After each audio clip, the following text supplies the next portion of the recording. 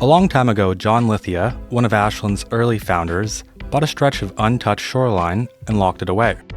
It was protected by a trust no one expected to see released. As Ashland grew denser and the region pushed outwards, those conditions were finally met. Flash forward, the Lithia Foundation and his descendants hold the deed to a vast, empty coast. They could sell it, they could leave it to the wild, or they could try something much harder. Build a city that lives up to John Lithia's original dream. Obviously we're doing number 3, otherwise the series wouldn't exist. So today, we're starting a brand new city from nothing. Welcome to Lithia Bay. Let's jump in. Alright, so we have 2 modes to choose from. We're definitely going with normal. We'll select this absolutely beautiful custom map by Shane Builds. The city's name will be Lithia Bay. We'll make sure natural disasters are enabled. Everything else can be left alone. Alright, first things first, we're going to stay paused until we get our foundation in. I used the 529 tiles mod to reselect our starting 9 tiles. Initially, it was up here. In fact, there was 2 of them. There was 1 tile here and 1 tile here. If I could go back in time in Ashland, I would have started much closer to the shore. I feel like that would have made things a million times easier and also would have made planning a bit easier too. That's why this time we're starting right here. This would essentially be the land that was unlocked by the trust. Alright, now let's take a quick look at some of our natural resources. So we have all of our wood right here. We have our land fertility, mostly along the shoreline. We have a nice big section of oil right here. And then let's take a look at our contour lines. We can see that it gets definitely pretty hilly around these areas. So we'll need to keep all of this in mind. But right behind us, we have all of this flat land right here. And to me, this is really optimal land. We can do a lot with this. Now, the first thing we actually have to do is connect a road into this area because, like I mentioned, these were the starting tiles before, so we don't actually have a road here. That's fine. I think what we could do is we can come from this outside connection right here, and we're going to snake our way alongside this water line until we get to right about here. Now to do this, we don't actually have any highways unlocked. So for the meantime, I'm going to use this rural highway. It's kind of like a normal 2-lane highway, except for it's a bit smaller, and the speed limit is 80 kilometers an hour. We're going to keep constant slope and ground level on, and let's get started.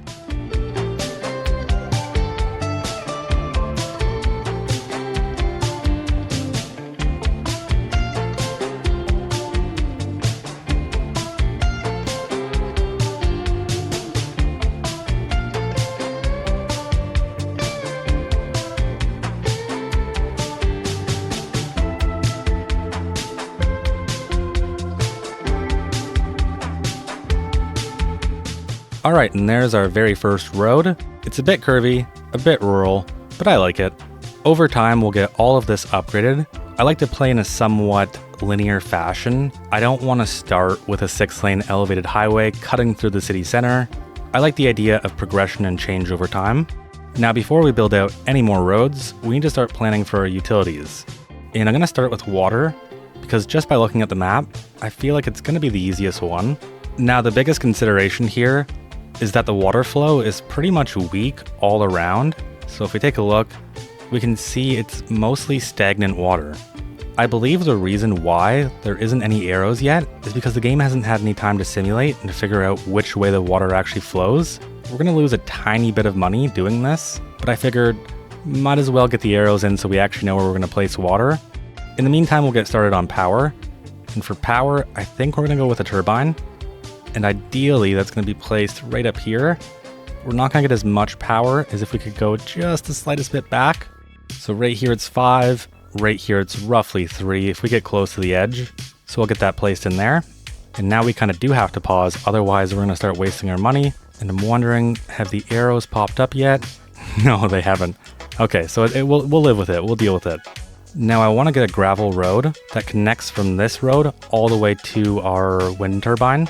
So again, what we're going to do is turn on constant slope, turn on ground level. We'll use our continuous curve tool, and I think we're going to start from right here, because this will allow us to bend up this contour line really gently.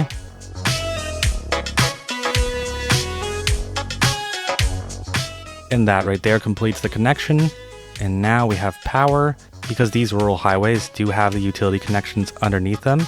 Because I'm not absolutely certain on the water flow situation yet, I think we're just gonna go with the France water tower. The benefit of using this is that it also has a sewage processing upgrade within it, which is just great. And we need to find kind of a high point to put this in. And I'm thinking right here would be a pretty good place. It'd be a pretty cool lookout point to have. I could definitely see this being some sort of sightseeing or tourism attraction. Now again, we need to get a road connected into here. And so we're gonna grab this little point right here. Now I'm thinking ideally this water tower has two connections. One would be all the way down into this road, or even just our grid that'll go here. And the second would be into this road right here as well.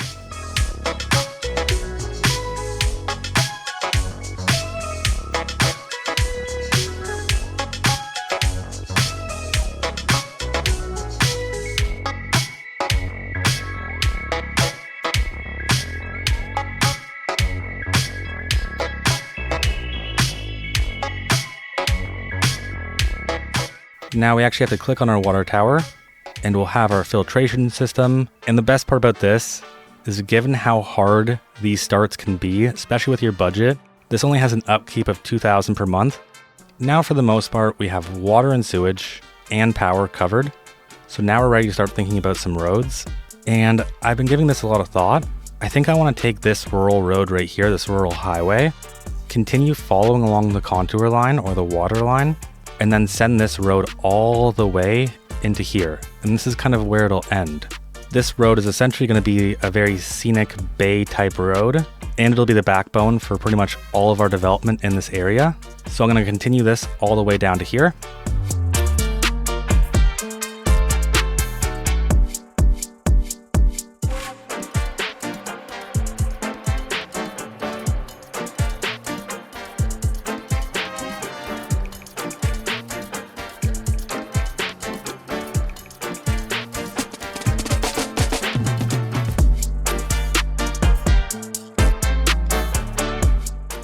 Alright, and that's looking pretty good. There's our scenic bay road. So now I want to start thinking about where our zoning is going to be, because that'll help influence our road design. So right here, this little section, I can see this being our highest density area. Unfortunately, we don't unlock high density until milestone 8, but we do get a bit of density at milestone 4. Then I think everything behind this will be low to medium residential. We'll have a bit of commercial splashed all around here. Now again, we'll open up our wind flow so we can start to plan out where some industrial might be. And honestly, this map just has really good wind flow. In Ashland, it was all pointing one single direction, and so we struggled with industrial at the start. But here, doesn't look like that's going to be a problem.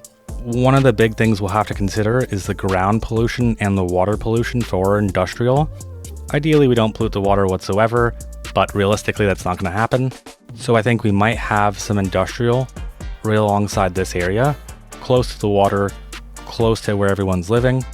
Now that I have an idea of where I want to put things, I'm going to start building out our road network. And I think the first important road is going to be a connector between these two roads right here.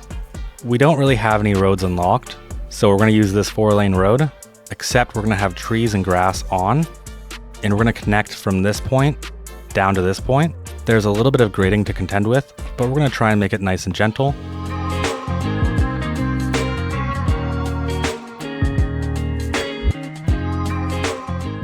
And there we go, there's our first collector. I really wanted to have two different angles for this road. That way we don't end up with a very static grid pattern. Now this is the area we're going to focus on to start off with, and I can already see something happening here. It could be a pretty nice development, either for some high density, or maybe it's a touristy attraction. Although I think we could probably get some really nice high density into here. So I'm going to place this 2-lane road right there. Now we have this small little hill right here. I'm wondering what's the grade. Yeah, it's about 10% to 8% depending on where we start. So I think to me this says park, and I want to avoid this area if I can. This wouldn't be the area that we develop on first. What I could see us doing though is trying to stay roughly one full circle on the side of this contour line. Something kind of like that right there. And then we're going to create another straight point right here. And these two roads will connect in. And this road will connect into these two roads. And this respects that we still have the hill as a barrier, but also gives us a ton of room for development. Now I think ideally we're also going to want to connect into this road right here. So let's send this straight down, and that gives us negative 3.3%, which is pretty perfect. I'm not going to complain about that. Now that we have this road, I want to continue to follow the contour lines and connect in somewhere around here. Just like that right there. And I like the way this is turning out. I really like how it's turning out so far. What we can do is break off from this road. We'll go one full blue circle, which I believe is 8 units. And we'll do something kind of like that. Then there is a fairly significant grade right here. I don't know how it's so much, but yeah, this little bit of land right here is just giving us a hard time. So we're going to go to negative 2%, and then we're going to move down here just a bit, because I want to curve this road in.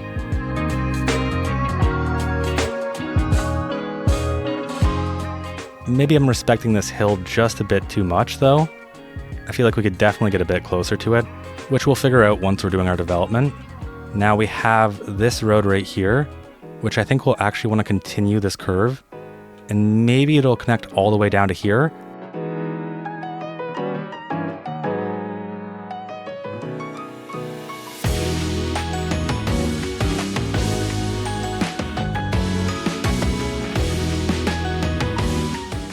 Now there's only one more connection I want to make before turning this into a kind of a time lapse so it doesn't take 6 years.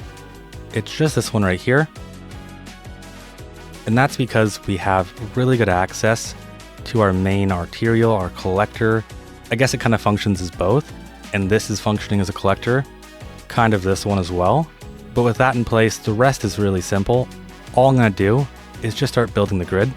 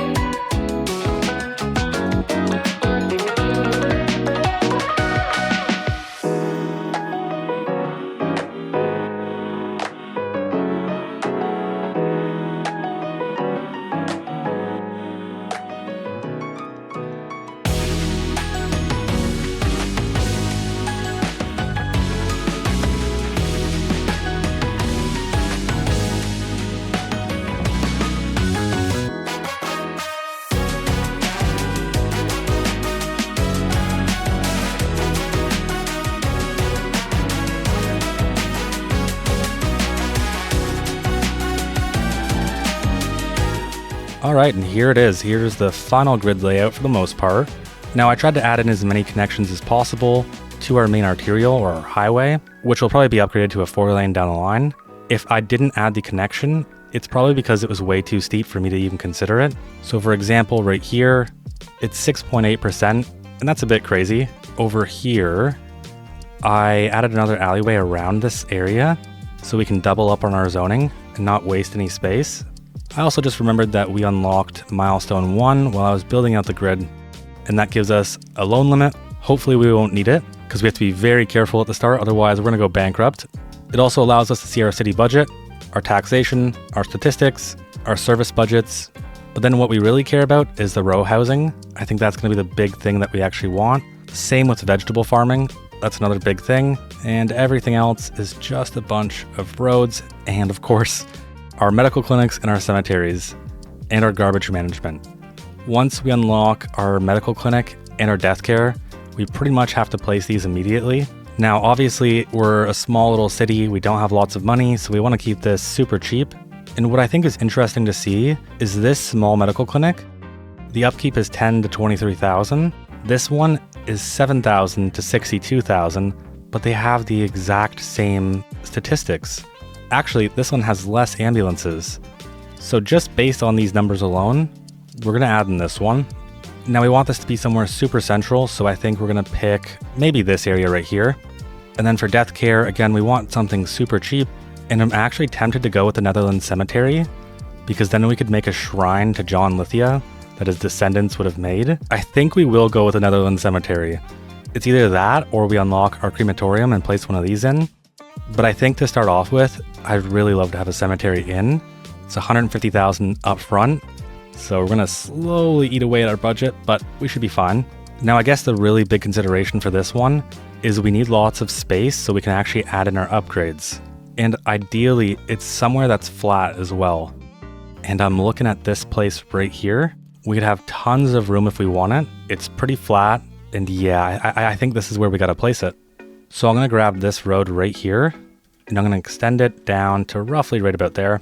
Then from here, I wanna connect it into one of these roads as well. And I think for now, we'll just connect it into this dirt road right here. And I don't really wanna develop this area just yet, so I'm not gonna worry about too much around here.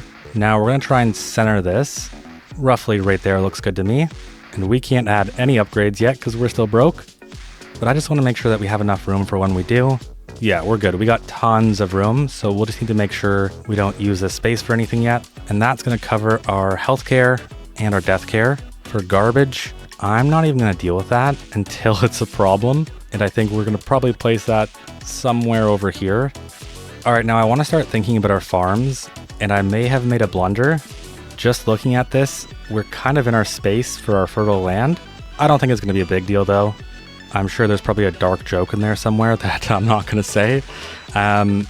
So in the meantime, what I'm going to do is I'm going to skip to our grid being built out with gravel roads. And I'm going to stop right here, right along these contour lines. And this is essentially where we're going to build out all of our farms. All right, and there's our rough grid. What I really tried to do was mirror the same thing that was happening on this side, but on this side. So maybe we can piece together the puzzle that this used to be all dirt roads, but it was upgraded into proper 2-lane concrete roads. This isn't there yet, and is still farmland.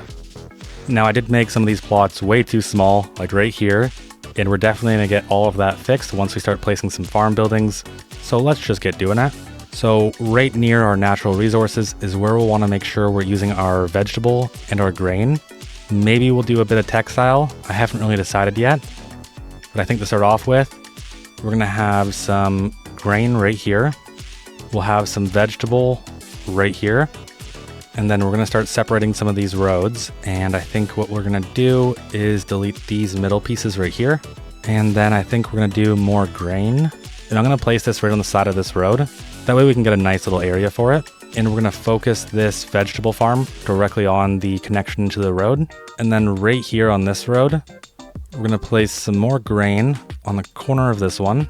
We're gonna chop this connection off. That way we can have a little bit of a bigger plot. We'll place more vegetable farms right there. And then we have a bunch of fertility here, so let's use it. And a little bit here, not as much, but I still think we can get at least one farm in. So we'll do something kind of like that right there. Now we have these really big wide plots that are on a curve, and we can see that our fertility is starting to go away. I think we're gonna trim this road right here, place in just a bit more grain. Honestly, it may not even be ideal to put grain here. I think we might actually just go with one big chicken farm, and we'll center that right there. And would you look at that? We unlocked a dairy house. How cool. The reason these would be this size is because the lots would have been divided up when they were sold. That way they could maximize the development and maximize the return on investment. So these would be much bigger lots. So let's delete some of these right here. And I'm pretty sure we have no resources over here whatsoever. We have a little bit of land fertility, but I don't think we're gonna worry about that. We'll place some more chickens there, and I think we're just gonna go crazy on chickens, because that's really all we can place. And we're gonna need somewhere for these people to live. So maybe at the start of the city, what happened was these people lived here, and they worked here, so we can separate all of these lots right here. And because the city was just starting, this road didn't exist at the time these houses were made. So we're gonna place down some North American low density housing, and we're just gonna go with the very basic vanilla style. I don't think it needs to be any more than that. And in the future, we'll come back and we'll rezone and upgrade all of this. Now, doing this without zone controller really makes me wish I had zone controller. Now, I'm gonna quickly go and stretch out all of these surfaces to try and encompass the entire area and to really maximize our yield.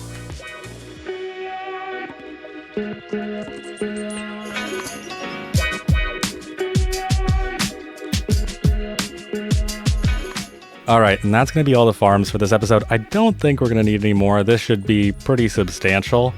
We're going to add in some farming surfaces later on in the detailing section, just to make this look a little bit more nice and not so the same everywhere. Now, I totally forgot that we did unlock our dairy house, and I'm glad I remembered, because I'd like to get this placed in somewhere. And I think what we could do is place this somewhere off of our dirt road. Let's actually check the wind direction first. And yeah, that's pretty much perfect. Pretty much perfect.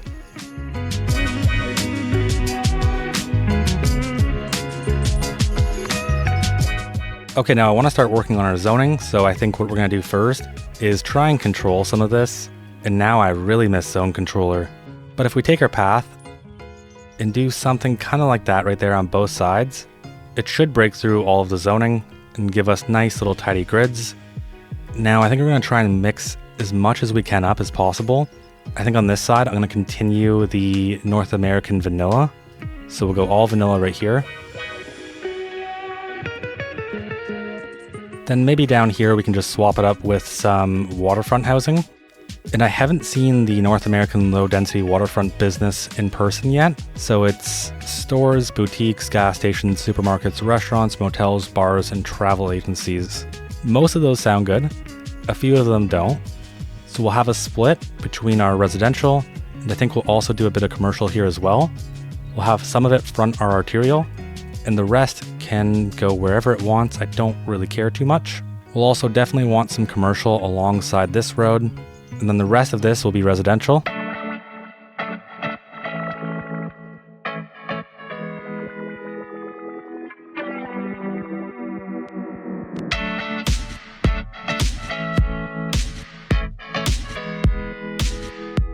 As we get towards our core, I want to start stepping up our density. Okay, this is what we got so far. I want to start planning some row homes, and I think what we're going to do is have some of them kind of surround this road.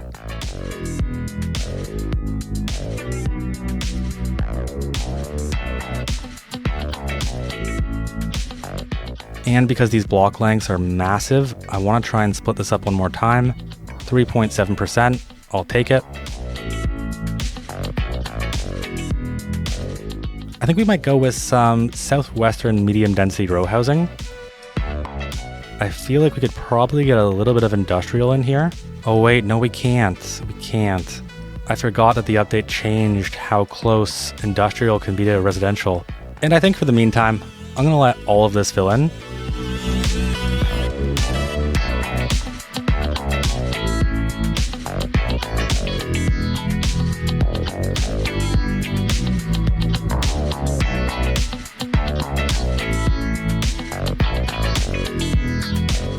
Okay, now we've also unlocked our schools, so let's get one of these in here. Now we're going to start with our elementary school, and I want it to be somewhere central, but also kind of cheap land. This middle spot right here, it's kind of away from our nice waterfront views. It's away from where our highest density will be. I think this is a pretty good place. We're going to chop these two roads off, and I think we'll orientate our school towards the left of this road. Now let's take a look at our upgrades. I just want to make sure we have enough room for when the time comes. And yeah, we've got a good amount of room. And while I was trying to figure out which high school we're going to go with, we hit milestone 3. This is awesome. We're moving quick. We get the Riverside Grill. Now part of me would love to place this Southwestern High School up here by our farms, because I could totally see it being over here. The only problem I have with it is it's kind of a far trip if you're down here, and we pretty much have no transit. Now if we cut a bit of connectivity right here, we could probably fit this one right about here. And then we have just a little bit of space for when we need to upgrade. All right, now we're losing quite a bit of money, $4,000 per hour. And it looks like we unlocked fire and rescue, so let's get this added in as well. We're gonna try and find one of the cheapest ones. And actually, I think we're gonna have to hold off because we're only at 146,000 right now. So whatever we spend money on next is pretty much gonna eat up everything. Thankfully, we have unlocked some Netherlands medium density housing. Now I'm noticing that the only thing we have demand for is industrial. So I think we're definitely gonna have to add some in. And we do have this plot of land right here, which would probably work really well for industrial.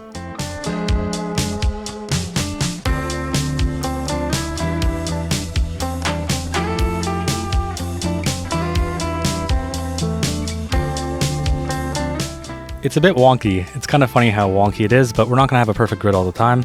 And now we're just going to grab our industrial and we're going to zone this in and we're going to try and hope to get big buildings.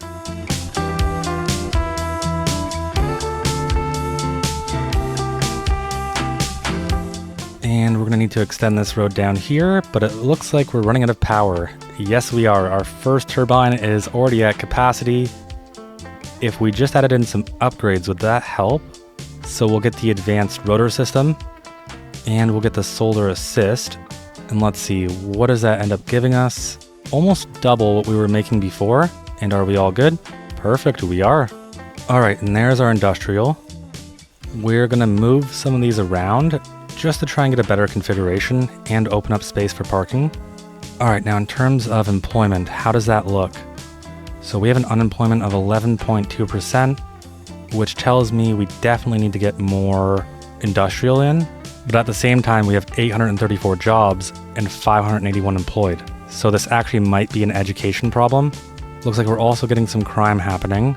Well, unfortunately, we cannot pay for a single police station, so that'll have to wait. We do have our medium density unlocked though, so we can definitely start placing some in here. And again, it's always the China pack coming in with some very, very good houses to choose from. So these are our residential medium. I think they're pretty much perfect for right here. And I'm seeing these as cheap buildings, just something you can throw up really quickly and reduce the overall rent, give people a cheap place to live. And these have a capacity of 94 households, so pretty good. This should definitely help increase our population. Now we have 6 development points, so let's unlock advanced road services because all of these lights are driving me crazy. Let's remove as many of them as possible.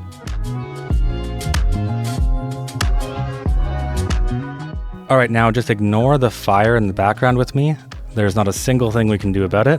What we can do though is get in some UK low density semi-detached housing, and we're just gonna sprinkle this all over this area. And that gives us our second gas station. So let's place this one as well, and maybe we'll place this one right here, right across from our high school. That way kids could go grab a snack. And doing that unlocks milestone 4. Amazing. We get a bunch of signature buildings, and we also unlock high density residential. And we can see our high density residential demand going up, which is just great. So let's move. Oh, forest fire is in progress. Where's the forest fire happening? Oh, it's happening right here. That's a tiny little forest fire. Oh, now it's bigger. Yeah, so high density residential, pretty much along this line right here, is kind of where I want our highest density buildings to be. And I think the first high density building that I want to get in is one of these low rent buildings.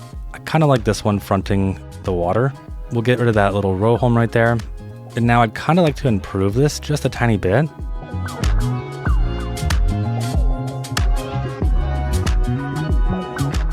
My only fear is that cars are going to use this as a cut through, and yes, they do. We're placing a stop sign right here, and we're going to say if you're coming down this road, it's a stop, and it's also a stop right here. Another forest fire? Where? Oh my, what the? Okay, that quickly got out of hand. Don't you dare burn down our wind turbine. I don't even know if it can, but it better not. Okay, it doesn't seem like it can, so I'm gonna ignore this. Wow, it's spreading. Yeah, let's ignore it. Let's ignore it and get everything zoned out. So then I think beside this one, if we just go a little bit smaller, we can probably fit something else in here. This is gonna be a bit of a tight squeeze, so what we're gonna do is we're gonna flatten this entire area, and then we're just gonna add a retaining wall alongside it. And let's unlock highways. Now we can just grab right here and upgrade the road.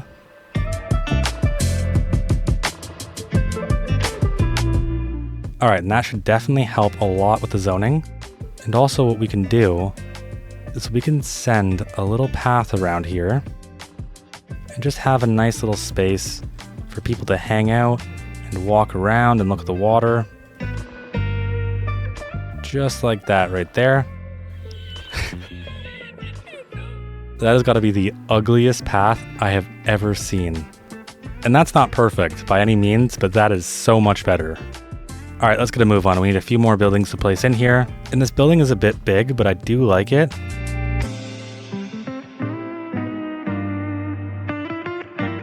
And there we go. How's that look?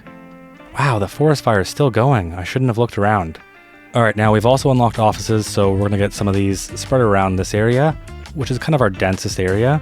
I don't really know if we have the right education to fill these jobs. I'm hoping we do. Another forest fire, you're kidding me. And we've now lost all of our water and our power. And that's because this building is on fire. Before we lose everything to a fire, we are going to take a $200,000 loan, and that's going to keep us in the red. And we're going to grab this one right here. It has 4 fire engines. I'm going to place that right here.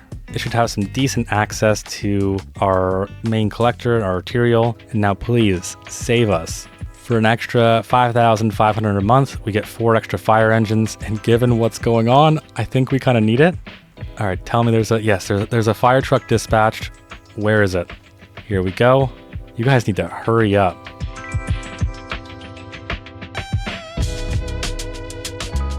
Everyone's just ready to come save it. And you're kidding me. They just got here. Can we rebuild it? No, because we don't have disaster response units. Okay, let's try this one more time. That's connected. Let's upgrade with our sewage system. And okay, everyone's back to normal. We're doing fine as long as these trees don't come burn down. What if we just do a tiny bit of deforestation? There we go. Now we have a nice wide area.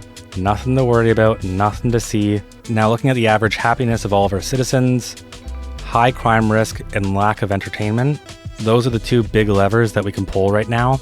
And pretty much pulling either of them puts us in a bad spot with our budget, but we should be able to withstand it for a little bit longer. Now we're gonna grab this police station right here because it comes with 6 patrol cars, only costs $90,000 up front, has an upkeep of $11,000, and it's just super competitive.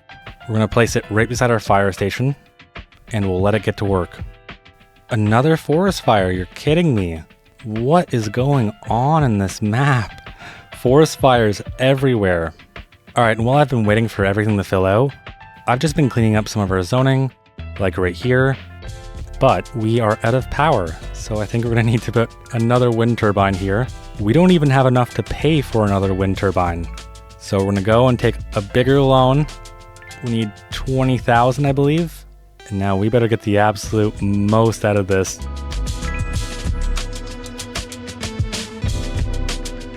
Let's click play, and does that solve our issues? Yes, it does.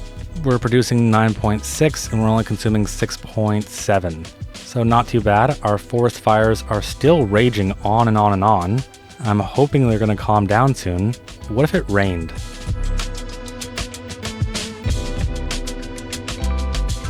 Okay, so the rain does solve it. So I'm going to need to disable custom precipitation. Otherwise, we're going to have forest fire after forest fire. All right, now thankfully, we're actually in the green somehow. I really don't. A tornado is passing through, causing severe damage to buildings. What is this a joke? I don't get it. I don't get it. Like I was saying, I'm just going to go through and pretty much finish all of our zoning.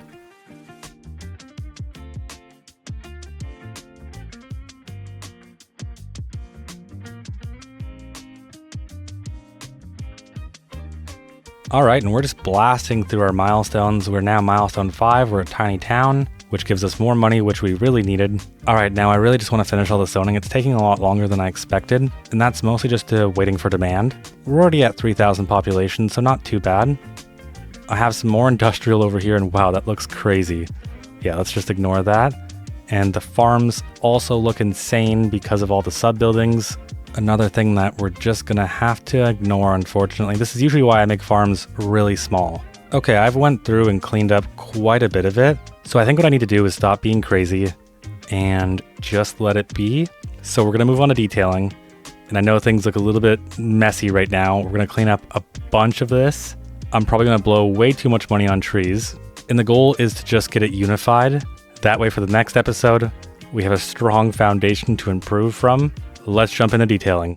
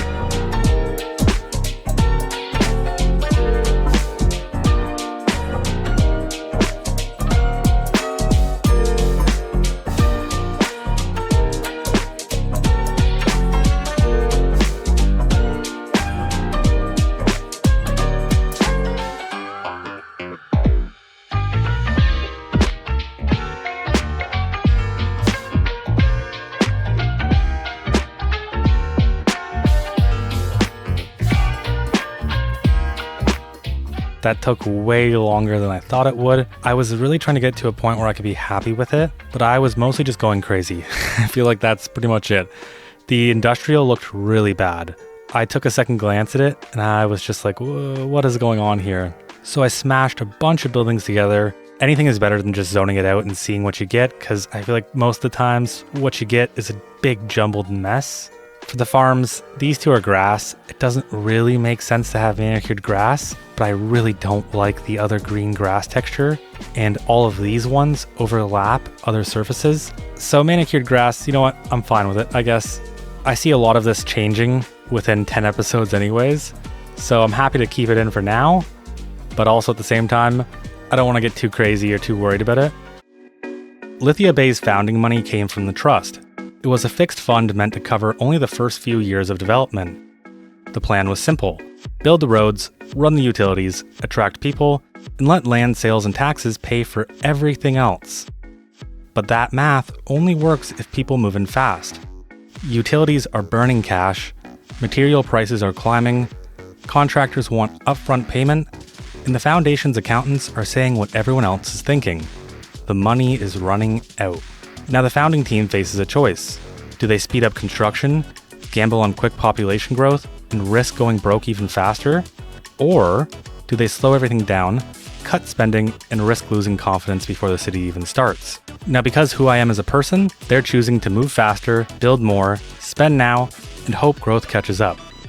So today we're going to fix our waste management problem, build a new train station to boost tourism and transit, add a rail depot, expand our density, and hopefully not go bankrupt. Okay, so first things first, before we can do anything else, I think we have to take care of waste management. If we don't, it's only gonna get worse, and we gotta click play at some point in time. So we're gonna go with the landfill. It makes the most sense, we don't have anything else unlocked, and it's the cheapest. Before we place anything, let's quickly take a look at our air pollution, and we can see that the air flows this way, so we could place it right around here. It wouldn't be too bad of a spot. It's kind of close to our city, maybe a bit too close. Now the next spot I can think of, and it's not going to be perfect, but it would keep us further away from the city, would be right about here. We'd have to do a little bit of work, We probably wouldn't be able to expand this landfill too much. I think the goal is to eventually get rid of this and replace it with an incineration plant. So I think right here is actually where I'm going to place it. I want to know how realistic it is to actually get a road up here, because I want to try and respect the grades if possible. This right here gives us 5%. Let's actually flatten this out. And so it's this contour line right here. This is the one we need to make our way up to.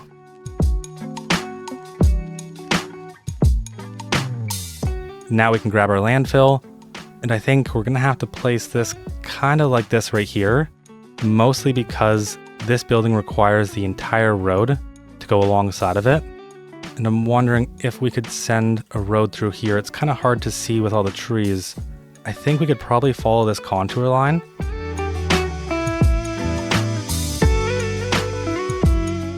Yeah, it's not the perfect connection, but at least we have two of them, and at least it isn't totally unrealistic. Now we're going to extend this surface all the way out. I'm going to upgrade this to be an alleyway. Considering that we'd have garbage trucks driving on these roads, I think an alleyway at the very least makes the most sense. All right, now here comes the crazy part. We're going to get rid of a bunch of these houses. And the reason is I want to place in a train station, and I want that train station to come to right about here, or at least in this general area. So a lot of these houses are gonna have to go, and I feel really bad for these people, but this is something that we have to do right now.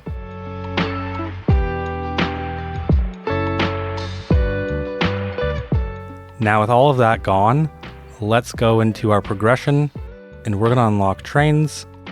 And I strongly dislike how they make you place the rail depot first. I already know where the rail depot is gonna go, but I'd rather get the train station in first. So I'm just gonna waste a little bit of money. We'll place that down and delete it. And that right there helps us unlock our train station. Now we're gonna go with the Mediterranean train station. I love how this is essentially the final stop.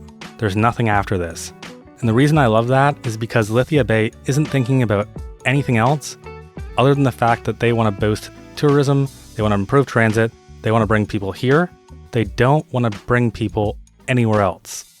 Now it looks like I didn't delete enough, so we're gonna have to get rid of a little bit more homes. And we're also gonna have to get rid of this road right here, and I think this one too. Now that should give us enough room to place this right in the middle. We're gonna center it perfectly just like that. What I really love about this too is that we still have room to zone all around this building. So it's nice, it's really nice. Now we do have our upgrades, so we have our train shed, and then we have our extra platforms. I'm gonna keep this super basic because I honestly don't know if we're gonna be able to afford this. Now we need to send this double train track all the way down to pretty much this area right here. Because what we're gonna do is we're gonna go into a tunnel mode and just connect directly into one of our outside connections. So we'll say goodbye to these roads and these homes. Again, I'm really sorry. With our double train track, I'm gonna make sure we don't have any of these options on. I don't want to mess with anything. And what we're gonna do is pretty much just drag this all the way down to right about here for now. And then with these two lines, we're just gonna connect them in at roughly a 174-degree angle. And that looks a bit rough, but we'll fix that up later. So it looks like some of these properties are already getting bought up a lot quicker, which is just great because now we can say goodbye to the extractors. And I don't know what I did, but I broke this building. So we're just gonna delete it. And then to keep costs low, we're gonna have an at-grade crossing right there, another one right there, and this is pretty much all gonna be at-grade.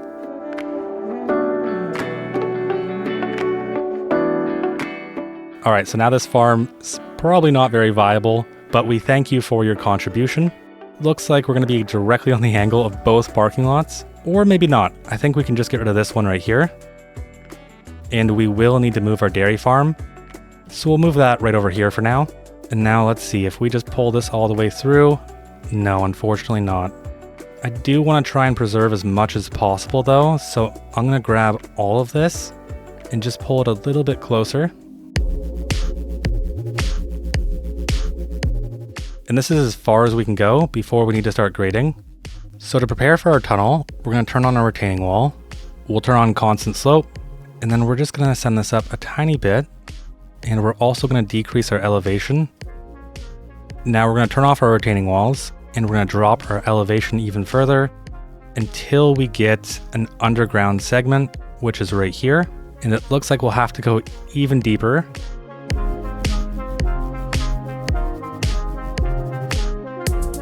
Now, how is the tunnel entrance? It's perfect.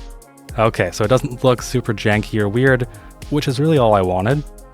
So now we have to get our rail depot in, and I think I actually have a really good spot to put this. And it won't seem like a good spot at first, but it will make sense after.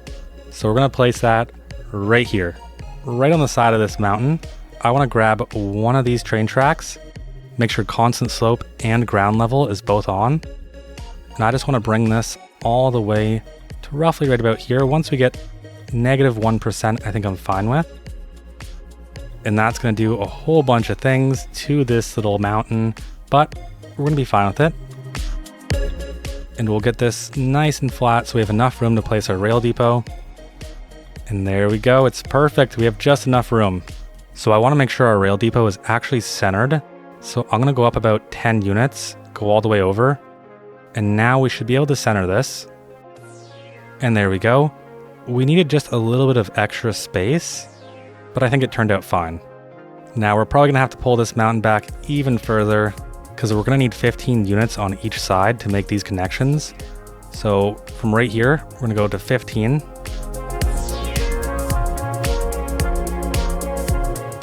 Then we're gonna do the same thing on this side right here. And then we need to do some fixing because this train track right here is not flat enough. I thought I nailed it, but I guess I didn't.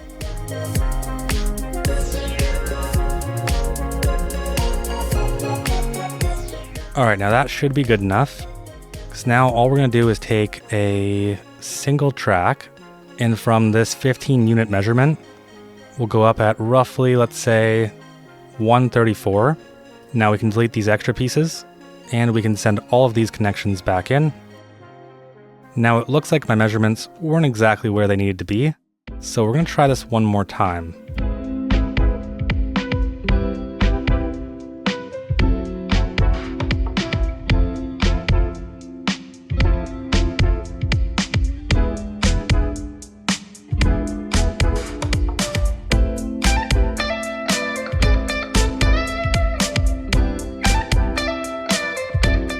Okay, there we go. I finally got it. I don't know what changed, but I guess doing the same thing over and over again ended up working.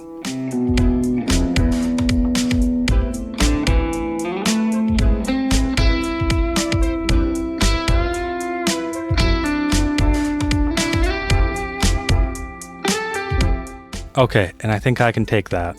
It was much more of a struggle than I thought it'd be. It's funny because I practiced this a million times, and each time I was doing it pretty much the first try every single time. But of course, now I can't. This will essentially bridge out and go somewhere else in the future. For right now, it's just gonna be stuck right here. All right, so now we need to extend these tracks and meet back down over here. And the easiest way to do this is we're gonna try and grade our way to one of these contour lines. We'll curve along, we'll bridge over this dirt road, and then we'll just eventually meet back up somewhere over here. So we're gonna start with this one, and we're gonna make sure constant slope and ground level is on. We're gonna drop into the ground by about -3.75 meters. So we're gonna get rid of all of these trees right here, because this way we can actually see our contour lines. We're gonna reset our elevation back to 0. And I think right about here should be enough to give us a bridge. I want this to be a super gentle curve. So with a little bit of reworking here and there, this should allow us to make a significantly more gentle curve than what it would have been. Yeah, that's not too bad. And it's only 1.4%. There we go. Okay, I like that. That's looking good. Now as we come down here, we just need to increase our elevation again. And it looks like 10 meters and 30 units will give us about -1.3. Let's turn off ground level and anarchy. We'll continue our elevation until we get to right about here, which is when we're gonna start dropping down. Now we're gonna grab from this point right here. At a 180 degree angle, we'll click, and we'll get another curve. and you can just barely see that's -2%. Not perfect, but we will take it. It looks like we're going to end up aligning somewhere right about here. So I'll use this as a measurement point. We'll delete this little section here. And now what we can do is just use our continuous curve tool and merge into both sides. Not too bad. I mean, the hill, there's a lot of disrespect going on over there, but I think all this looks pretty nice. Now I want to make it not so obvious that I did all of this to the hill. So I'm going to smooth all of this out. Now again, we're going to continue our rural highway, because what I want to do is connect into one of these roads. In fact, maybe even both. I think the more connections that this would have can't hurt anything. But as we can see, it's pretty steep. Now it shouldn't be a big deal because I don't think this is going to be getting any heavy freight, so we don't need to overly respect it. But I still want to keep it in mind. So we'll have ground level and constant slope on. And I think if I can get 3%, I'm pretty much happy with that. Now I think I can see a connection point right here. If we follow along this contour line and then curve into this road right here. So I think our best path is to send this road down just a bit and curve into this contour line right here. And then we should be free just to connect right in. And that is very acceptable with me. I like it.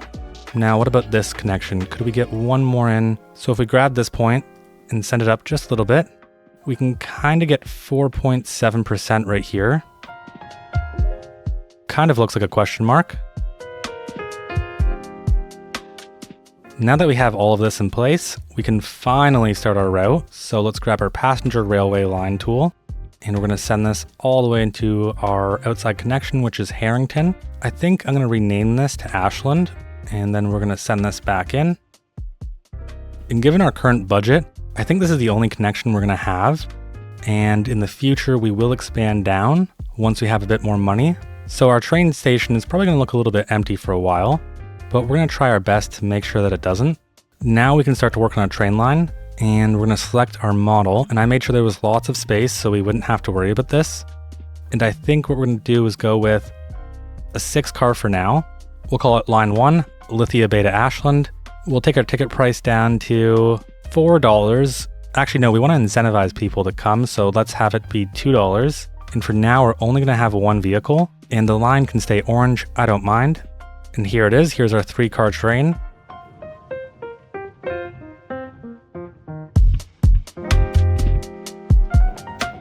All right, and there we go. It's finally in the station. There's actually some people who want to ride the train. How dare they leave? We want people to come in, not leave. I thought about continuing the Mediterranean style, but with how big this block is, it's just going to feel a bit off. There is one thing I want to do though. I want to pull all of this down, and we'll do the same thing on the other side as well. And that's because I still want this to be the only building fronting this road right here, fronting Orchard Street. I think it's going to be really nice to have more of a plaza here, some amenities. This building is essentially the head honcho of this area. And now we're going to need some parking. So we're going to grab from this alleyway. We're going to try and pull this all the way up, send it all the way over, and we're going to connect right back into this road. It looks like we need to turn snap to zoning cell length off. That way we can actually get the middle. And we'll upgrade this to be an alley, and that does not look very good. Oh no, that looks very bad. There we go. Okay, perfect. That looks pretty good. Now this is in the footprint of the upgrade path, which isn't a big deal because in the future, if we want to upgrade, all we have to do is just delete the parking lot. In the meantime though, we are going to use this, and I think we'll actually have one more connection right there. If we use the one-ways, we can get them a bit smaller, pull them a bit closer, and we also have a bit more room for zoning. Now the key thing we'll have to keep in mind is that this is really noisy. This is going to radiate a lot of noise from roughly right about here into these areas, and the people will start to complain about this.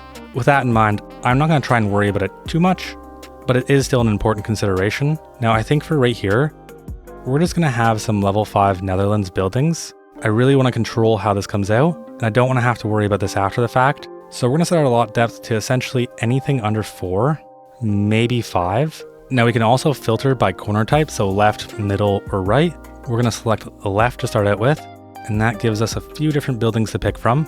I like all of them, but I especially like this one right here. And we're also going to place it on this side right here. Or actually no, let's swap it up. Let's go with this one. And then we need our right corner pieces, and I probably should have paid more attention, but it looks like this one fits these two. So I'm going to place the right corner here. Also place another right corner. We'll swap back to left. We'll place a left corner here. And now what we can do to make this feel really integrated is take one of these small pedestrian streets, connect it in there, and we'll do the same thing on this side as well. And then this will need to be converted back to an alleyway. And then we probably want somewhere for people to cross, so maybe we can make 2 little crossings right here. And wow, those are some rough street names.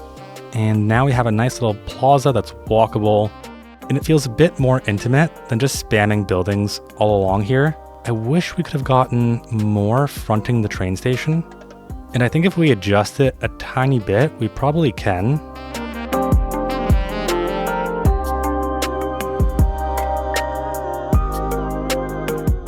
And that's looking pretty good.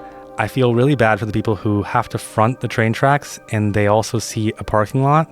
We will need parking for all these people, though there's not much we can do about it. Now I want to give our train station just a bit of room to breathe. So this may not be the popular decision, but I'm going to get rid of all of this zoning here. And this green space is important because this area right here is about to get a whole lot denser. And so I feel like we need some blocks to break it up. Now I think we're ready to get rid of pretty much all of these houses right here as well. Now this will be the first building we place, and we're going to do that actually off to the side. I really want the train station to remain that centerpiece, which does make it a bit difficult to zone anything too dense here. Again, we're going to get rid of all of these and swap them out. And I totally forgot that we don't actually have high density unlocked, so ignore that I ever placed that building. It didn't happen. We're actually still 2 milestones off, so I guess we're gonna have some medium density in here.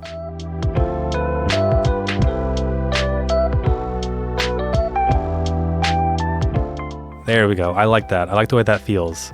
It's starting to feel like there's a lot going on. Now this is a relatively new city, especially compared to one like Ashland. So I think we're gonna go with some urban promenades, and we're gonna place those all around here.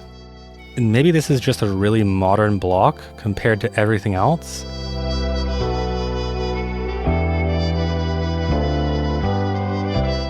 That right there is pretty much perfect.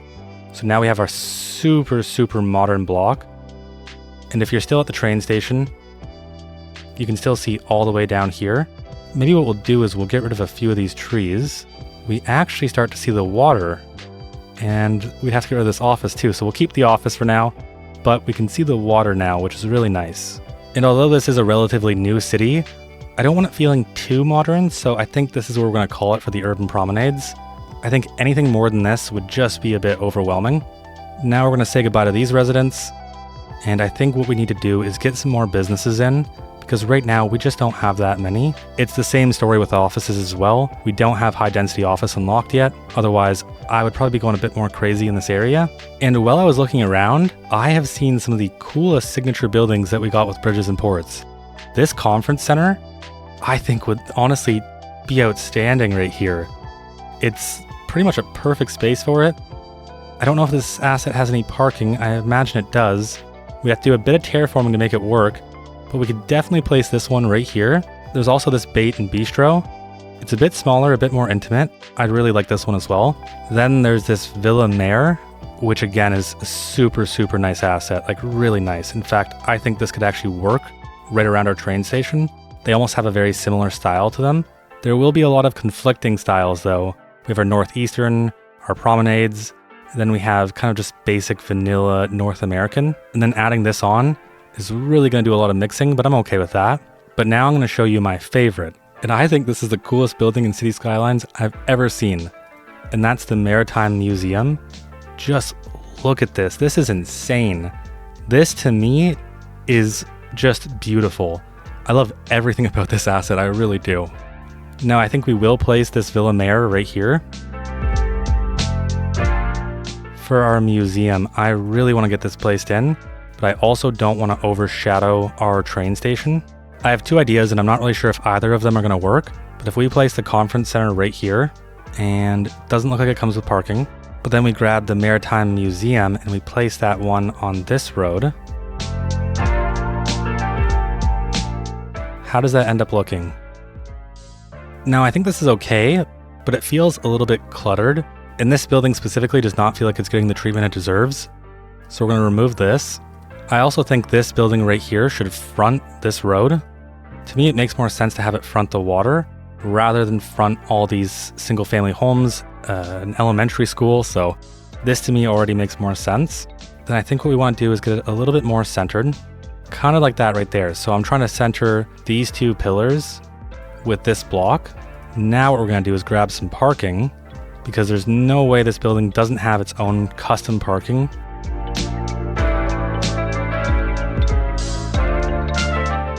Now we'll grab a pedestrian street, try and get right in the middle, bring that through to these two parking lots.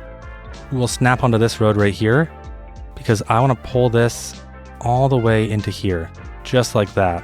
And now there's a pedestrian-orientated walking path to get to this building, because you may not get parking here. The parking may be way too busy. And we're going to do the same thing with our pedestrian path, but over here. All right, and all of that is looking really, really good. I still don't think it's enough parking, but I'm not going to go any more crazy on parking than this.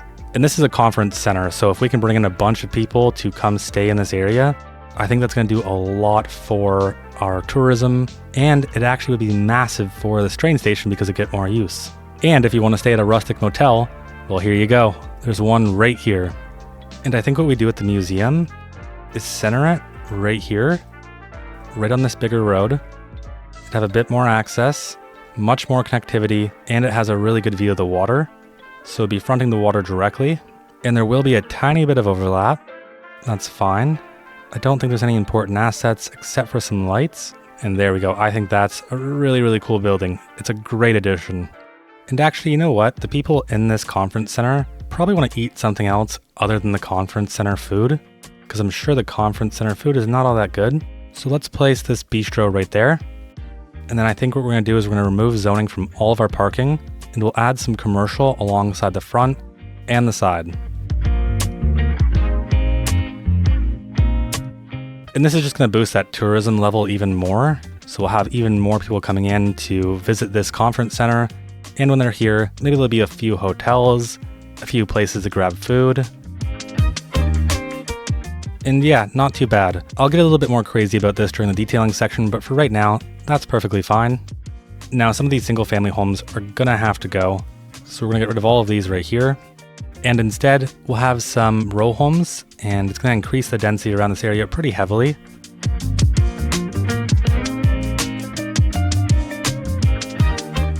I think as we get to down here, we won't worry too much about density, but in this kind of core, I really wanna make sure our density is pretty high. And I think I'll place the Oasis kitchen right here instead of these two buildings. Feels a bit more appropriate. Yeah, that's so much better. It's such a good spot for it too. And we're out of water. Okay, what's the problem? The building cannot pump enough water to match current demand. That is not very good. What we can do though, is we can place a water pump right here.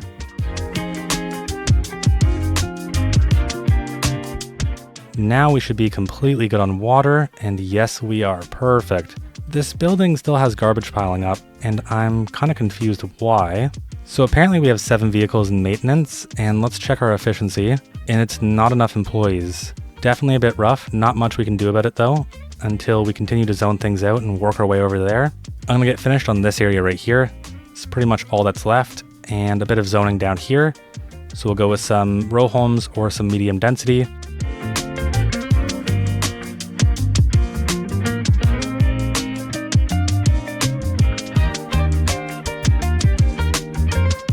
So while I was zoning, I started to notice a few things. These streets right here, Dunhaven and Wood Street and Orchard Street, don't feel to scale anymore. So we're gonna upgrade these to be medium roads.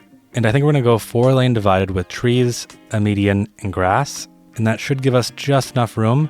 I think we're gonna have to reorientate our Netherlands development though, because ideally what we're gonna do is we're gonna pull this road all the way down on both sides. And then we do the same thing on this side. And that keeps everything nice and symmetrical.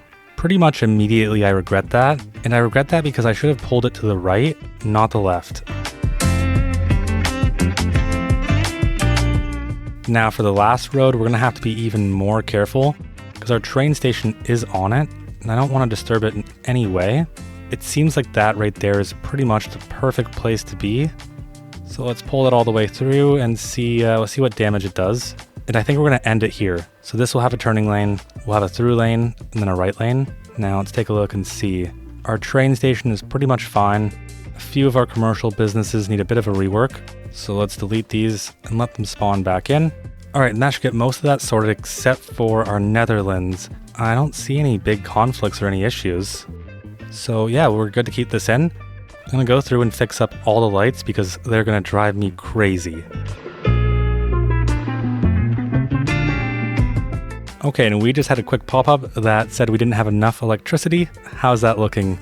Oh wow, we're just on the edge. So if we just go in and increase our budget to, let's say, 130%, how does that look for us? It puts us in a pretty good spot. So 11 and our consumption's 9, but our consumption is rising. So this is something we're gonna have to take care of. And still, garbage piling up both here and here. It's unfortunate. A big piece of this is that our unemployment is 0.4%. So we have 4,749 jobs. Only 2,700 are employed. So we need to significantly boost our population. Otherwise, we're gonna be in a really rough spot. It's hard to boost our population though, when all we have demand for is low residential. I was getting ready to zone this area out, and I thought about it. As a pedestrian, this would be a very, very big obstacle. The amount of work you'd have to do if you were just right here to get across to this side is just kind of crazy. And I think we can easily make this just a bit better. All we need to do is use our new pedestrian paths, although I haven't used them yet, so bear with me. But let's filter by bridges and ports. We'll turn anarchy off for a second, and let's grab our wooden covered pedestrian bridge. And if we do something kind of like that right there, then there's quite a few of these leisure piers, and I think we could actually use them to have a bridge down. And again, we're not going to worry about this, because if we ever do expand in the future, we can rework some of this. And actually, these kind of look like stairs to me. Am I crazy for thinking that? I could see these being stairs, which would make me a bit happier to be a bit more unreasonable with our slopes at negative 15%. Yeah, I think that looks pretty good. I mean, it's a bit weird with the surfaces, and it seems like this is also a bridge.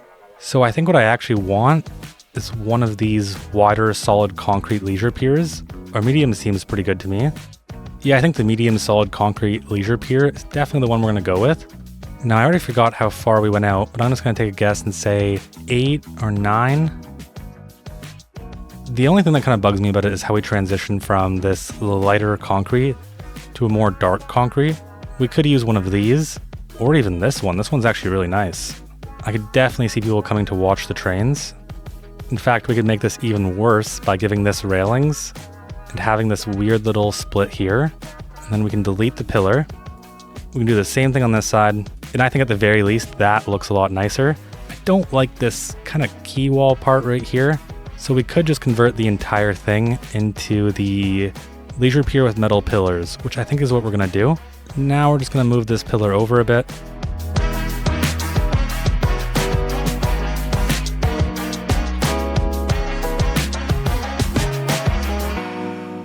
All right, so these pillars are being a bit unreasonable with me. I couldn't use move it to move them, and now these ones are sinking into the ground.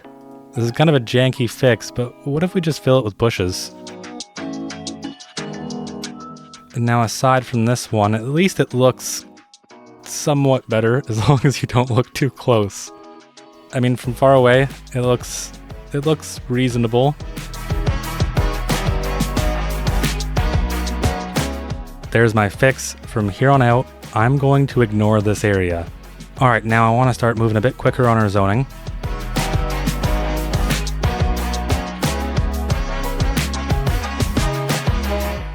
Okay, so another forest fire. Where is it? All the way over there? As long as it stays away from our utilities, I don't mind. What about right here? This isn't a forest fire, is it? A single bush? How did a single bush catch on fire? I think we got some citizens that need to be punished, because there's no way one bush is catching on fire. I cannot wait to unlock high density because I'm sick of placing low rent buildings. Thankfully, we have a good mix of them, so it doesn't feel too crazy, but I'm going low rent mostly around this area for 2 reasons. One, it gives these people who don't have a lot of money great access to transit.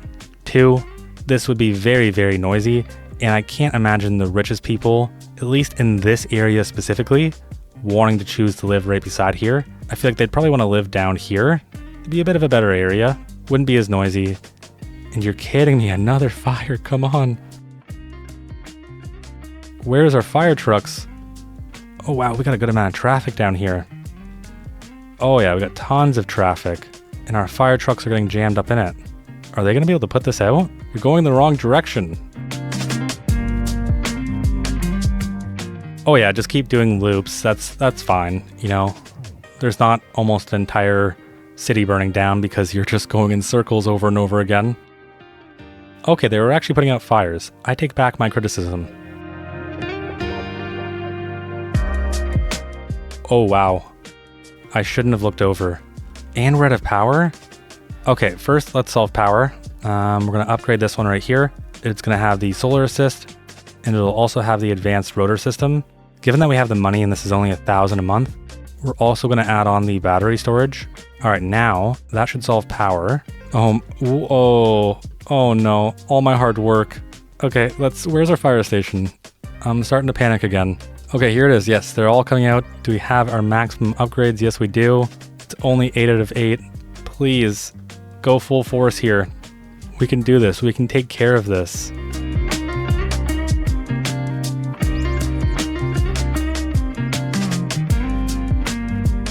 This is not looking good. This is not looking good at all. And our gas station just blew up. Did it blow up again? As long as it doesn't spread to this area right here, we should be fine. I believe in our fire and rescue team. They can take care of this. Oh wow, look at that right there. The destruction, the rubble. And the worst part is, we needed the population. Oh wow, it's still going. Okay, surely we can just ignore this, right? I feel like this has to be something we can ignore if we try hard enough. So just moving on down here. All right, yeah, so like I was saying, we need to get some more low rent buildings in here. And I can't imagine we're gonna get anything too fancy. So with our parking lot, I'm gonna snap onto the grid right about here. And then we're gonna place that in just like that. And now I'm not completely sold on this, but I think we could get some Netherlands low rent housing in here. And we've hit milestone 7. Okay, 175,000, that's great. And is there a pillar right there? And it's spreading. It is spreading. Not to our conference center. Surely not our conference center. Our conference center must be fine. I don't think it's going to get that far. Yeah, I think I'm just going to wait this one out. Actually, you know what? I won't wait this one out. I'm going to actively help. I think a city this size is maybe a bit too big for another fire station, but we can still add one in. So we have this France fire station right here, and I definitely think that this is a building that could look good on the shore. We're going to pull it back a bit and do something like that right there, because we're gonna have to eventually expand this road. I'm gonna use a one-way alley just to make sure that traffic flow is really clear, it's really obvious, we're not doing anything crazy.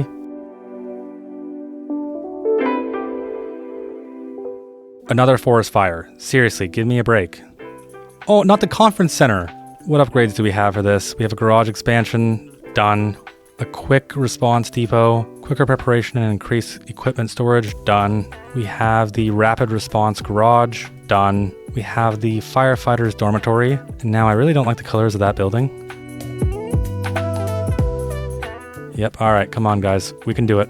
And I thought it'd be nice just to take a second and just look at all of the beautiful lights in the city at nighttime. It's so beautiful, and everything is so peaceful and calm. And there goes our conference center. That's fine.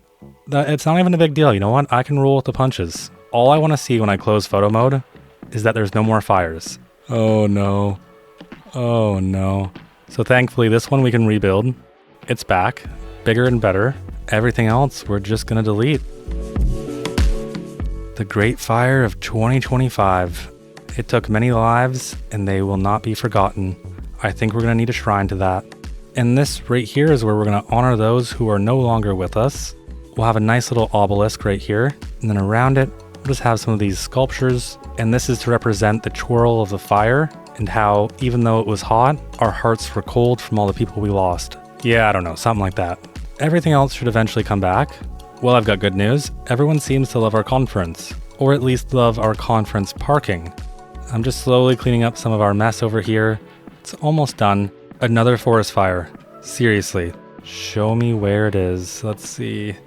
Oh, yeah, that's fine. I'm not worried about over there. Now let's quickly check our train station because I want to know how much usage we have, and I'm seeing 30 passengers. That's not very good. Our line usage is at 20%, which isn't too bad. Okay, I definitely want to be able to see this increase soon, which I think will happen once we start expanding to these areas. But for now, I think that's pretty good. All right, now for detailing, I really only have one goal. That's to take everything that we've done today and make it feel much more unique, much more cohesive, and like you can actually live here. Let's jump into detailing.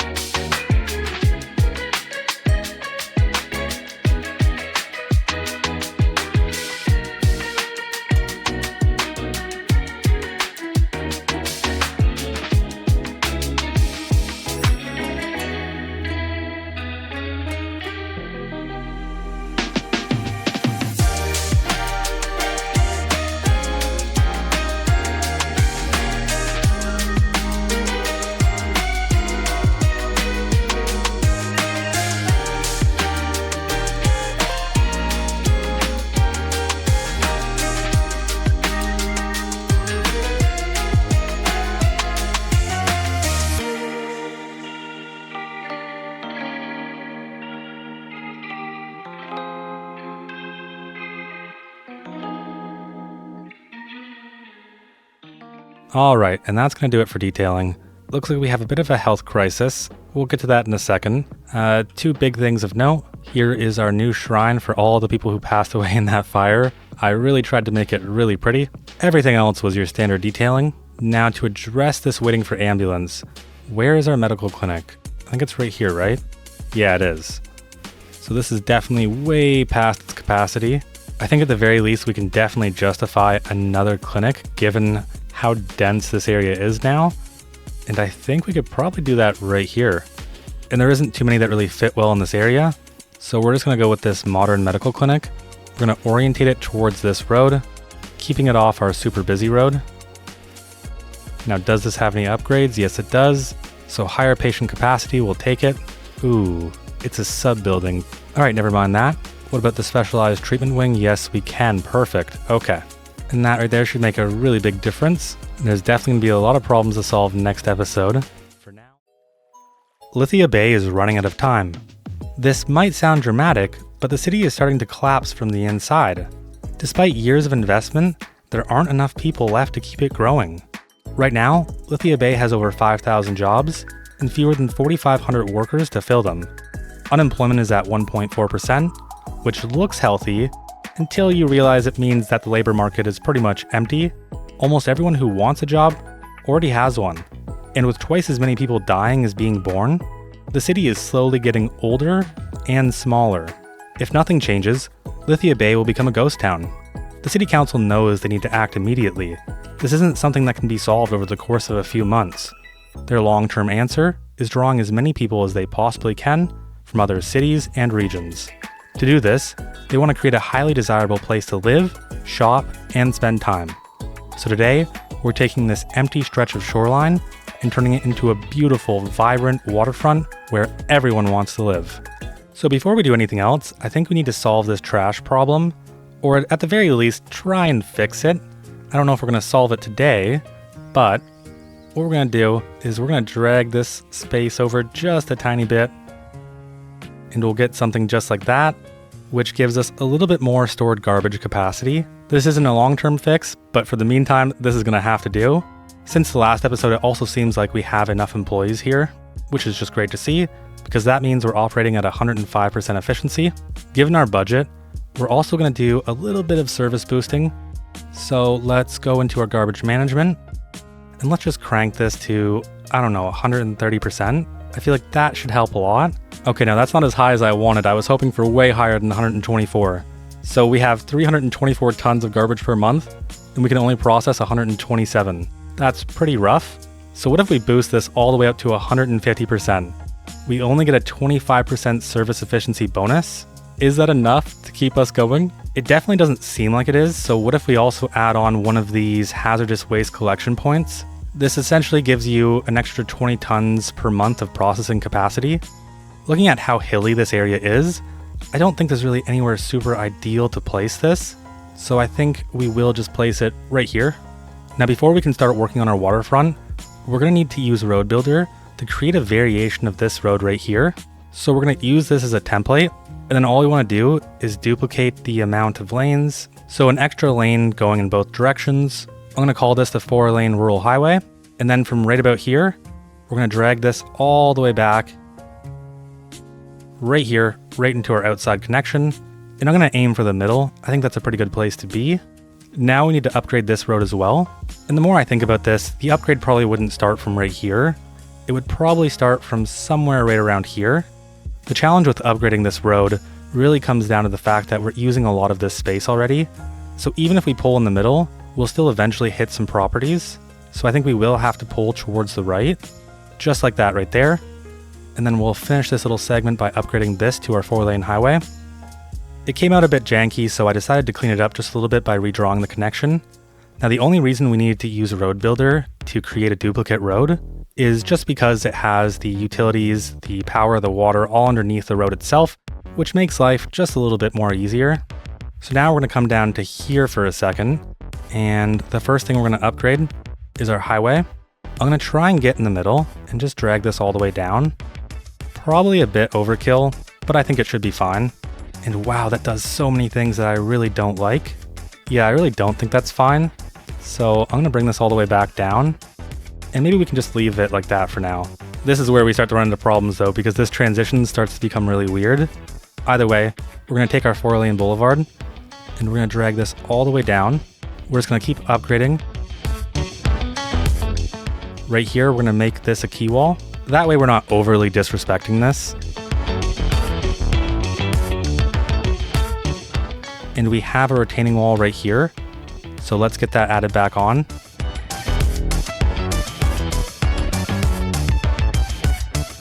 And for our last little segment right here, we're going to delete the road that the fire station is on.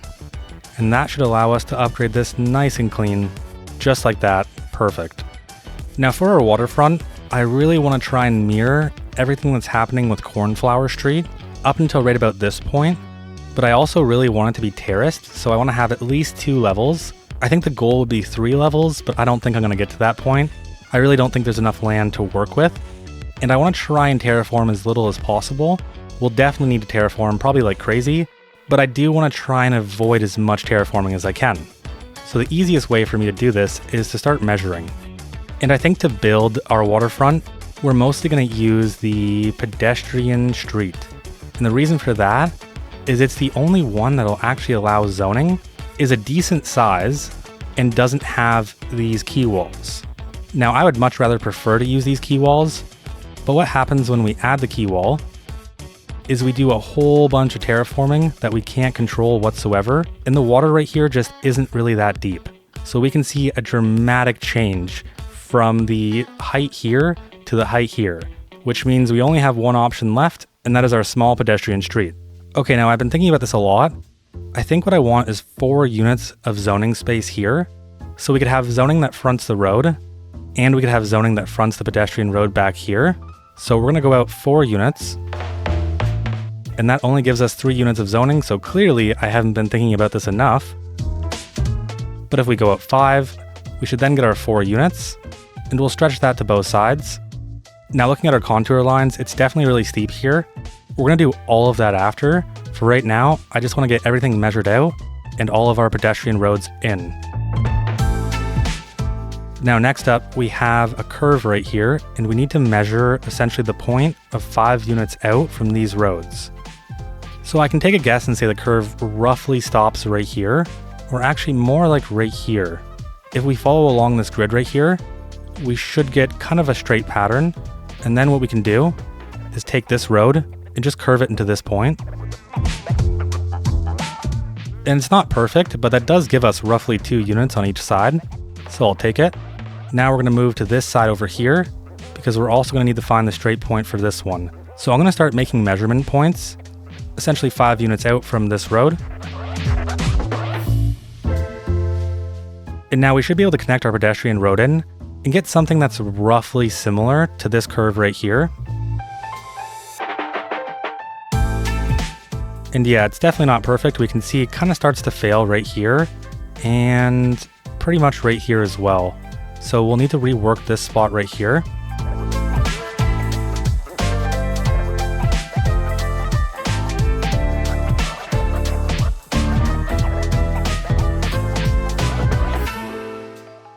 And that right there gives us 4 units, which means we can control the zoning and get 4 units on both sides. Right here, it looks like we just don't follow the curve of this road enough, so this should be an easy fix.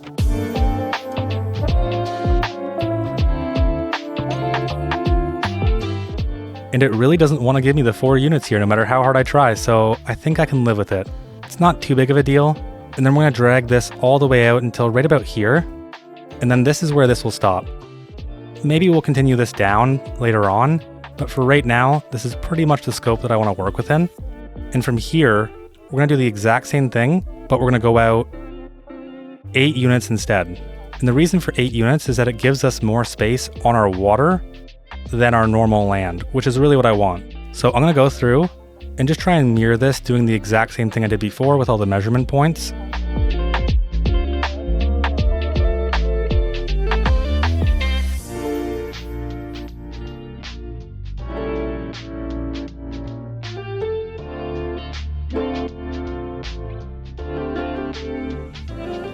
And that's really not too bad. I like it a lot. We're gonna have to do a bunch of work to make this work though, so we're gonna delete all of these connection points. And I just wanna separate both of these pedestrian roads from each other. And that's because we're gonna use Move It. We're gonna disable everything except for nodes and segments. We're gonna hold Shift, and we're just gonna go through and select all of the pedestrian roads.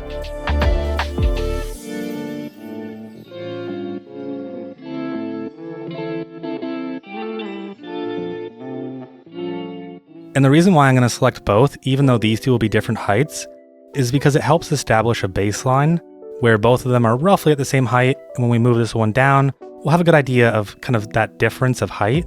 And I believe we should be able to just set it to this height right here.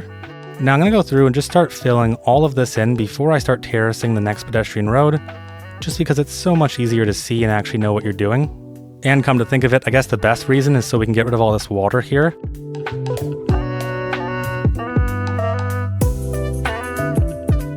There we go, that is looking great. Now the reason why we're going to be paused is so that the water doesn't fill in and flood throughout these areas. But now we're going to select this one right here. And then let's get really close to the ground just so we have a good idea of the height difference. And I think if we pull it down to right about here, it's tough to tell without seeing the contour lines. I think that helps a lot right there though. We can kind of see that we still have a little bit of room with the water. We may want to even go lower though.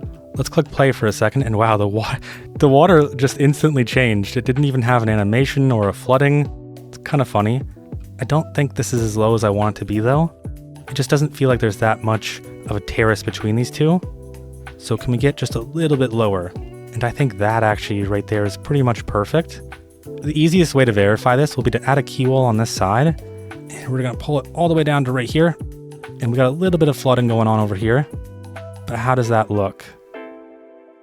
Yeah, I mean, aside from the flooding, it doesn't look too good, does it? We're only flooding down here though. And is that just because the land over here is a bit higher? What we can do is just bump this up a tiny bit. And apparently Move It has different plans for us. All right, and after reloading, this is what we got.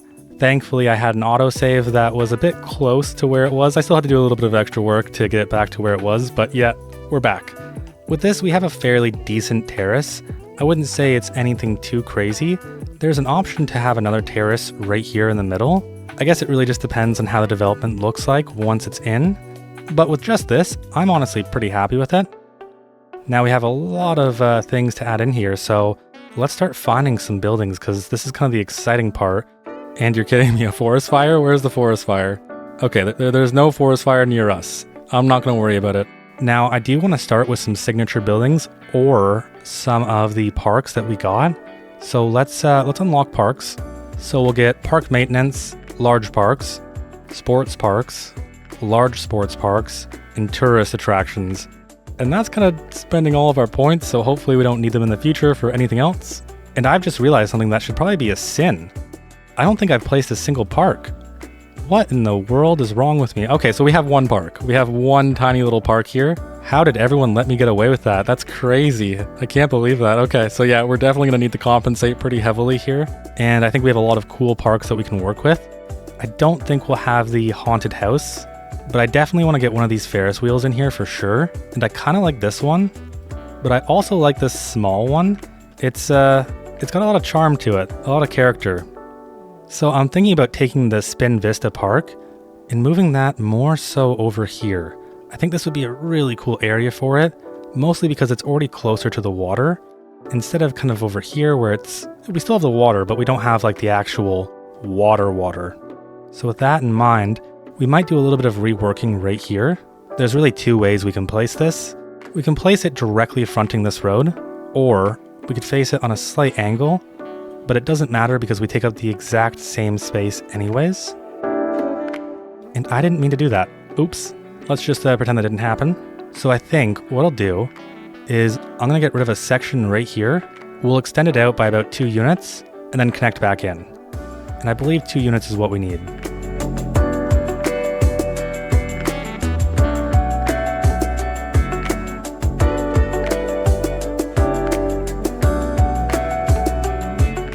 And if all of my measurements are correct, we should have just enough room.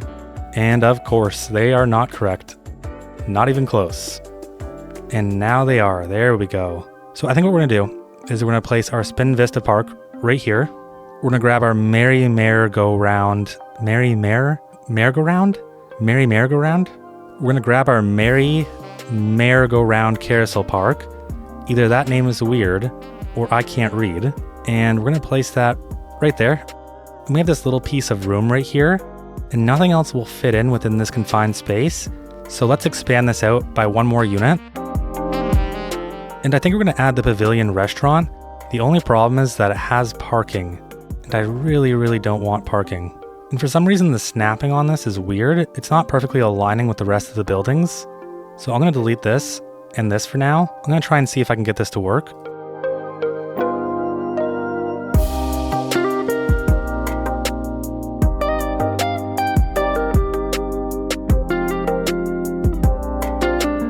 And that was a whole lot of reworking just to get everything to function, but I think it's a lot better now. It sits at a somewhat reasonable height, it isn't flooding, and we have all of our buildings close together.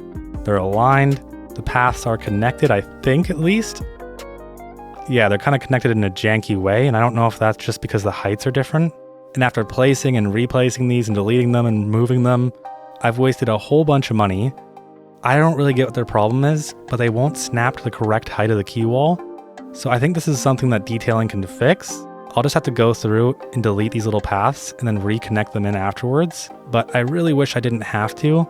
We have all this extra space that I want to fill in with buildings. And so this one right here, the Skylines Heritage Museum, fits in so well with this area. I definitely think it's a pretty good choice to have there. kind of breaks up the repetitiveness of these park assets. And then we also have our oceanarium, which I believe is some kind of marine tourist attraction. Yeah, so they have over 9,000 marine animals, from jellyfish to sharks, which again, I think is something that could fit in really well here. I'm thinking what we might do here is try and split this up just a little bit. So we have 2 units on each side, and that right there perfectly splits everything up. Now the only problem I have is that we need to put a cul-de-sac here, and I really don't want to do that. So we could always run this pedestrian road behind everything as well. And that completes the loop. You come full circle. And then right here, we can just have some basic commercial properties. So we'll set our lot depth to 2, and we'll set the DLC filter to be bridges and ports. And then these are the assets that we're given, and I think a lot of them are really nice. This corner shop right here seems kind of appropriate to me, maybe even right here. Although one of the things we'll have to do right away is try and fix this because it's a little bit broken right now. Now I want as many commercial properties facing a pedestrian road as possible. So what I think I want to do is pull this all the way back to right about here. That way we can run our pedestrian road alongside here just a bit longer.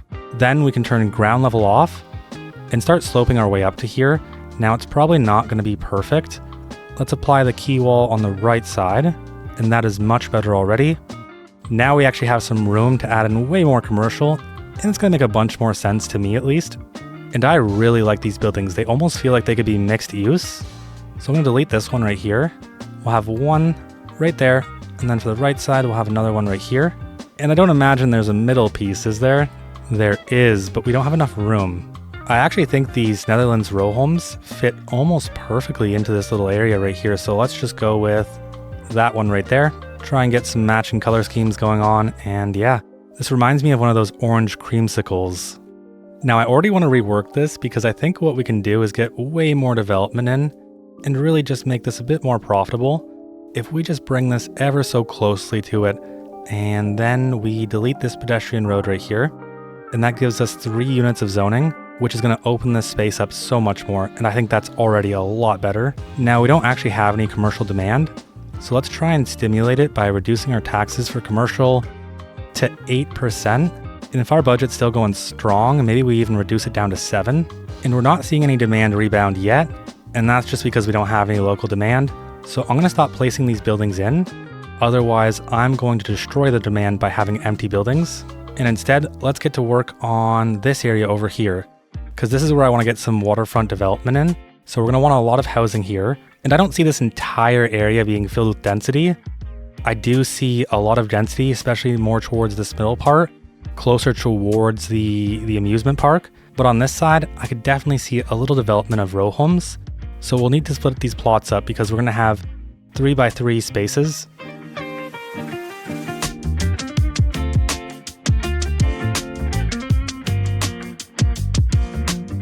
Now we're going to continue our row home development just a little bit longer. One thing I want to be careful of is going too long without another connection back up and to our main road. Otherwise, it would get kind of dangerous for emergency services. And then we're going to connect directly into this point right here. And that gives us a bunch more room to develop.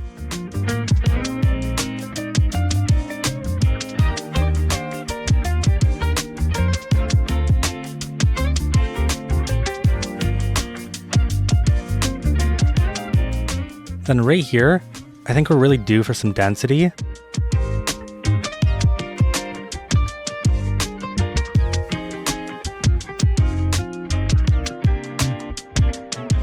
And I want to make sure we're using as much space for development as possible. So let's make a little bit more space. And this is just going to be row homes. Now, if you live here, you're going to have essentially no view whatsoever. It could be better, but it's not the worst. I mean, just step out front of your house, take a nice little walk down to the shore, and there you go. There's your view. Yeah, I think I justified that. Now we're so close to unlocking our high density. We're almost there. We only have just a few more thousand XP. And once we get that, this area right here is going to be high density. I think for the meantime, because we don't have any commercial demand except for that tiny, tiny little sliver right there, we're going to place in some more row homes alongside here.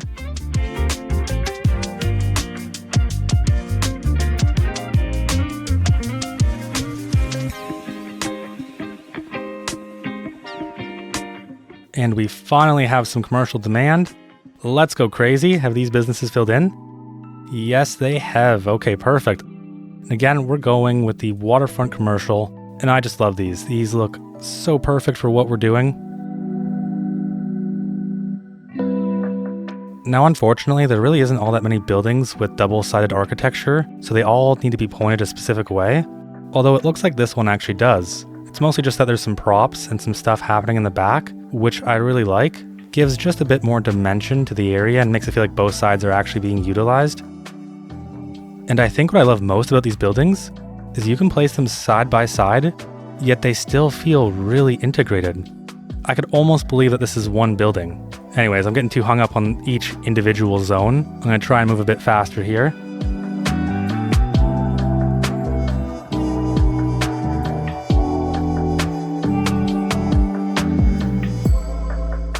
And I'm noticing that only one of these companies is filled in, which makes me think we don't actually have demand for commercial, we have demand for gas stations. More private motoring, higher gas station demand. And I'm not adding a gas station to our waterfront, but I definitely will add some gas stations.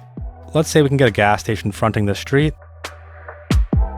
And they sell petrochemicals, so they're definitely a gas station. All right. And it would be hilarious if all of our demand just goes all the way down, which it looks like it's doing. We have a tiny little sliver of office demand, so I definitely think we can get some placed in here. So while we wait for our demand and our level to go higher, there's a few things we can do, starting with our district. So everything on the left side of this road right here will have its own district, and then everything on the right side will have its own district, and then we'll have our waterfront district. And then we'll also have a district for our farms and our industrial.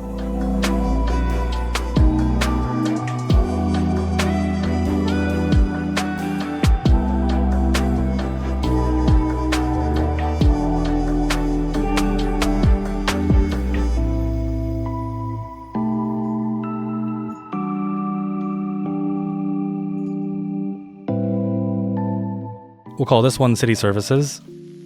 We're going to call Briarwood Junction Sunnydale, and that's from Buffy the Vampire Slayer, and it has to do with the creator of this map specifically telling me that the reason why there's so many fires is because he built this map on top of the Hellmouth.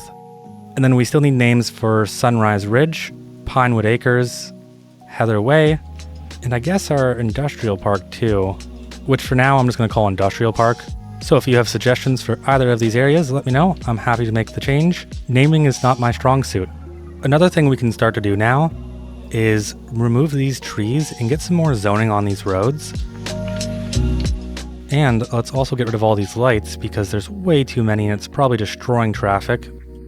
And now let's just control our zoning. We want it off the sides and onto our main road. And I think we're just going to go with southwestern medium density housing, mostly because it'll match the waterfront look. And just look at how many gas stations are here. This is insane. 1, 2, 3, 4, 5 gas stations. Who needs this many gas stations in one little single plot? Oh wait, 6, 7. So let's clear some of these trees and instead get anything else in here.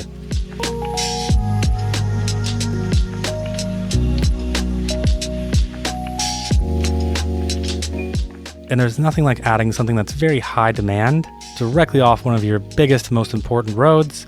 I'm sure that won't create any traffic problems whatsoever.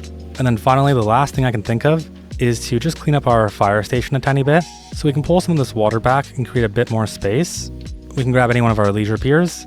As long as we snap to the sides of the building, we should be able to run one of these back here. And it doesn't seem like we can. Okay, here's the snapping point, but it won't let us apply it here. It's overlapping with something. And I guess it's just overlapping with the fence. Well, Anarchy can take care of that. So we add that in, and then we drop this down. Can this connect into here? I guess it can't connect into a key, can it? Well, that's unfortunate.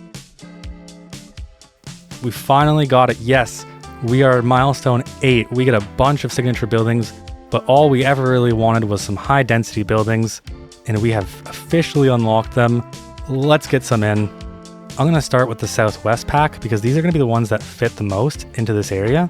And I think we probably want the higher buildings to be at the top and maybe some more slightly lower buildings to be down here. So let's just start getting some in. I think we'll place that one right there. A slightly more chunkier version of this one right there. And I feel like I maybe use these just a bit too much, but they really are very versatile. We could also have this really high building here, and I think it'd actually complement this one as well. Kind of something like that right there. I'll take any other color. Now I don't want to keep getting too crazy, so let's step down our heights.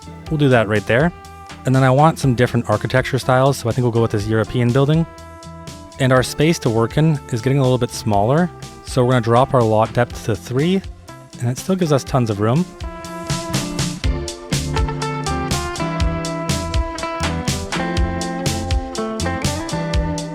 After using Move It and tweaking their colors a bit, I like this a lot more. I just want it to be a bit more vibrant, a bit more poppy, like it actually feels like it's on the water. Now for the rest of this area, it's either going to be row homes, this medium density, or commercial. We're still struggling to get commercial demand.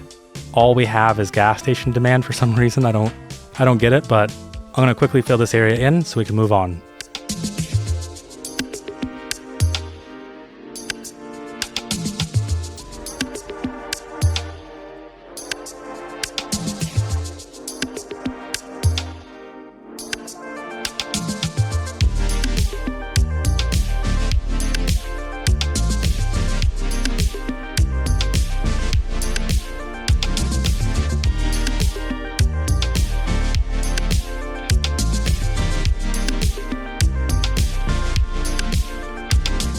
And just look at all the people. It's actually so nice to see so many people out and about, using what we built, visiting the stores. It feels so much better. I mean, maybe this is a little bit too many people, but I still think it feels really nice. As we get into our denser buildings, I really made sure to leave a lot of green space back here. Otherwise, it's gonna feel overwhelming. There's already a lot of dense buildings on this road. Now looking at all of this, I feel like we're really just missing kind of something like this on this side over here.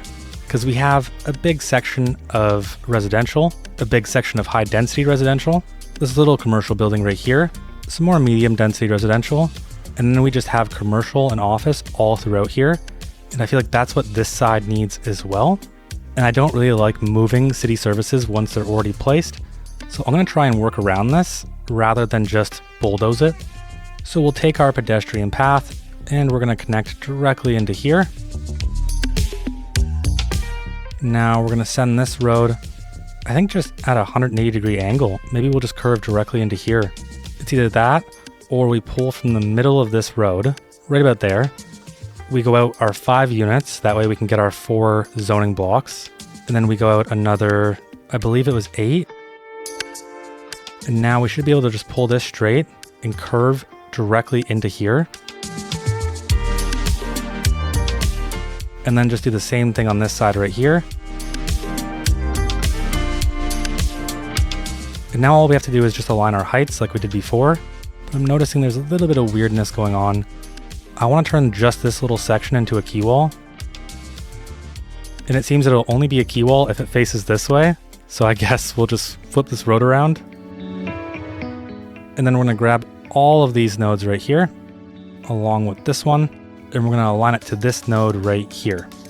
Okay, and that should make all of this fairly flat, and yes it does. And I'm going to let this road be on its own height, just to vary things up a bit. Everything doesn't have to perfectly be the same height. And then we only want a key wall on the right side of this road, and the rest should just be filled in. And then of course we also want a key wall on this road too. Just the right side though. That gives us a bunch of flat space to work with, which is really what we need. It seems like I can't level this. I think that's just because the building's right there, so we're not going to worry about that. All right, now we have all of this extra space to fill it in with something, and mostly what I'm thinking is that we're bringing all these people here, right? And we want to keep them here pretty much forever. We want this to be the place where you're happy to live here forever. you're happy to be in this area, and everything that you could need isn't too far away. So we have the attractions here. We have a tiny bit of green space and a bit of commercial, but I think we need maybe just a bit more green space here. And we'll have 2 tennis courts right here. And then down on this side, let's get a bunch of basketball courts in. And then we have these amazing decals that we're gonna place down just to make it not so in your face. And that right there, I think that's just so much better. And then if you have kids in this area, you wanna make sure they have something to do, something to entertain them. So I think what we'll do is we'll put this color plaza in, and then we have just a little bit of space left. Let's get a nice little market going.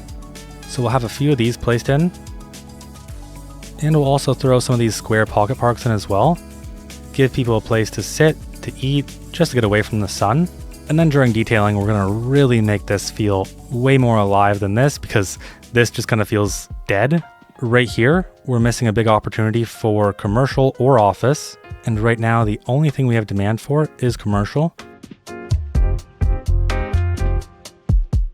All right, now we have a whole bunch of services that we aren't covering whatsoever. So our fire is good, apparently. I doubt that. Our police is okay. It seems like we have a lot of red, which is high crime probability. Kind of surprising to see. For schools, I think we're doing pretty good. Elementary, there's only 475 eligible. For high school, we're actually doing really bad. So we only have 1,200 capacity, but 2,370 are eligible. So let's go over to our high school really quickly, and let's get some of these upgrades added on. So we have our gymnasium, that's gonna give us 240 capacity. We have our library, and that's gonna give us another 230. Our large classroom building, I don't know if we're gonna place this one. And our small classroom building, yeah, I don't really like how these snap on. That already is gonna give us a big boost. And I think what we're gonna do is set this to be only these areas right here. Yeah, I'd say anything in this area can be covered by this high school. It's really Pinewood that needs its own high school. And ideally we can find one that just fits perfectly within a space. Like, what about this high school? It's so close. Given that most of our zoning seems to be broken here, let's delete all of this and see if we can get our high school in there. The only other high school that we have that fits pretty much perfectly within this little block right here, and we wouldn't have to worry about any of the props, would be the Mediterranean High School. And then all we have to do is just delete all these little side trees and bushes and all of these lights, and that gives us our brand new high school. So let's set this to only operate in Pinewood. And now if we check our education... Wait, what? What happened? Why do we only have 1,500 eligible now? What just happened? Did I just get bamboozled? I feel like I just got played into adding another high school when we didn't need one. Let's just move on to adding the rest of our services then. We have post, and wow, it's really bad. Let's get this solved. So we're gonna need a post office, and I feel like somewhere near this train station would probably be ideal.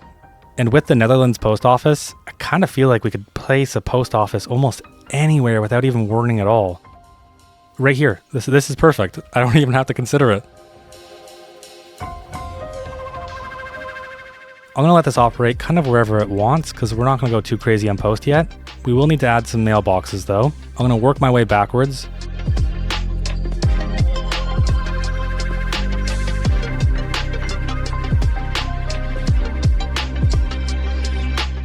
All right, and that right there covers pretty much everything. For telecom, we have nothing. And that right there is gonna give us very weak coverage. We could have it in our farms, or we could just go to development, communications, telecom tower, unlock, and now we have this, and this is just so much better. Look at all that green. We got tons of green. And we're gonna wanna get it on our highest point. I don't wanna just buy a tile just to get this in though. So we will have this kind of near our water tower, and maybe right about here. I feel like that's a fairly reasonable place to have it. Now this will need road access, and thankfully we already have a road almost going up here, so this shouldn't be too difficult. Now the slope on this, if we went straight up, is insane at 13%. So what if we just curved in instead? We get 6%, and we'll slowly make our way up.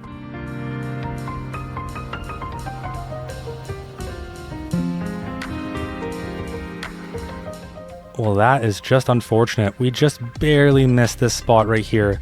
They don't have 100% coverage, and I want to make sure we're taking care of this today. So if we add another radio mast, and let's say we add that right here, does that boost it enough? No, just barely. So what if we just add one right here, right on top of this hill? And after removing the trees, we can see what the highest point is, and that's just right about here. So we'll place that down, and then we'll just snake a road in, probably from right here. And I feel like this should definitely be all of our telecom needs. I don't think we should need any more. Let's just double check though. Yes, okay, so telecom is taken care of. Next up for our leisure, we could definitely improve it a bit down here.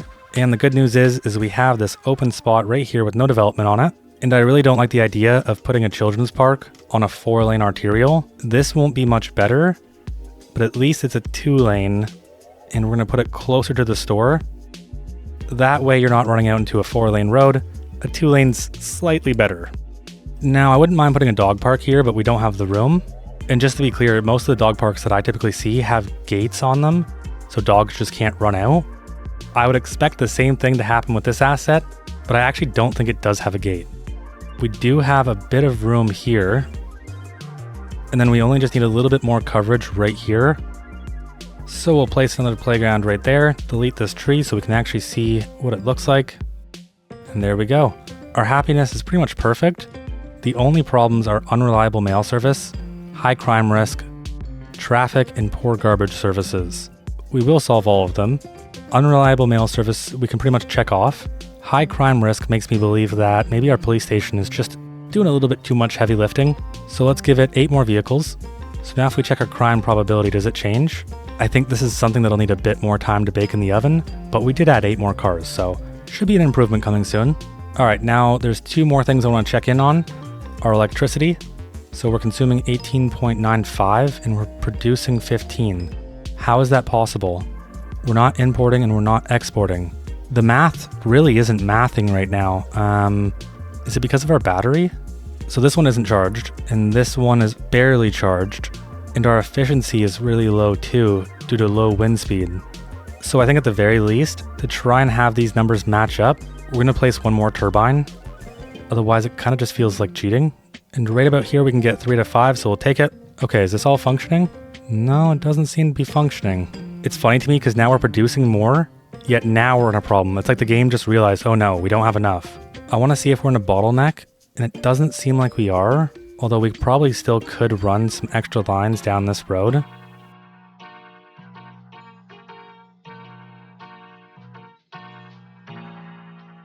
Alright, now at the very least we have more than 1 connection. I don't want to rely on only 1 connection, and that was through this road. And it looks like it solved some of the problems, but not all of them. So now we're going to add on all of our upgrades to this building as well. And there we go. That looks like we fixed all of our problems. So now we're producing 22 megawatts and we're only consuming 19. That math makes sense. For water, we're consuming 40, we're outputting 104, we're solid. With sewage treatment, we're perfectly fine. All right, now that our math is mathing, let's jump into detailing.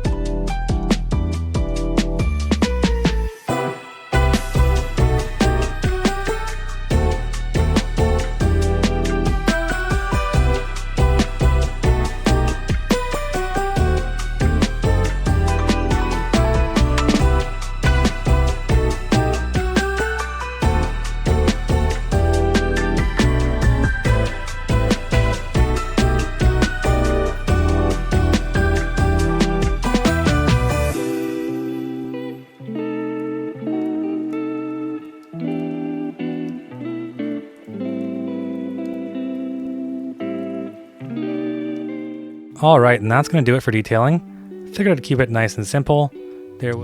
Lithia Bay's rapid growth is making some people very, very rich, and everyone else very, very tired. Why are you running?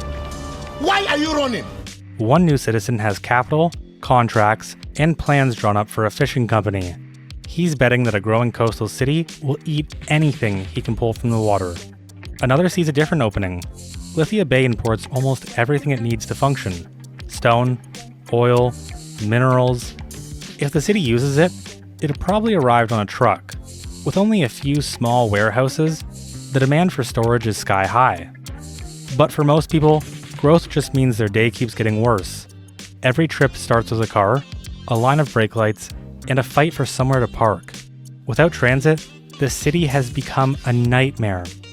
So today we're building out a brand new fishing industry, a large storage yard, and the first custom bus station, only to realize the demand for transit is far higher than we thought. Let's start off by building our fishing industry. We already have a pretty good spot to do this, and that's right over here. Now the main reason we're doing it here, and not over here, is because we'd have to dredge just a little bit less to make sure the boats have clearance, and also because I want to turn this into a beach in the future, so let's not ruin it. Now before that, I'd like to somewhat fix this weird intersection. I still don't want to make it a 4-lane highway, because I just can't see the justification for that, but what I can see the justification for is turning this into a rural highway with 3 lanes, so it'll be asymmetrical. Maybe what we could say is that this is part 1 of the road expansion, and it's being brought upon by the fishing industry.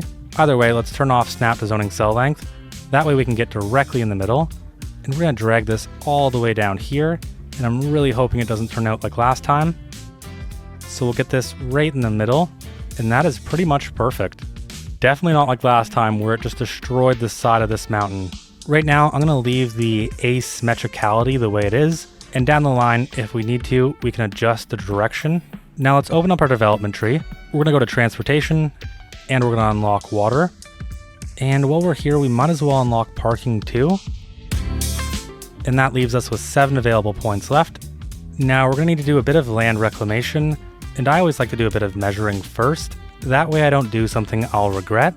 We're going to use our alleyway to do this, and I think we're just going to go out about 20 units. We'll turn constant slope and ground level on. So now we can get a sense for how much space we'll actually need.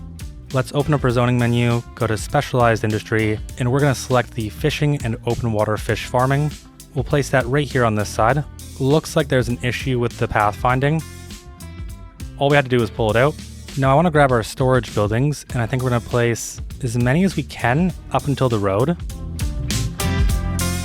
So it looks like we were able to get 2 large warehouses and then 1 small one. How much storage does that give us? Only 140 tons. In a perfect world, I think we'd have more surplus. Really the best way to tell though is to open up our production menu and see what our deficit actually is. So we have a deficit of 122 tons. And I'm thinking we don't just want to cover our current deficit. We probably want to go a bit further than that. In our production chain diagram, we can see that it's turned into convenience food and normal food. But I believe for fish, there's other uses such as fish oil or pet food, I think even cosmetics. So we can pretend that we're exporting all of our surplus to the outside world for them to process. Ideally, we would process it, but I don't think we have those types of companies yet. So now with all of that in mind, I'm just going to say, let's aim for 300 tons of storage space. It'll all come down to how much we can actually produce. So we're going to expand our storage space one more time. We're going to snap to the side of this building right here, connect into this road. I'm going to pull it all the way down for now, just so I can run a road right here in the middle, because I think I want 1 unit of separation between the buildings. In the meantime, I'm going to connect it into this road, but I will change that after. Now let's grab our storage buildings, and we're just going to snap them right onto the road, but I want to do the opposite of what we did here.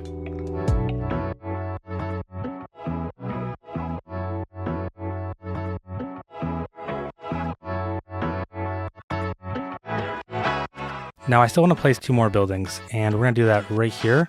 Before we do, let's quickly pull out this terrain. So what I want is some sort of commercial building that we can pretend sells fish.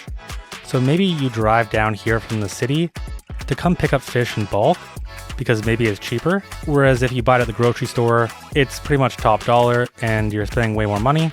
So it's a lot of value just to drive all the way down here, pick up some fish, and drive back home. I want to grab a European commercial building, and this one right here is pretty much perfect. It feels like it could sell fish. It has a very industrial feeling to it. And then I feel like we have to make these blue. It just makes sense. That is pretty much perfect. And I want some sort of main head building here. Except for this time, we're going to grab an office low.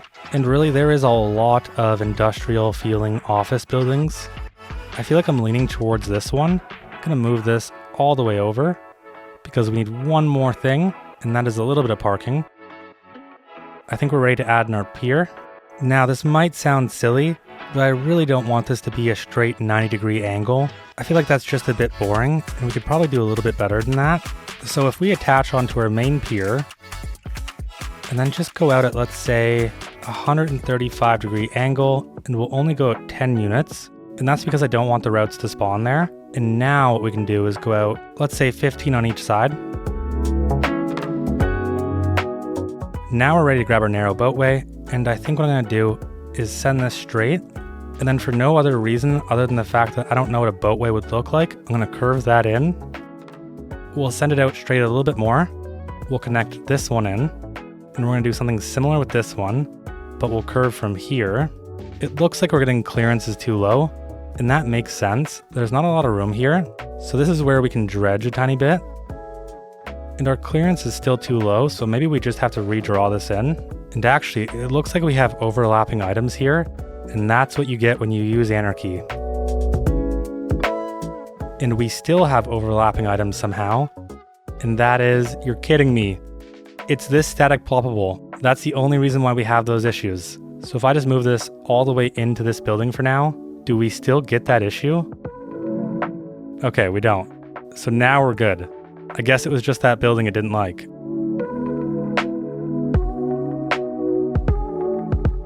All right, now that it's all working, I think we're gonna connect into here, but we're gonna have to buy this tile first. So this tile is gonna cost us $21,000 per month and only $19,000 up front.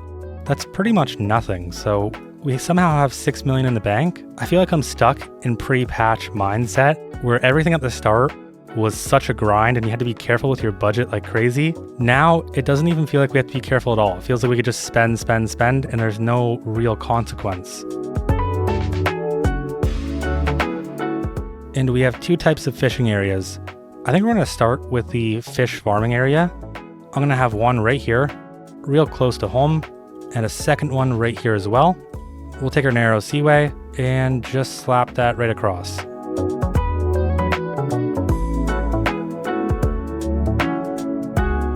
Now let's grab our fishing area. And this time I think we're gonna go a little bit further away. So let's have one here, and then maybe just a second one right here as well. And then we'll grab our narrow seaway.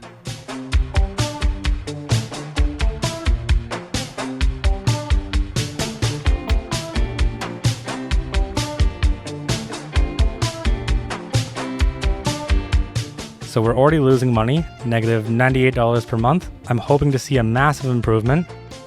And I think we would get a massive improvement if I remember to add in our lines, so let's get that done too. I'm gonna say everything on the left, we'll do our fish farming. Everything on the right, we'll do our actual fishing. And let's go and select our boats.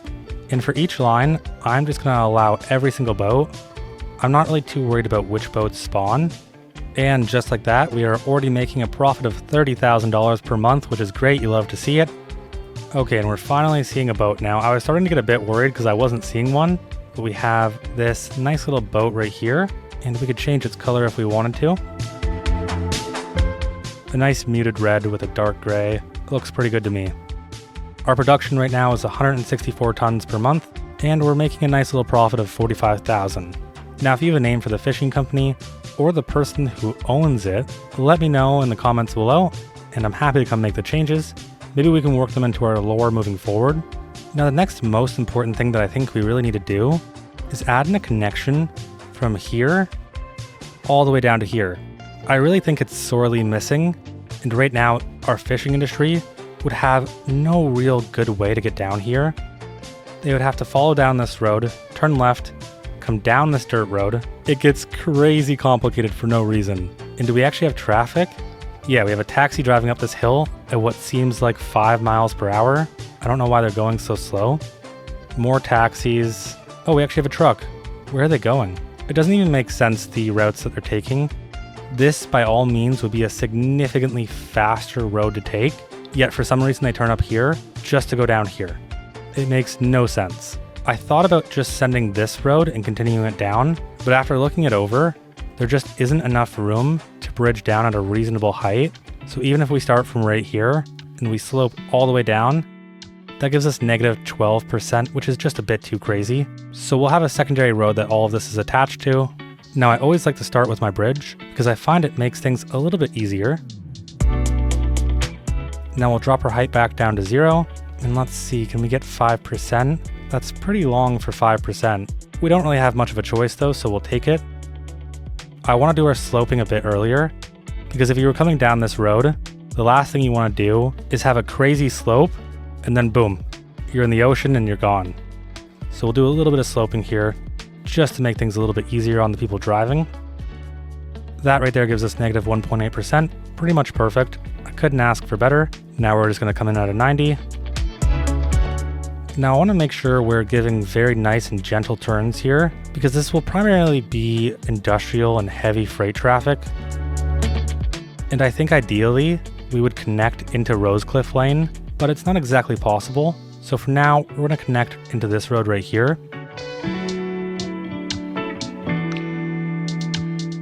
Now there's only one more thing I'd want to see, and we're going to use our asymmetrical road to achieve that.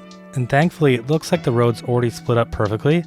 On this side, we're going to give a turning lane to the left, but we will stop this lane right here from turning left. We only need one left lane. We're going to give them a turning lane so they can turn in nice and smooth. And I guess we could probably give one to this road as well. I really think we can trim down this elevated segment significantly.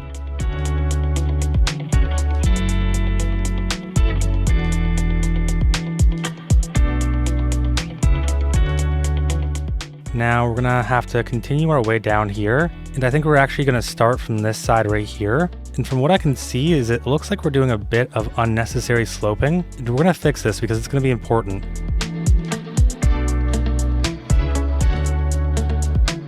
And the best part about all of that is all we did is replace dirt roads, so I don't feel bad at all. If I get rid of these roads, I start to feel a little bit bad. So from here, the rest is pretty straightforward. We're gonna curve along the contour lines. We're going to stay under 5% until we meet up with this road right here.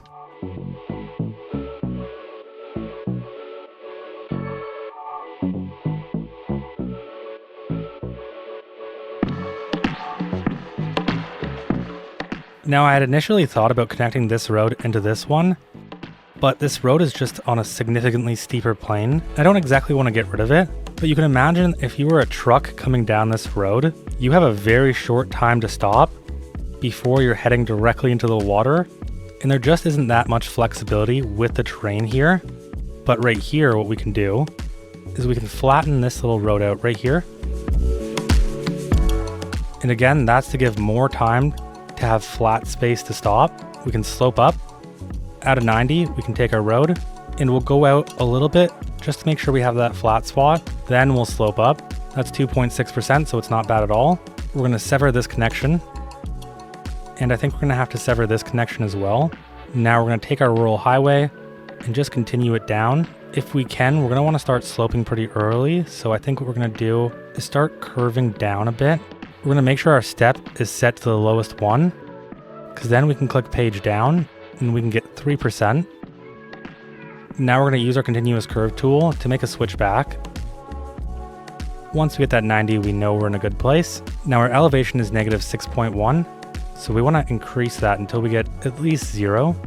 And we're going to have to raise the terrain just a tiny bit, but I'm fine with it. And we want this to be nice and flat, because for this curvy part, trucks are going to have to slow down significantly, and they're going to have to turn pretty hard. So it's much easier to make this turn if it's nice and flat. Now from here, I think we actually might be able to just get a nice connection in. Let's turn snap the guidelines on. And that right there gives us negative 2.1%. And that is just definitely not it. Let's try this again. Now I'm wondering what our slope is from here down to here. Negative 4.5%. It's not great, but it's not bad either. You'd have tons of time to see the hill, tons of time to slow down. We're not curving, especially as we get towards this highway. Now we have 2 connections that we need to add back in. And then for this one, it's going to be a bit more tricky. For now, I'm going to start by following the contour lines.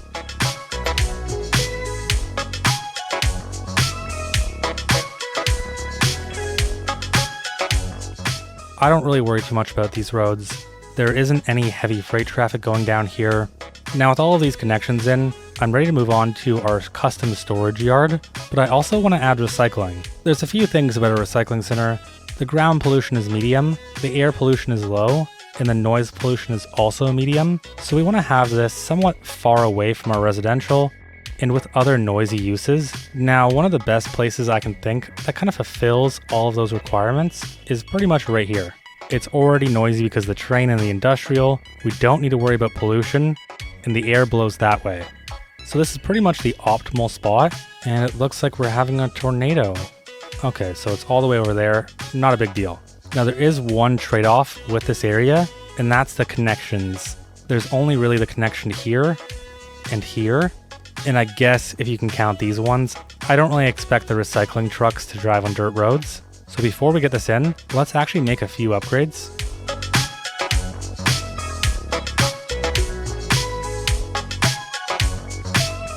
I don't want to place it directly on the road. I actually want it to front the train tracks, and we also need to make sure we're giving enough room away from the bridge to make our connection. This also gives us just enough room to add a little fence back here. Looking at the terrain, it's concerning me a bit, but it doesn't seem as bad as I thought it would be. Yeah, okay, wait, we got some problems.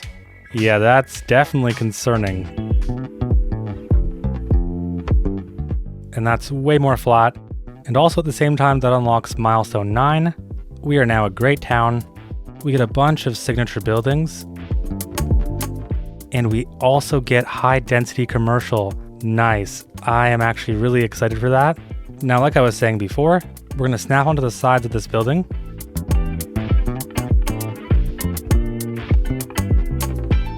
Now for our upgrades, I don't want to add the storage extension, and I don't want to add the hazardous waste collection point, mostly just because I don't know if we actually need these yet, but I will add the garbage truck depot, just to make sure we have as many vehicles going out as possible. Now we're going to take our alley, and we're going to curve along with these train tracks until we get to this point right here, which is when we'll go under and connect into this road.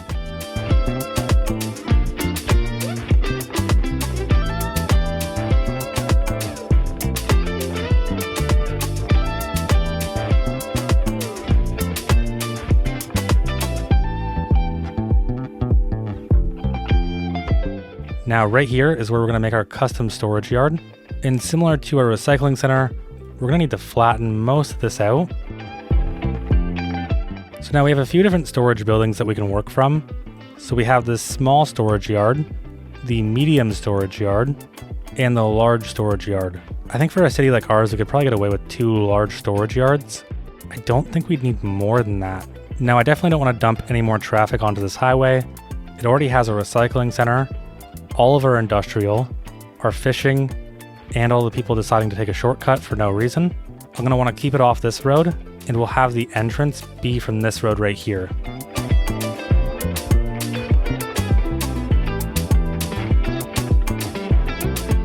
They store pretty much everything except for oil, so if we just grab the biggest industrial storage for oil, I feel like we should be able to add a few of these in. Now the question is, do they actually fill in? Okay, 2 of them filled in. I can take 2 filling in. That's pretty good. That's better than none. If we need more, we're definitely going to add more. For now, this will do. Last but not least, I want to get a bus station in, but specifically, I want to get one in near a train station. Not only does it make a lot of sense because, it's our train station and there'd be amazing transfer opportunities, but also because this is where a large section of our low rent is concentrated. And I feel like it'd be extremely important to make sure that these people have great access to transit. The only challenge is there's pretty much no space. We're not removing any of our density. We're definitely not removing the signature building. We're not removing any of our row homes. I think some very bad things would happen to the mayor of this city if they approved the memorial getting taken down. Even then, we could just take down this park, but there really isn't that much room to add a decent bus station in, so this doesn't leave too many options. The next best spot I can think of would probably be right here, or right here. This plot of land just gives us barely a little bit more room than this park, but it's still a little bit more feasible to expand if we need to in the future. Given our population, I really don't imagine we're going to have that much demand for transit. We do have a little bit more density alongside here, and we also have our 2 offices. And these are fairly new and modern offices, so I think I kind of have to go with this plot right here. And we're going to need to get a bus depot in first, and we're going to keep this fairly far away from the city. I think if we can get it to send buses down this road right here, we've got something decent going on.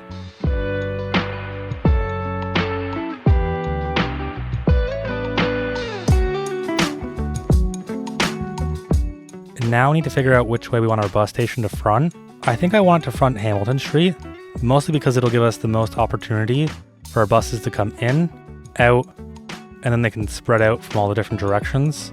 And wow, just look at our traffic, it's getting crazy.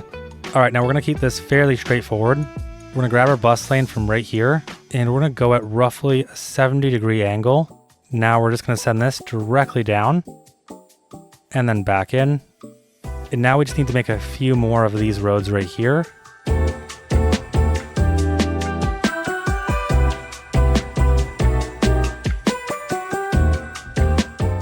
We're gonna drag this all the way down to this road right here. And now we can get rid of all these little end pieces and this middle piece. And now what this gives us is the ability for buses to turn into this road. And there was just a dog. What is going on? Where is this dog going? Why is there just 3 dogs stuck inside of each other? It was so jarring. It really distracted me. Where are they going? Destination. They're going to a beverage store? What are they going to do over here? And why are they going the wrong way? I am so confused on what those dogs were doing. Okay, I'm sorry for that. Anyways, so now our buses can come up. If they're in any one of these lanes, they can turn left right here, then turn right, and they immediately have stops. And then they can just flip back around. And all of this is a pretty standard custom bus station. Now we're going to add in some bus stops, and we're going to try and get just a little bit past the middle. Now they've all got some really janky positioning. All we have to do is just pull them over a tiny bit. And to make sure these work, all we have to do is click on any single one. And as long as we can see that routing, we know we're in a good spot. And that's pretty much perfect. All of them work. Now we need to add a way for pedestrians to actually get in here. I typically have bad luck with paths, so I'm really hoping I don't. Okay, that actually came out really nicely. Usually what I see is something kind of like that right there. If I can get all of them like this, that's the dream. It was either that or we use invisible paths.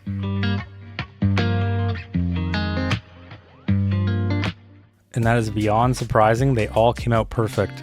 Now I want to use a custom surface here, and I want to get that surface all around the outside. And that's because I want this to be a place where you can also hang out. Maybe you can walk around and do something. So we're going to use our bucket tool, and we should just be able to snap to pretty much everything.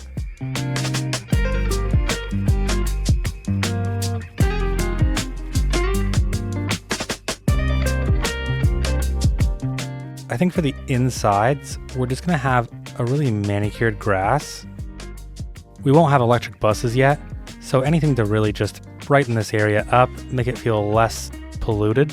Now I also want to see people walk down this, so we're going to use our invisible paths and just connect in pretty much all over.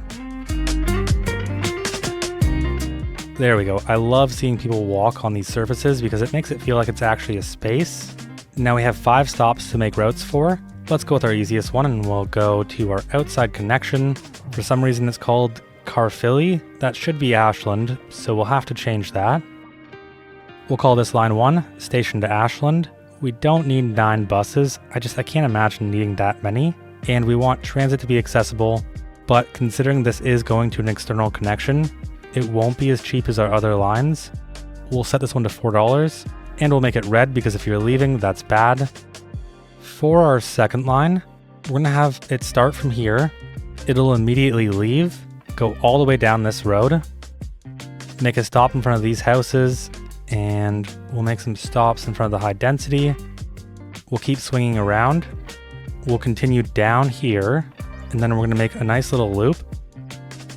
That way we can come back and serve both directions. And we're gonna try and make stops the same places we made stops before.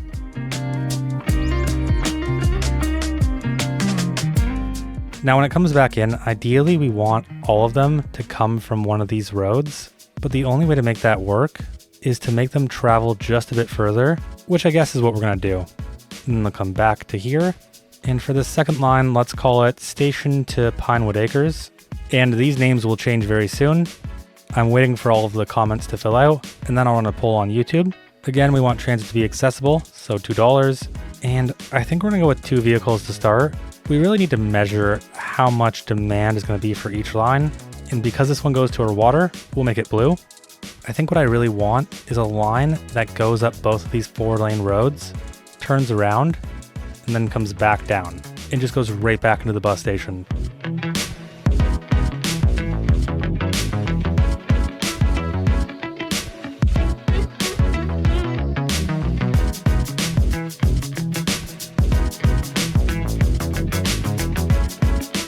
We'll call this line 3, Station 2, Station to Sun.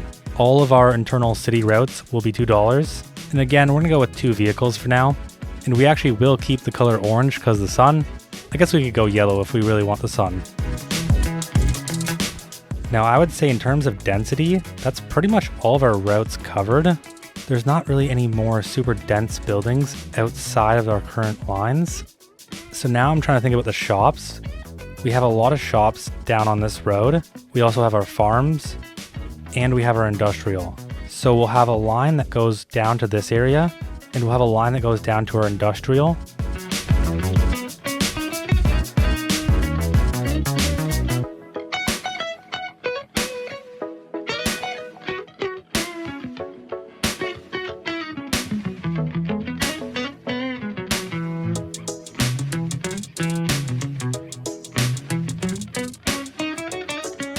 Now looking at this, I feel like the coverage is pretty solid.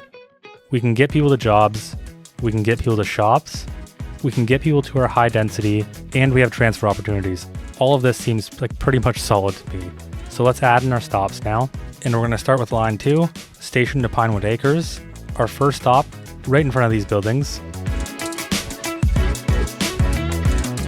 We'll have one more stop right near our high density. And on the other side, it will also have one more stop. And this is mostly just low residential. So we'll have one stop here. And our next stop will be here. That way the stop isn't directly in front of someone's property. We'll make one stop right here. And I'm not liking how big this bus lane is. We're gonna break the node. And then this is a 4-lane with a median. And I believe this is a direct copy of this road. So if we upgrade it and then delete this little road, we should be able to keep this section. Okay, and it wasn't a direct copy of this road, which means we need this one right here. It's the exact same road, it just has a different name. And I use them exactly for this purpose. Now we're gonna upgrade this to our 4-lane boulevard without the 3.6U in the name. And now when we delete this road, our bus segment isn't as long. But now that I'm actually looking at this and thinking about it, this is a fire station. A bus stopping right here would not be very safe.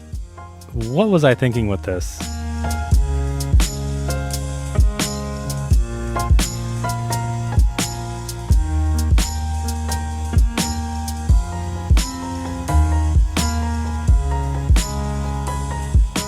Okay, now we have line 3, Station to Sun.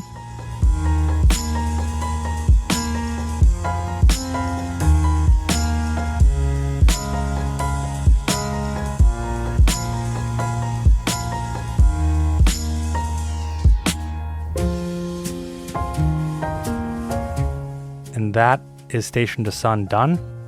Now we have line 4, which I forgot to name. Not surprising. This is really going to start to get confusing for me. I'm going to call this line 4 Station to Sunnydale. Now this one goes all the way down here, and we're going to make a stop right in front of this high density.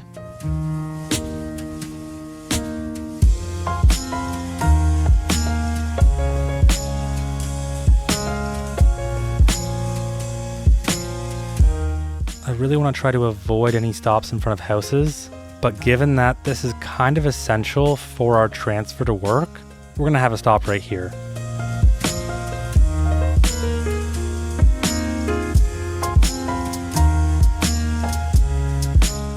That's line 4 done. Now last but not least, we have line 5, and this one's going to be pretty straightforward.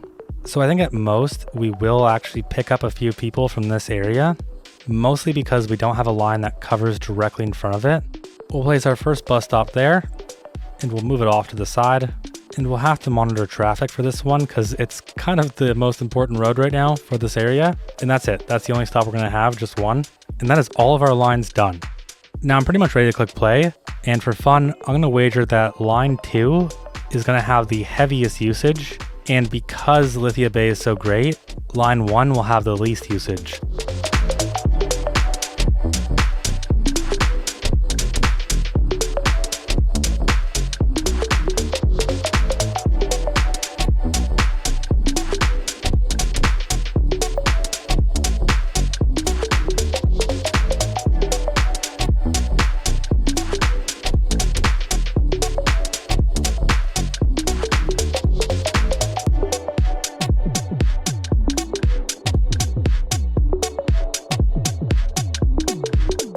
I went through and added a bunch of buses.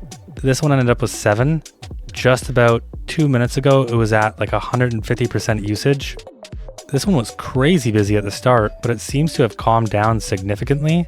Now we're only seeing 6%. That's probably just because time of day though. This one's 74%. Again, we increased the vehicles by 2.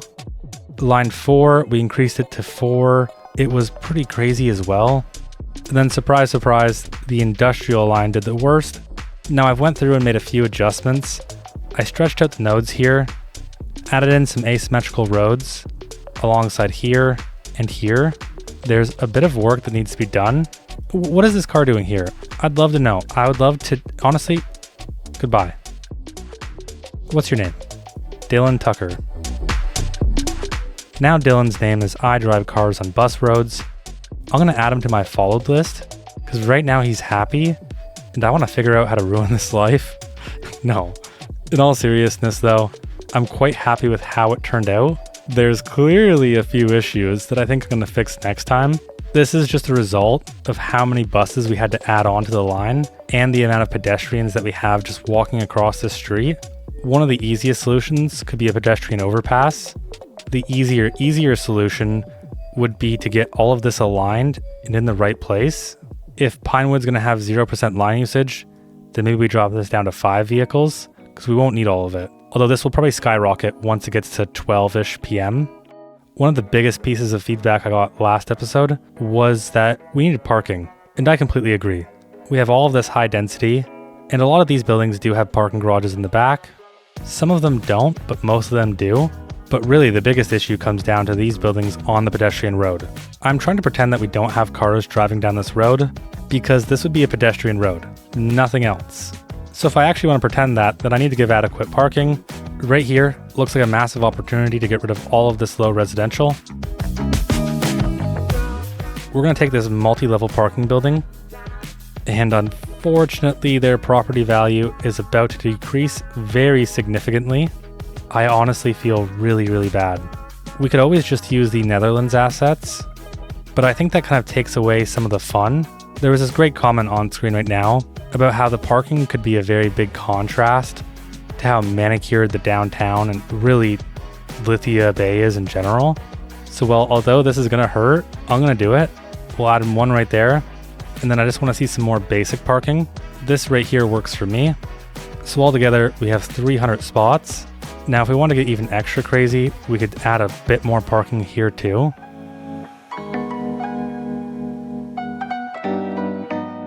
That's going to be the parking. Now with all of that, let's jump into detailing.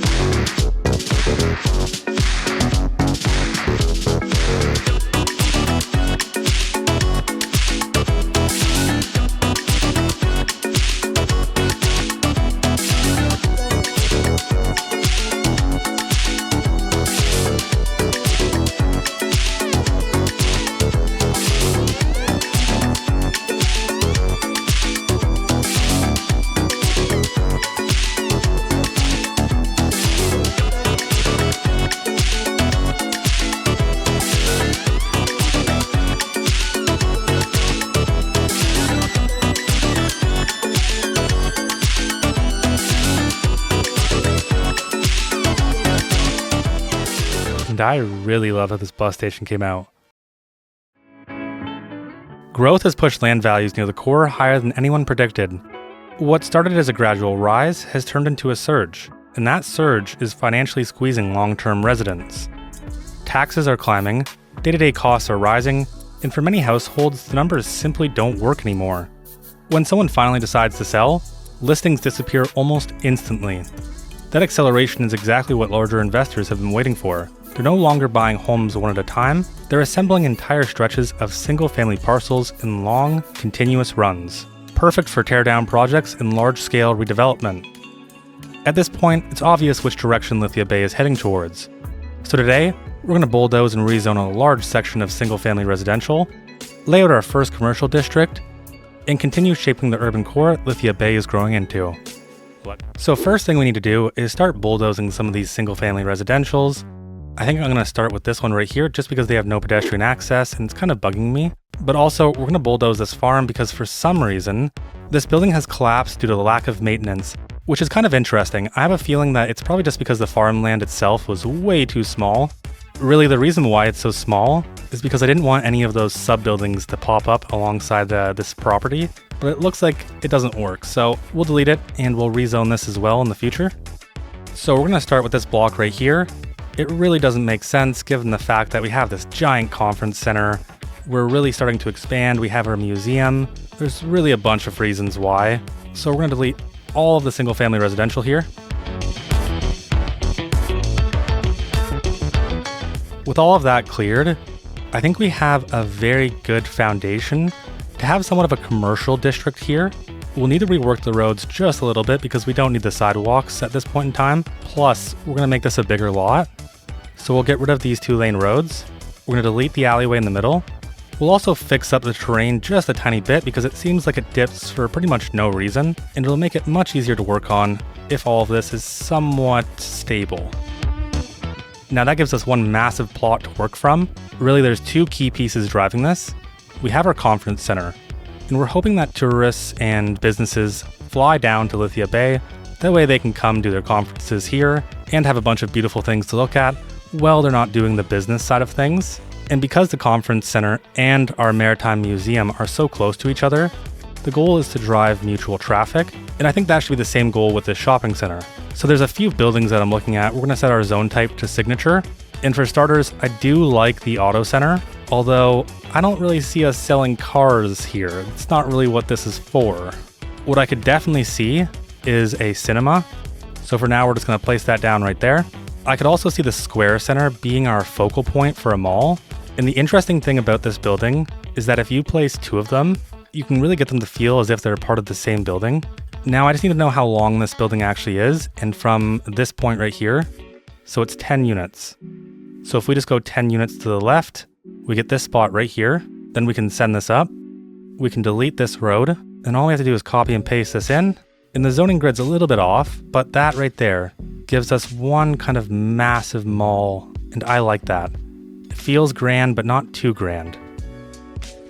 The alignment's just a little bit off though. That to me actually feels like a shopping center, rather than just one of them by themselves. I think given that right now, the only thing fronting this road on this side is the back of this building. And with all these trees right here, I think having one of these larger sides front this road is going to end up looking really nice. So we're going to change the alignment of this just a little bit further. And if you hold Alt and then right click, you can actually rotate this on much better angles, which makes our zoning that much more accurate. That feels much more aligned with how I'd expect this block to look. And we'll just take any one of these colors and paste it on the other building. That way they look the same. Now we're going to need a through road for this mall, and we're definitely just going to use something super simple. Let's go with a wide alley. All we really need is snap to the sides of a building in 90-degree angles, because that'll give us the cleanest connection into the road. Now there's no way we don't have a massive giant parking lot, and we could custom make one, or we could do something just a little bit different. It seems like this parking lot right here pretty much fits perfectly with this building and this building, so we can actually just place a few of them along here, and we're going to split this up with our normal alley.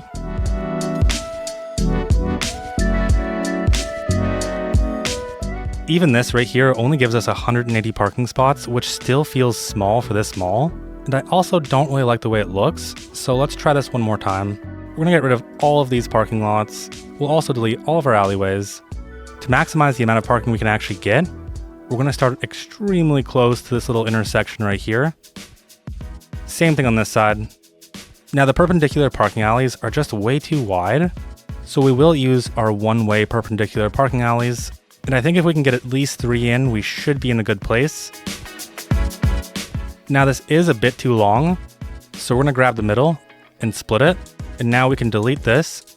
Now I want to push these over just a bit. I want each little parking segment to have just enough room for some grass, some bushes, and some trees. So on one side of these parking lots, there's 18 parking spots. In total, there's 12 of these sides.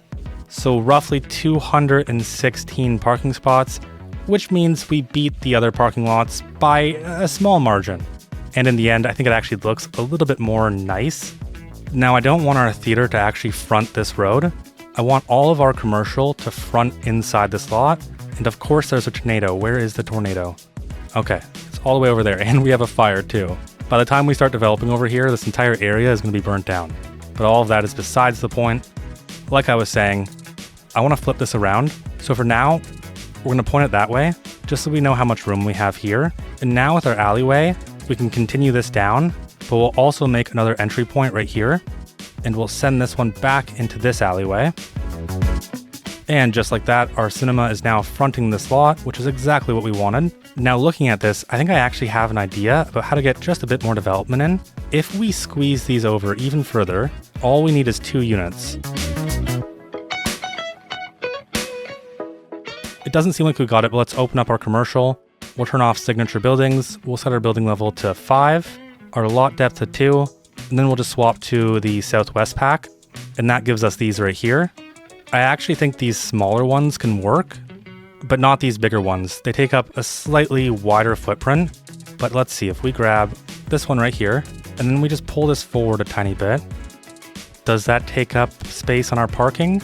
No, it doesn't. In fact, we could pull it back even a bit more, and we could do something kind of like that. And now all we have to do is just slap down a bunch of these. And I think we'll also send this road directly into this point. That way there's just a bit more opportunity to move around this lot.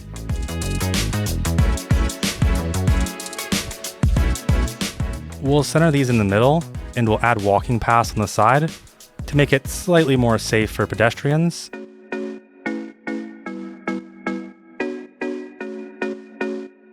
It's a small but important improvement in my opinion, although I do think I have these flipped the wrong way. I don't think they're going to front this road.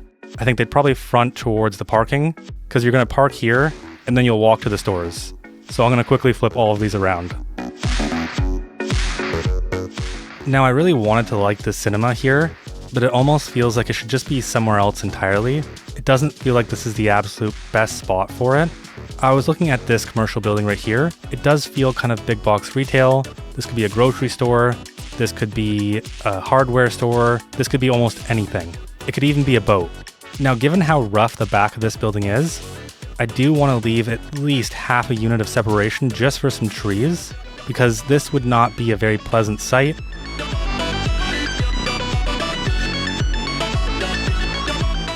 And I think having one of these little restaurants on the side would be really nice. And I love that right there. That is perfect. All right, now the only thing I think we're missing is more parking, because with all these stores, this is not enough parking.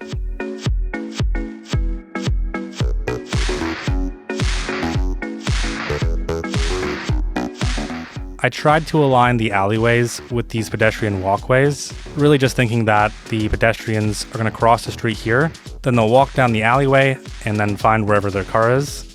If I can, I'd love to get some crosswalks here, and it looks like we definitely can, just to make it slightly more safe.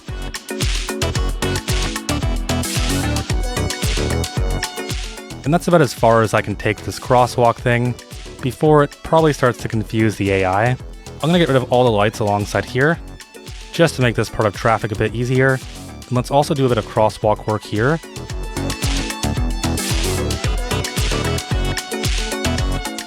It looks like doing all of this has created some traffic jams. It seems like people are trying to use this as a cut through. So my solution to that is just to add stop signs all over here. Mostly just because I would want to see stop signs anyways, to prevent people from trying to just fly through.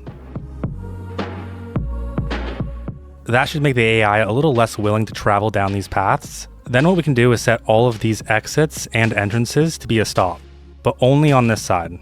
So this is still through traffic, but these ones right here are all stops.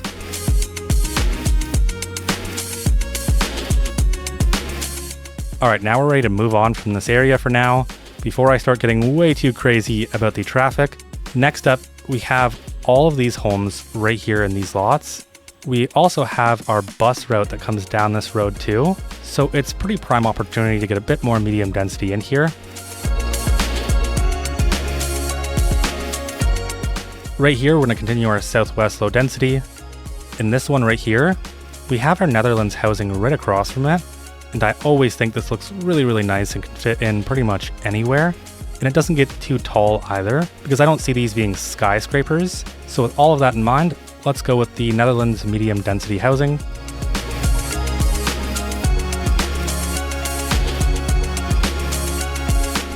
There's only one thing that I should have thought about before zoning all of this in, and that's giving everyone in this area a place to park. So we're going to delete one of these buildings, and instead we'll add in one of these small undercroft parking buildings. They're actually quite longer than I thought they'd be, so I think we'll have to fit that in either on this side or on this side. I wanted to keep these parking lots off of these streets because the run of the streets is a lot smaller, whereas with these ones it gives a bit more time.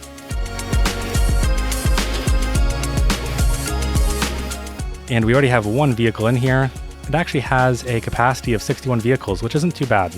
Now with these two lots, we're going to follow the exact same pattern, a bit more commercial here, a bit more Netherlands medium density. Only difference being is this time I'll make sure to add in the parking building before I do anything else.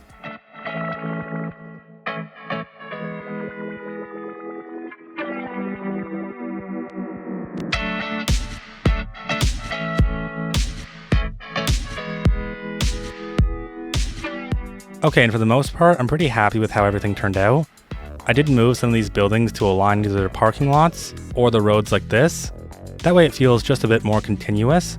There is one big problem I see, and that's just with this block's length. It's a bit too long, so we are going to split it up And I'm not worried about this being symmetrical, so I'll just delete those two right there, grab any old 2-lane road and connect it directly in. And then we'll have to delete these side pieces so the zoning can respawn corner pieces. And it looks like there's just a bit of zoning missing. I'm not sure why this happened. All we have to do is grab these row home variants of the Netherlands, place 2 in, and then just move them over. They will be a bit taller than the rest until everything else levels up. And I actually think this is the perfect time to introduce a park.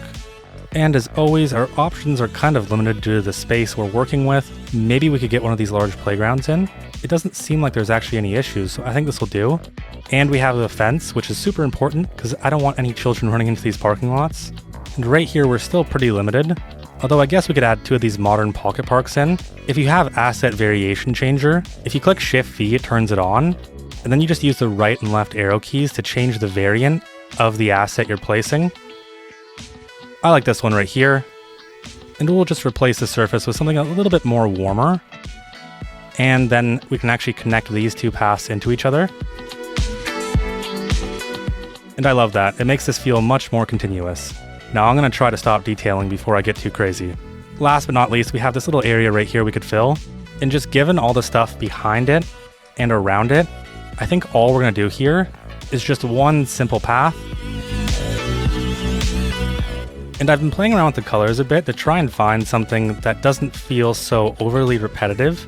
I do like the color of these buildings, but altogether, it kind of just blends in, and it doesn't feel like down here. Down here feels nice and vibrant, and that's a core piece of Lithia Bay that I want to make sure I'm always trying to respect.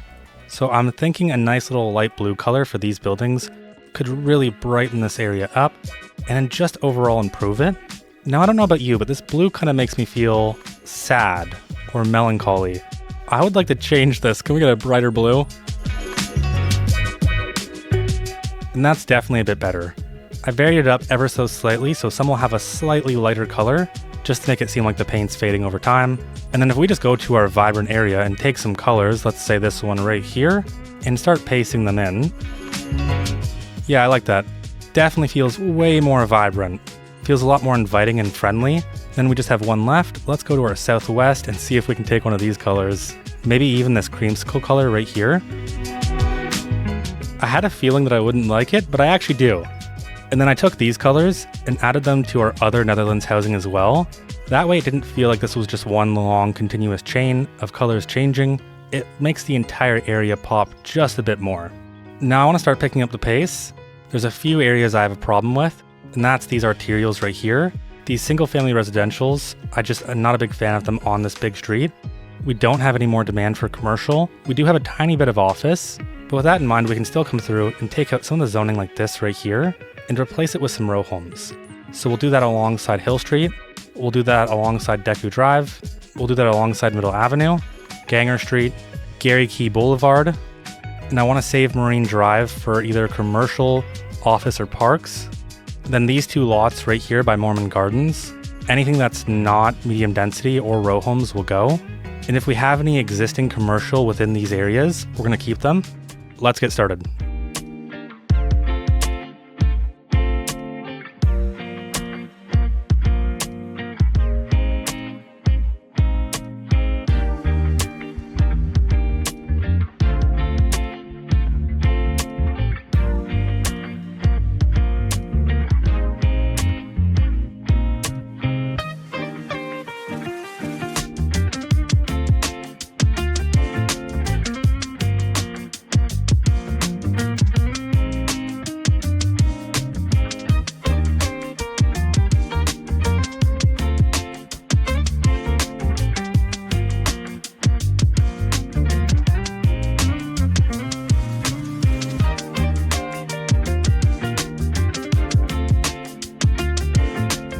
Okay, and that was a bit frustrating. I tried to use the UK mixed use alongside this road.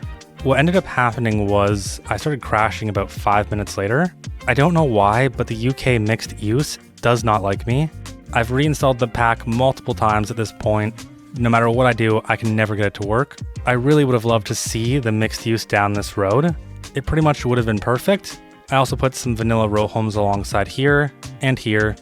And then we have some southwestern row homes alongside this area. And that's what we're going to call it for now. Our demand seems to be going up and down. And so I'll wait until this is a bit stable and we can either fix everything up during detailing or before. And it looks like we have a fire. So where's our fire truck? Thankfully, it's not too far away from them. We might need to check in on our services after this because we added a whole bunch of density. Now we're going to move on to phase 2, and that's our farms.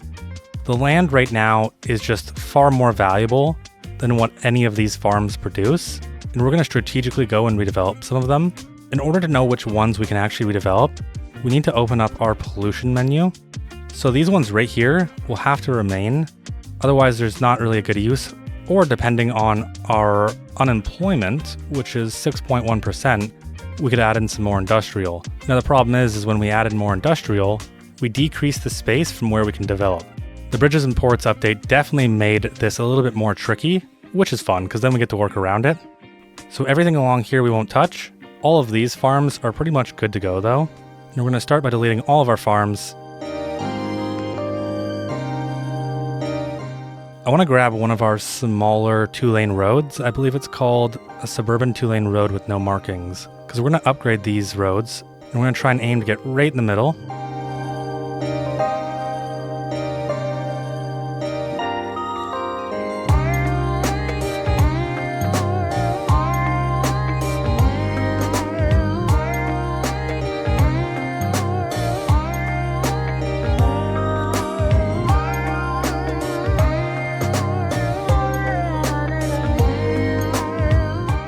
Now that opens up all of this land right here for redevelopment. And let's start right here. We'll grab our suburban road. We'll split it up like that and then maybe one more time. And for any of our existing development, we're going to maintain its density. For select areas like these, we're going to increase it. We're going to remove all of our zoning off these side streets because I want to focus it all on these 2 streets right here. Let's use our southwestern medium density housing and we'll get all of that in there. All right, now while that's filling in, let's work on this one. And with this one, we have this road that we can still send up. So I'm going to snap the guideline so I can find that middle point. And then we're just going to send it straight directly like that. Now we're going to concentrate all of our zoning to be on the streets that are going up. Most likely this would have been redeveloped into something of higher density. That way the developer can make as much profit as possible. In this case, we don't really have all that much medium density demand. And I want to make sure we're putting most of our medium density inside this area. So what we're going to do, we're going to use our low density waterfront housing just to mirror the same style in this area. And in the future, this will be a great candidate for redevelopment. Now we'll move on to these areas here. And let's start with the 2 smaller ones because they'll be straightforward. We're again going to find where our road splits. So it's right here. And we're going to send that all the way through to connect back into our alleyway. Now we're going to remove all the zoning off this dirt road and off these side streets. Now I think we'll mix it up a bit and we'll go with our southwestern low density housing. And we're only going to go 3 deep because we'll have another 3 on this side once this area transitions. And now while that's filling in, let's work on this block right here because this one's going to need a lot of work. It deviates from our grid pretty heavily, but I can see that we have one connection right here that we can probably make. We're going to grab right onto that middle point, and I think directly at a 90-degree angle, we're going to pull this all the way down. And then do we have any other markers to work from? It doesn't seem like we do. So this time I'm going to split it in a different way. All of this won't be perfect, but we're still going to try and get 3 units on each side. And I think something like that right there should give us that. Close to it at the very least. So this is 10 units. So we'll also go over 10 units, connect into 90, pull this road all the way down at a 90 as well. And then we just have to delete this little extra piece. Now let's get some of our zoning in. Again, we're going to remove the zoning from all of these side streets. And this time again, let's use some more waterfront housing. We'll let it fill in however it wants. It can go crazy. Now before we move any further, I want to start thinking about services. Starting with our elementary school, right now we have 2,376 eligible, but we only have a capacity for 1,000. Our high school should be fine, because I don't think it's a stretch that the high school students would go down to this area. College and university, we're still a bit too small to make those, We will once our population increases significantly. Either way, let's start with elementary. And I can't imagine this area getting anything substantial, so I think we'll go with this small elementary school. And then we're going to have our elementary school front this road. We do want to keep it a bit of ways away from our industrial, so let's remove some of these trees, that way we can actually see what we're doing. And we also have our power line right here that we need to be careful of. Now I want to give a dedicated road for this school. This gives parents the ability to turn into the road, drop their kids off, and then leave. In fact, I think we might actually turn this into a 2-lane road, because there'd also probably be a dedicated bus lane right here, and it'd be bus only. We'll get that placed in and move it over just a tiny bit. And right now it has a capacity of 400, but we do have our gymnasium, and that's just improving the attractiveness, the outdoor recreation, and the well-being. And we do have our extension wing. I think we will add our gymnasium, so we'll add that right there. And then we're just going to add one extension wing, and we'll place that just off to the side right here. The extension wing only adds 100 capacity, which really isn't that great. So we'll set this to Heather Way, and I can't see it serving anywhere else. Now, how does our police look? It's not too bad. Our service is pretty decent. We have 10 sentence, but we don't have any prisons, so we can't actually send them off. Our average crime probability has went down like crazy. I think it used to be 65%. And right now there's only 3 crimes per month, so not too bad at all. I don't think we'll give this area its own police station. This area already has great fire and rescue coverage. Our healthcare and death care isn't too bad. Our death care is perfectly fine. Our healthcare, I'm surprised, stretches all the way down here, but if we don't need it, then we're not going to add it in. We already have some decent mail coverage down here. Our leisure is looking a bit rough, and that's pretty much it. Everything else is fine in this area, so we just need to get a park or two in. And I'm wondering if we can fit a park in between these little houses. And we definitely can. What about another one? What about this chirpy park right here? That works, and then we could probably just add 2 more right here.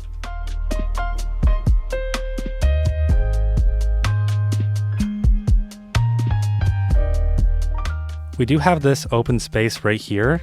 It is a bit close to our industrial, but it honestly might be just the most prime spot for a park. So we'll get rid of all these trees for now. Let's also get rid of this surface.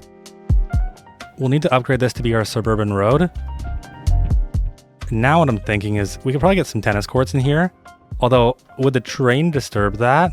Because I imagine the train could be pretty rumbly and loud. I'm not going to worry about it too much. This is the leisure area these people will get. We'll add 2 of them in, and we can also fit our large basketball court, so we'll do that as well. Let's move all of this over to the side, a bit closer to the industrial. And everything else can just be a small little path that runs through and connects everything together. We'll have to make sure we don't get too close to the tracks though. Now I feel like this area should have excellent leisure, so let's take one more look. And yeah, it's pretty much perfect. Now we just need to split these blocks up one more time. And now as always, we'll remove our zoning from these side streets. And I imagine a bit of commercial going alongside these roads. We don't have any commercial demand yet, so we'll need to remember to add that in. Actually, it looks like we have quite a bit of medium density residential demand. So let's actually get some of this in now. And I think we're just going to go with our North American medium density row housing.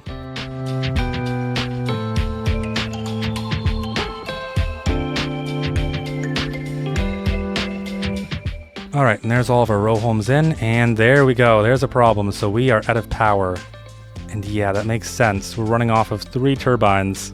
Now the short-term fix for this is going to be to add in another turbine. I think actually what we're going to do is buy this tile right here, because now we can get to the 5 megawatts territory, which is exactly where we need to be. So we'll place one of them in like that. It's on quite a bit of a slope, so we'll have to make our way down.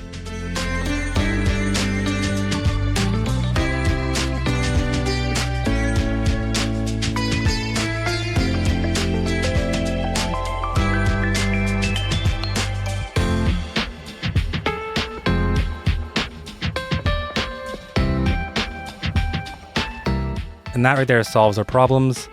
We're also going to give all of our upgrades to this turbine. So we're producing 33 and we're only consuming 27. Not too bad. Now we still have a bit more room that we can expand into.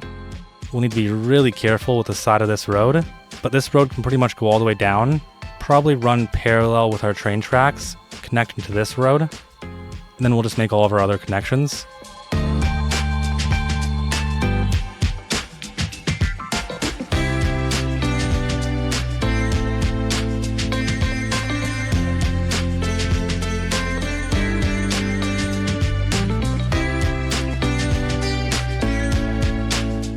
And I really didn't want to upgrade this road, but I think I have to.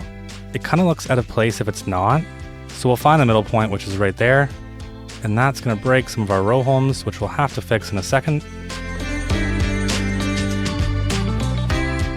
You can really feel the phase development in this one. It definitely feels very, very phase-like. We're pretty much good to zone all of this as long as we don't touch this side. Now I want to go through and just clean up some of these row houses because right now they feel a bit disorderly. It kind of doesn't make sense. So I'm going to move some of them, get them a bit more tidy, and get them feeling kind of more cohesive.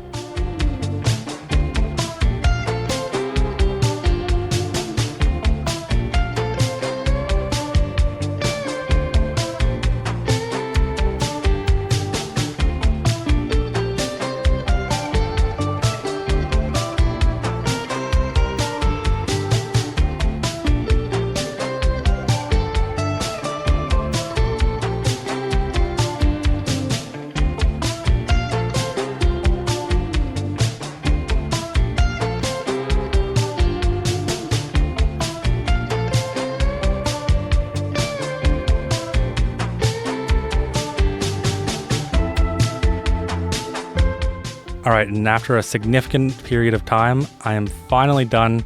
I have moved them all around. I have made them make a bit more sense, and so they don't have to repeat all of this for this lot.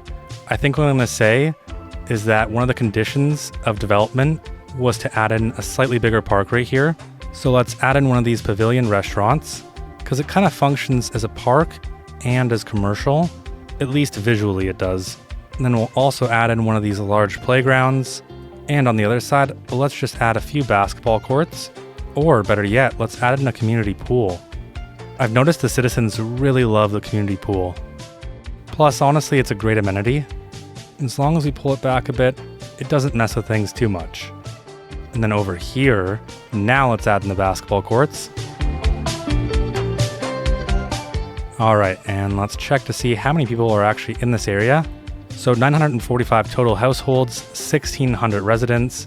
How many of these are children? Only 186, wow. That's a lot lower than I would have expected to see, just given the fact that we have all this capacity, but I guess the spillover will happen and it'll come to here. Now, until detailing, this area is pretty much done for now. I want to focus on our actual capacity for the rest of this area. We still need about 1,500 more capacity, and we do have our upgrades for the school. So we have the additional classrooms, which will get rid of our parking lot, and we have the annex building, which we can add on to the side. Now this building doesn't actually need to be connected to anything, so this kind of gives us an interesting opportunity to place this in a way that's a bit more unique. So I'm thinking what we'll do is we'll place it just like this right here. And did I place this backwards? Because it has an issue. Okay, so I didn't place it backwards. We just need to connect in some paths, which means these little dirt paths will have to go. And we're going to extend this surface out. It's a pain, but to get rid of this single tree, we're going to have to delete every single tree that comes on this asset. Not a big deal, but just one of those extra things. Now we're going to take this surface and send it all the way down to connect back in with this path.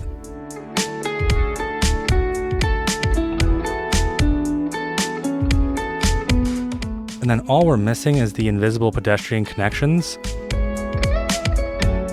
And just like that, the symbols go away and we are good to go.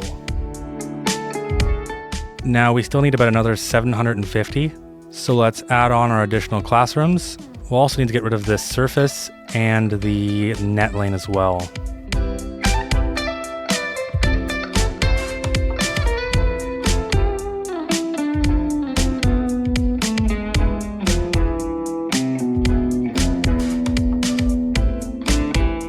And this should give us all the capacity we're actually going to need. So 2,750 students, that's pretty much our eligible. Yeah, so we're in a pretty much perfect spot. We have just a little bit of extra capacity compared to what our eligible is. And for high school, it's the same story. We have just a little bit more capacity than what our eligible is. Now, if we look at our production, we can see we actually have a deficit in grain. Somehow we still have a surplus in livestock, but I guess that's kind of what all of our farms are. This one is livestock. Same with this one and this one. Yeah, so I guess pretty much all we have left is livestock over here. And then this is grain. This is vegetables. another grain, and another grain. In terms of fish, we're doing insanely well. We have so much, I don't even know what we can do with 724 tons of fish. Vegetables, 4.55 tons of a deficit. So we definitely reduced our food supply. I wonder what effects that'll have on Lithia Bay as a whole. Now, after the last episode, we got quite a bit of feedback, and specifically around the transit side, I'm actually happy to report that there's pretty much no traffic here whatsoever. Although I am seeing one issue. Is there a light here? I think there is. Yeah, I think there's 2 lights. Okay, now there's essentially no issues. The buses rarely back up, and in terms of the pedestrian traffic, it's calmed down like crazy. I believe that's just mostly due to our bus routes themselves. And in terms of our bus usage, we're actually doing really well too. So in total, we have 15,000 citizens per month, which is really close to our population. I've noticed our line usage will bounce back and forth pretty randomly. When I checked earlier, line 1 station to Ashland had like 42% usage. Now it's at 9, and it's only 2:50 p.m., so we would expect some usage. Even so, I still think we can drop the amount of vehicles down to 5. That way we still have enough capacity, but we're not going too crazy on it. I think the other lines are in a pretty healthy place, mostly just due to the fact that they're going to bounce back and forth. So I want to make sure we have the extra capacity when we need it. I'm surprised to see the station to industrial doing so well. I figured this line would have been a complete bust, but it actually wasn't, which is kind of great. In terms of our train, we actually have 5,019 per month, and our line is only seeing 4% usage. That is awful. I'm surprised to see it doing that bad. I think the exciting thing will be when we actually expand and when we're in these areas over here, because then we can have trains bouncing back and forth from different areas. Because right now we only have the connection to Ashland, and it feels like we're just missing out on something that could be so great. What I'm starting to look at though is it kind of feels like we're in a ghost town now. I'm not seeing any traffic whatsoever. There's a little bit of traffic, but kind of feels like it just all disappeared out of nowhere. So either our public transit is just absolutely S tier, or something happened and Lithia Bay is crashing. So for detailing, we're going to make everything feel much more alive, much more cohesive. If there's any gaps for our zoning, we'll fill it in. So let's jump in.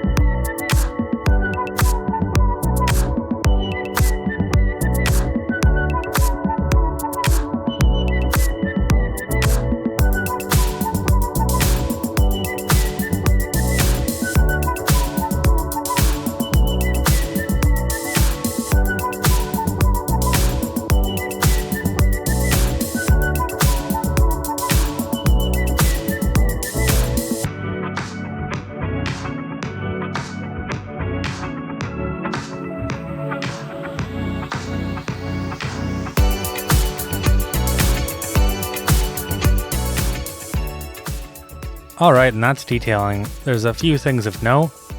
Due to a comment that I got, I spruced this up significantly, although I did that before the episode started. It definitely still feels just slightly out of place, but I feel like it's definitely more integrated than it was before. Next thing would be the MiddleVeen churches. So there should be one right here. I always see churches near railway. I imagine they're mostly just near railway because they're not getting bulldozed, that's for sure. So they always end up in these little dead ends with just the church on it and a parking lot. This is the second one. We have 2 of them. And there's another one right here. And this is the Church of MiddleVeen, number 1. And again, another parking lot. That way, if you're coming here on a Sunday or whenever you go to church, you're able to park.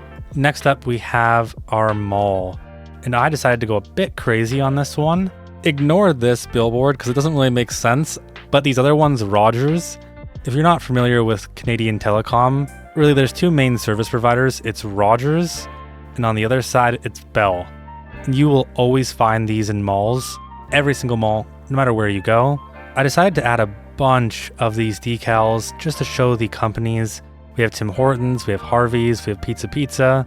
And then aside from that, they're mostly just random decals that I threw on. So instead of this gray facade, we have more of a nice artsy type color. And I actually really like the way it comes out. It makes it feel kind of beach-like. It looks like I missed a few spots, but they're pretty easy to cover up. And you'll see me do this with quite a few buildings from time to time. It makes it feel like it's not just another building, and maybe it's a bit more integrated within the community. Another thing you'll see me do from time to time, but I won't do very often, is add in these curbs to the side. It looks like there's essentially no transition to the surface.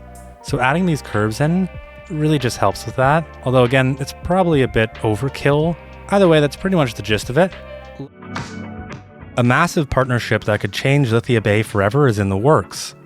Universities in this region teach marine science without real access to the coast, meaning students finish degrees with few hours on the water, and classes compete for space on crowded piers. In Lithia Bay, there's a vacant hillside right near the water, ideal for a coastal campus. Exactly what these programs have wanted for years. So the city saw an opportunity it couldn't ignore. This could bring steady year-round residents, strengthen the local economy, and finally put a difficult piece of land to good use. That's why the city set up a partnership to transfer the land and fund the first phase. So today, we're building out our very first university campus, designing an overly complex interchange to serve it, connecting the Lithia Bay train station to the university, and getting creative to solve the challenges this site brings. Last time I said that it kind of felt like Lithia Bay was a ghost town, and I found where all of our traffic is. It's all alongside this road right here. It's pretty much backed up as far as the eye can see. So we're going to do some really quick fixes in order to get this in a better shape. It seems like most people just want to turn left. And that's because these are all delivery trucks of some sort. Well, we have one person moving in. I don't know why they wouldn't just use the highway. But yeah, most people want to turn left because they're all delivering something down to our industrial area or our little storage site right here. And wow, that forest fire is raging on. We really need to get some fire helicopters, but that's a problem for another day. Right now, we're going to focus on fixing this traffic. We're going to give a right sweeping turn for all these vehicles, and we're going to give a dedicated left lane for everyone turning left. So we're going to use this 6-lane highway right here. We want to turn off snap to zoning cell length, that way we can get directly in the middle. And for right now, we're going to send this all the way to right about here. Now we need to make sure that our left turn is on the inside, so that our 2 through lanes are continuous motions, and it looks like we've hit milestone 10. We get a bunch of money we don't need, a bunch of development points we don't need yet, but we will need for our university. We get a bunch of land permits, and then I believe we just get some signature buildings. That's great and all, but let's fix traffic. So we're going to grab our 3-lane 2-way highway, and we want to upgrade this so that the left turning lane is on the far right side of this road.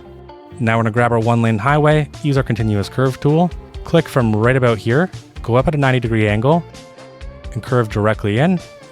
Now we'll upgrade this part right here to be a 5-lane asymmetrical, and then this section right here will only be a 2-lane highway. We're going to ban the right turn movement here, so you can only go left.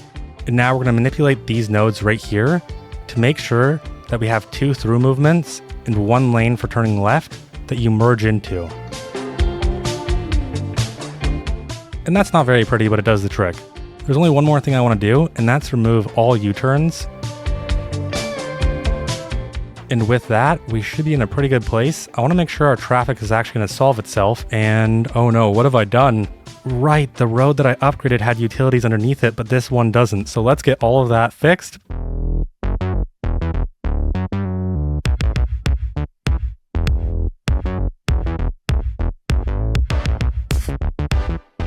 Okay, and everything seems to be in a good place. There's only one thing I want to change. This should be a through lane. They shouldn't have to wait for these trucks or vehicles to turn left here.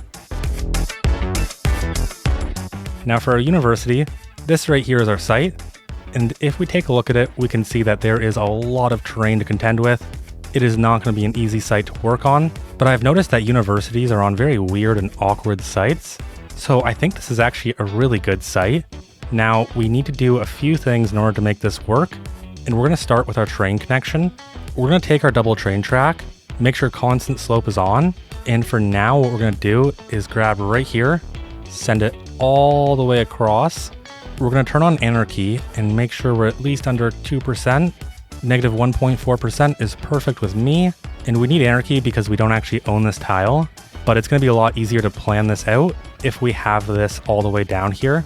Now, the reason any of this is important in the first place is because we're going to take one of our train connections from our train station right here. It'll come all the way down, curve, break off somewhere around here. We'll send it down and over this road, and we're going to have our train station somewhere right here. This would be a really important connection because we want all of the citizens of Lithia Bay to be able to travel to this university without any issues. And we are going to have a few complex interchanges to get into the university, but I feel like this is going to be the most optimal way to actually get there if you're coming from anywhere down here or from Lithia Bay itself. Now, first thing we need to do, we're going to right click and remove our retaining wall. And we're going to have to do a bit of terrain work first before we go any further. So we're going to have a fairly small brush size, and we're going to pick a height that I believe could get us over, which I think is going to be somewhere right here. Should be enough room to get us over. And now we need to slope up to this. So right here, we're going to create a nice flat pad for ourselves. And then we're just going to start sloping all the way from here right up until that point. Now, with a little bit of luck, this will pretty much be perfect. We're going to find out in a second though. Let's upgrade our current train track down here to be a 3-lane asymmetrical. And as of right now, we're going to use our 2-way train track. We might go with our 1-way train track, but just for the planning purposes, we're going to use our 2-way. Let's grab our continuous curve tool, snap right onto this point right here. We'll remove snap to existing geometry so we can get a 180-degree angle. We'll click and we'll curve over. That gives us 1.8%. Now we're going to curve alongside here. We want to try and get the straightest segment we can possibly get. So let's draw that one in first. And this right here gives us negative 1.5%, which is perfect. We'll turn all of our snappings back on, and we're going to grab our simple curve. Find that middle point and connect right in. That gives us 1.8%. Again, perfect. I couldn't ask for any better. Now we're going to pump the brakes right here. Now let's reduce our brush size all the way to something like 30, because we're going to come right about here and just follow this contour line a tiny bit. We want to try and give as many straight angles as we can, just to make it a little bit easier on the train. And so this elevation is 574 meters. And if we can find 574, which is right here. Now we're not going to send our train track up here, because instead what we can do is just curve around this mountain, and we can probably come in somewhere right about here. Again, we're going to click on our train track right about there, come up at a 180-degree angle, and just try and get a nice gentle curve into this little section. Right now we're at 6.9%, way too high. Let's drop this all the way down to 1.8%. We're going to turn elevated on though. That way we're not doing anything weird. And I don't know what my definition of anything weird is, but that's definitely not it. Instead, let's reset our elevation back to 0, and we'll come right about here. We're going to make a nice straight segment. It's going to be ground level. And then right around this little bend, we're going to send another straight segment. Now let's create a nice gentle curve in. That's pretty much perfect. And now we can get rid of this track right here. We don't need it. We're going to do this in a much more easier way.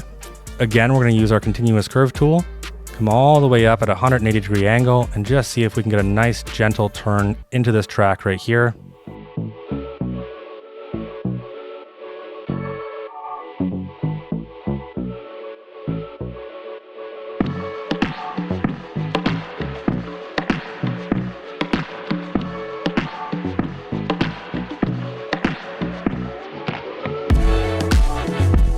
Alright, not gonna lie, that was much harder than I thought it'd be, but now we're ready to readjust the angle that this one's coming on, because we want to come directly at a 90 with this track. So this time what we're gonna do is snap to guidelines and just send this straight across. And if we turn anarchy off, does it still work? No, it definitely doesn't work. It kind of does right here, so we're gonna have to increase our height just a bit more. And this right here works apparently, so I'm gonna take it before I start breaking anything else. Now let's just finish this connection back in. Alright, and then one last sanity check. How's it all look? A bit of work that needs to be done, but for right now, I'm ready to move forward. Now we're gonna place our train station in, and we have quite a few train stations to pick from, but I really don't want anything that feels too fancy. We also need one that's fairly small and doesn't take up too much space.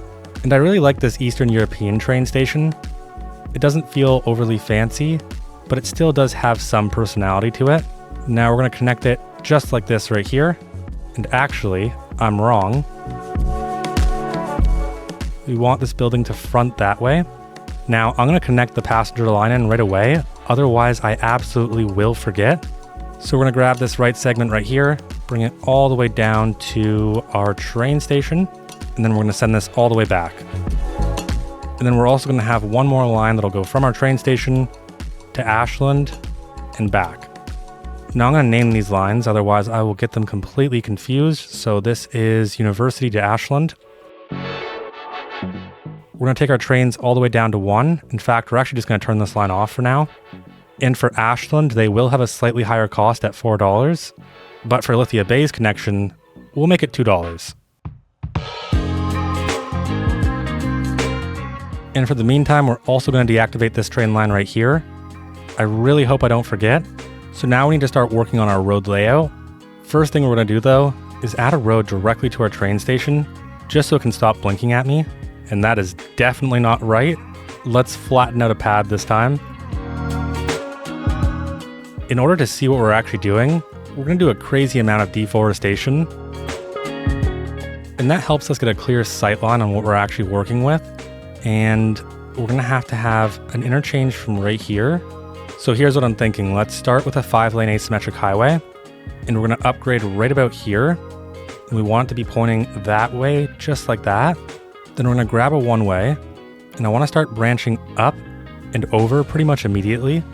And we're going to do our absolute best to stay around 5% or under, although I'm not going to be scared to go a little bit higher if we need to.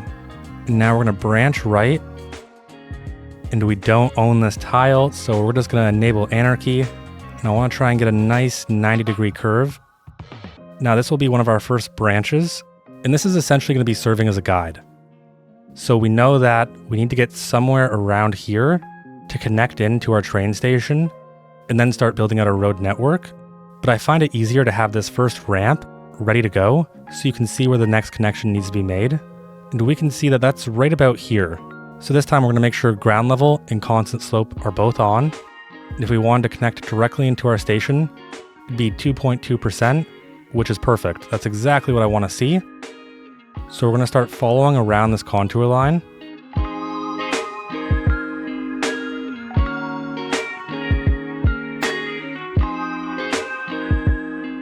That actually came out surprisingly well. We'll worry about all of our sloping and grading after. For right now, we can move back down to do our second ramp.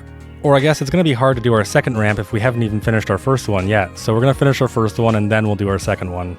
If we made a straight connection in, that would give us 13.9%, which is way too rough. If we did something a little bit more like this, it gives us 6.1%, which I'm actually completely fine and happy with. So we're going to grab our 4-lane two-way highway and upgrade this stretch right here. Then we'll snap back onto our ramp at a 180-degree angle, will connect in just like that right there. And I don't like how that came out. Let's try that one more time. Now let's upgrade the rest of this highway back down to a 3-lane 2-way highway. And that's because we're gonna need 2 ramps. One will go into this road. The other is gonna flip back around and connect on this side going this way. I think we're gonna work on our easiest one first, which should be the connection directly into here. So we'll snap onto this middle lane and just start sending it down. And I have a feeling we're gonna need to make this an elevated segment. Now we're gonna curve around and down at the same time. That's 6%. I can be fine with that. And I think we have a clear connection point. It's directly right here where the land starts to become flat. We're gonna grab our 5-lane asymmetric highway and just upgrade this section right here. And actually, I should probably be checking, am I breaking water or power? No? Everything's still fine? Okay, that's great to know. So then all we have to do is connect directly into this point. We'll drop our elevation all the way down to 0. That's negative 5.6%, which isn't too bad. And overall, it comes out looking pretty clean. A little spaghetti-like, but a bit clean. All right, now it's even more clean and I think looks a lot more flowy and realistic. All I did was just gentle this curve up a tiny bit. Now we're gonna continue this down just a bit longer, so we're gonna transition this into be a 2-lane. And this should give us enough room to take our 1 lane, snap directly onto this left side, and just start branching off. And it looks like we're gonna start breaking things, so maybe we'll try from a bit further back. And I don't think any of that's the problem. I think we need to continue with this 2-lane just a bit longer.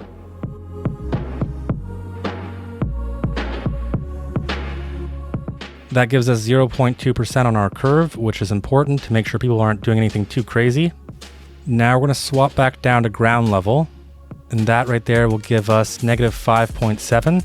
And now here's the challenging part, trying to get this to be a non-janky bridge. Let's turn off ground level, we'll turn off constant slope, and we'll turn off anarchy and see what it gives us. 9.5% does give us a tunnel. It's a bit rough in terms of grading, but I think we're gonna take it. Any tunnel is better than no tunnel, and I feel like if we do just a bit of work, we can make that a lot cleaner. Because right now it's really, really, really rough. Now there's one thing I regret doing, and that's adding this on-ramp right here. Because it doesn't actually need to be right here, otherwise it's gonna make this section way more complicated. It would be much easier if this on-ramp started from down here, curved up, and connected into this lane right here. So I'm gonna quickly rework this.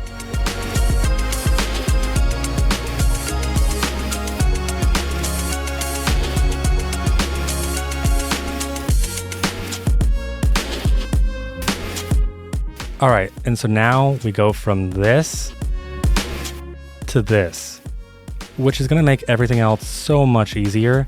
It did require a significant amount of reworking, but now we should be ready to take this road, curve all the way down, make our bridge, come back over this highway, and then connect in somewhere along here.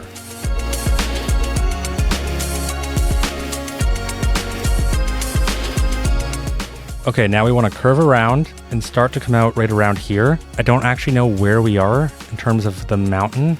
I hope we're higher than this road, but I'll take higher or lower, I don't mind. And we're getting slope too steep, and I'm wondering what is the slope here? I can't see it from that position. Oh wow, that's crazy. Yeah, there's no way we're making that happen. But apparently we can go under. Anarchy's not on right now, so we don't have any problems going under.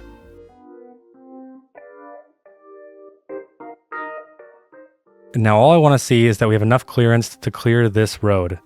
And we do not, we come out way too low. And that's 8.9%. It is not perfect in any means. I'm gonna take it.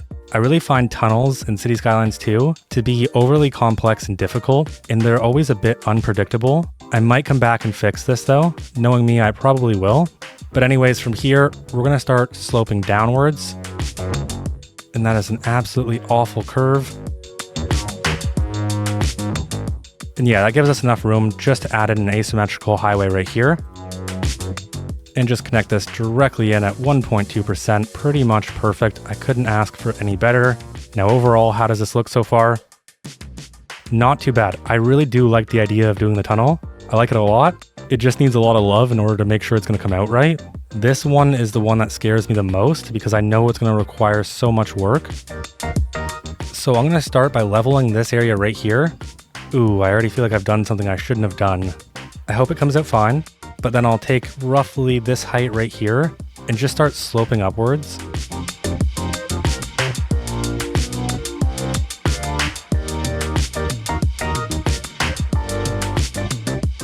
Now if I smooth all of this out and pretend I didn't have to do all of that to get this to work, how does that look?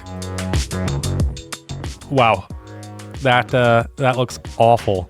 I've got one more idea I want to try.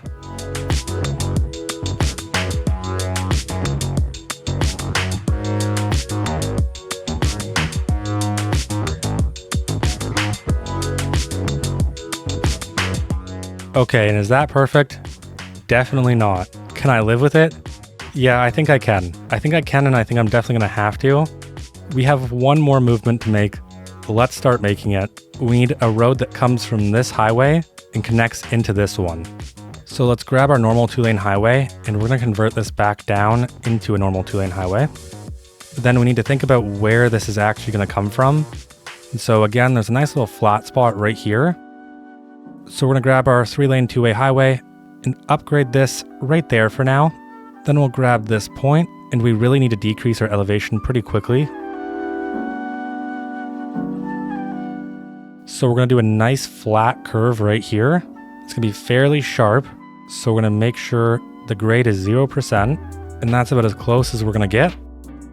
And we really need to get to around -5% as soon as possible.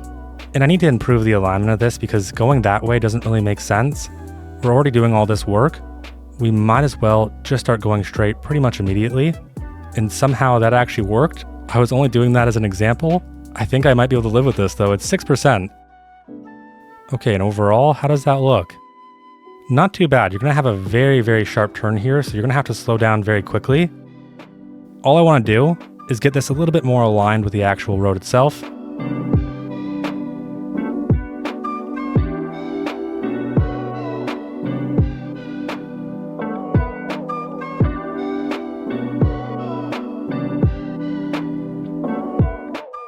Alright, and after a bunch of work, the curve isn't so intense. Don't get me wrong, you're still going to have to go very, very slow down this road, but at least the size of the curve is just a tiny bit bigger, so you have a bit more room to make the turn. Now last but not least, let's get this connected into this road right here.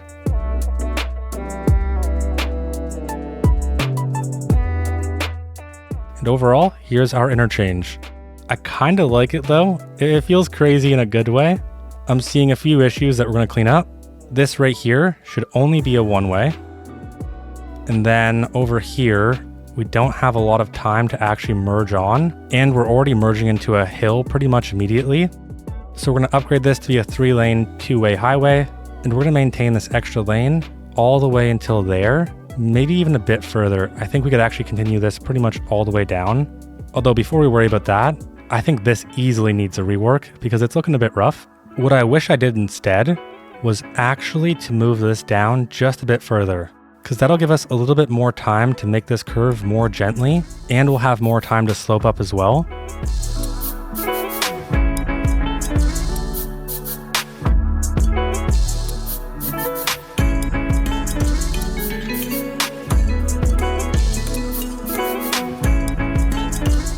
Now this lane right here that merges over has a much better angle and much more time to do it safely.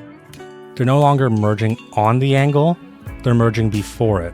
And all of this is connected up in a way that doesn't require a switchback, but did require significantly more work.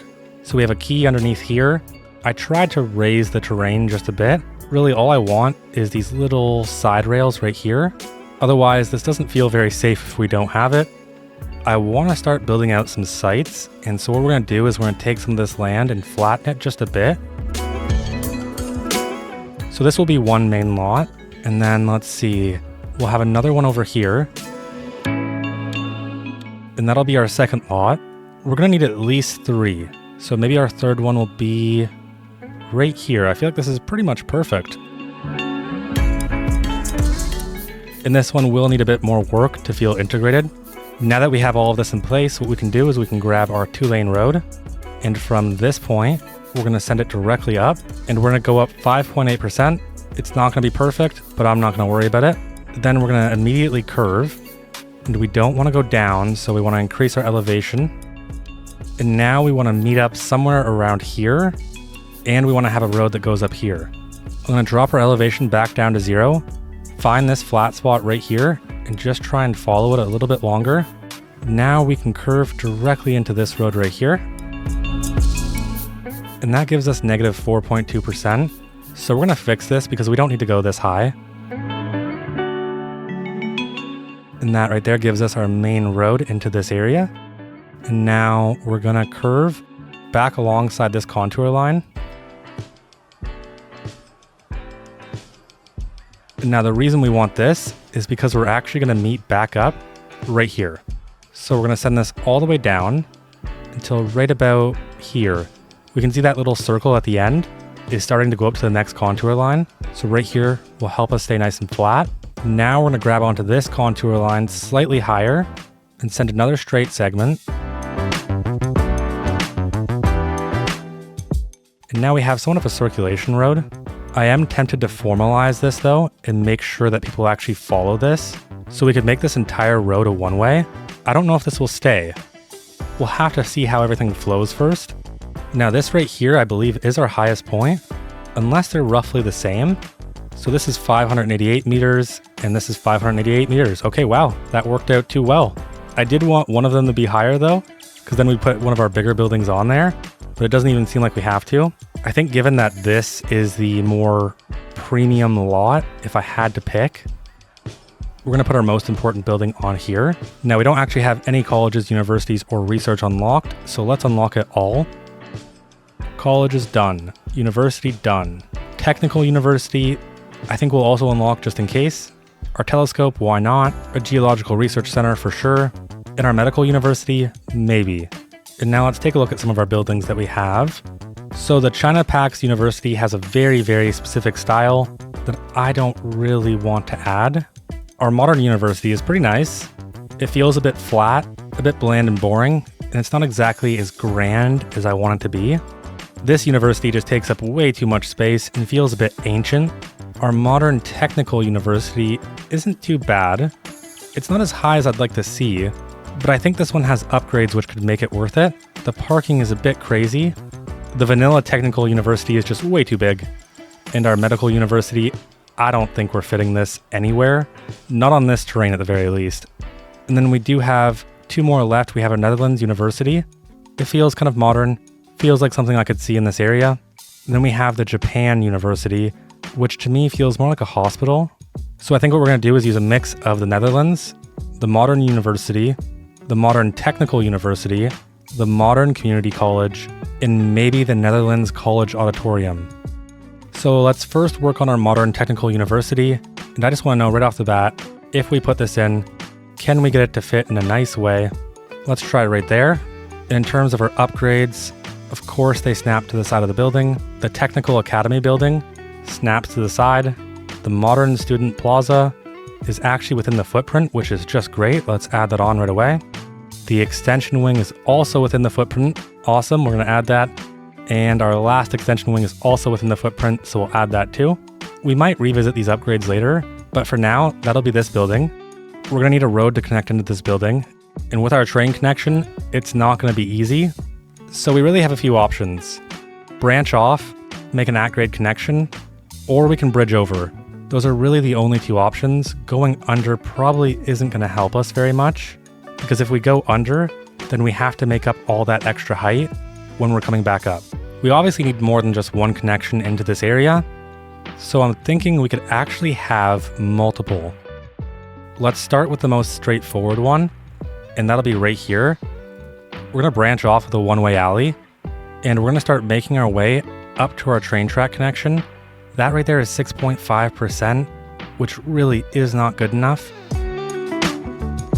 So here's 4%. Here's 5. And somehow this actually works. So this is 4%. It's a pretty big elevated segment. I think for the meantime, I'm actually going to take this, and if I need to, I'll fix anything later, but I'm just happy to get a road in, and not have to make an at-grade connection. That's the dream. The connection point for this building is actually right here though, so we're going to grab our 2-lane road, and just snap right to the front of this building. And I just redid the road with a little bit of grading this time, that way it's nice and flat. Now let's wrap this road all the way around this building, and again, this time I want to do the grading beforehand. So we're just gonna flatten out an entire pad right around this building. We're gonna grab everything with Move It and set it all to be the same height as right here. Now with our alleyway, what we can do is connect this into this road, and it's coming on a bit of a rough angle. So let's pull this back a tiny bit. And now we're just gonna curve in at a 90, and I'm tempted to just make that a highway segment. I feel like it looks a bit odd when it's just an alleyway. There we go, that's much better. And now we actually have an amazing opportunity. So this station right here has connections on both sides. So if we flatten this out a little bit more, then run our road directly in front of it, pedestrians will be able to get off on either side, and they can make their way back up to the school. So we do need a connection from down here, and it's probably gonna be very rough. I'd say very is an understatement. We're gonna have to come from this point. It's the only way I can see us getting down all the way to here. So let's flatten out this little corner right here, and we'll just pull it back. We're gonna extend our road down a tiny bit so we have a nice little flat segment, because we're gonna slope all the way up here. And that's 5%, but I'm honestly not too worried about that. I think that's fine. And that right there is pretty much perfect. Now we're going to take this road and connect it into somewhere around here. It'll have to be a flat spot. And it looks like we do have one right at the top of this hill. We're going to increase our elevation as high as we can go until we get 0%.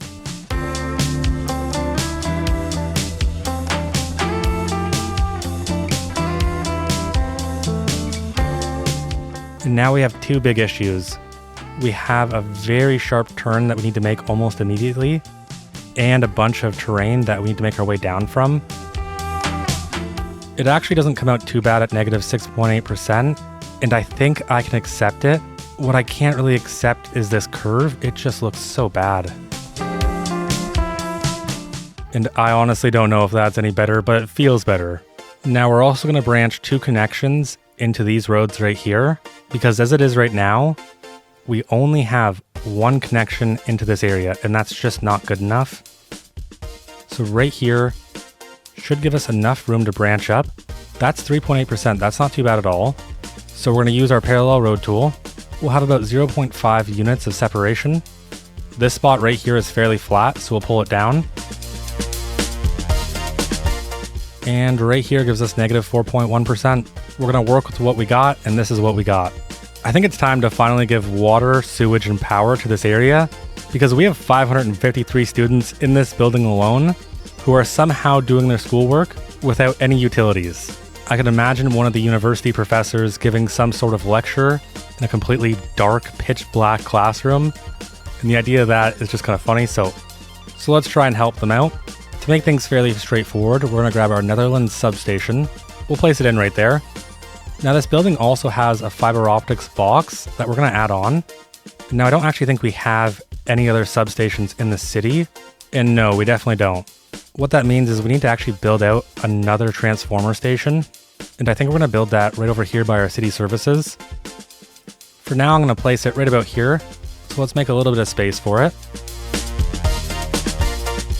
And now we can grab our high voltage power line, and we're going to send that off to the side of our waste management facility, and then we're just going to continue this pretty much all the way down until we get to our Netherlands substation.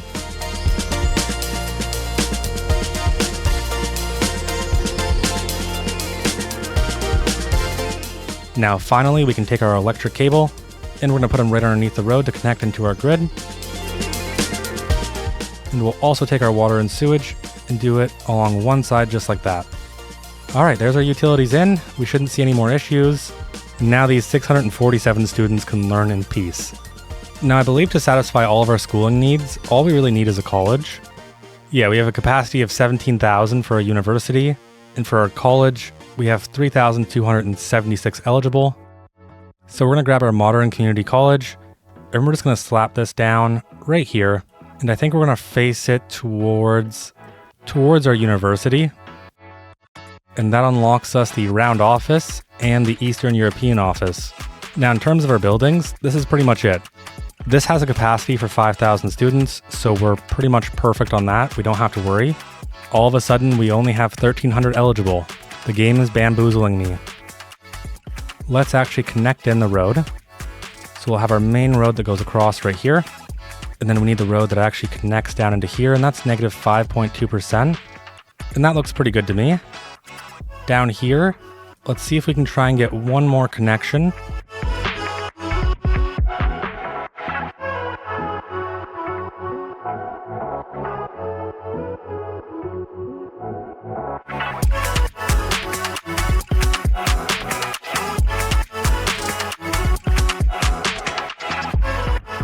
And that is perfect.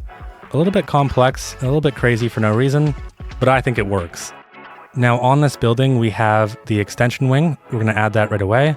And we have our college dormitory. In order to get these in, I want to do something a bit different, and I don't know if it's going to work. I want to try it out though. We'll grab our small pedestrian street, and I want to start terracing. I'm going to snap to the zone grid, go up about 3 tiles, and we're going to do something like that to start. We'll push this all the way back. Now let's grab our college dormitory. We'll snap to the road and place one there and one there. We'll grab from this point in the road and curve in. We'll do a bit of grading right here to make sure everything's going to work. And we'll snap to this tile right here. And that somewhat mirrors what our actual road layout is. It's not perfect, but I'm not too worried about it. Now I still feel like we could get way more college dormitories in here. So let's push the train back even further.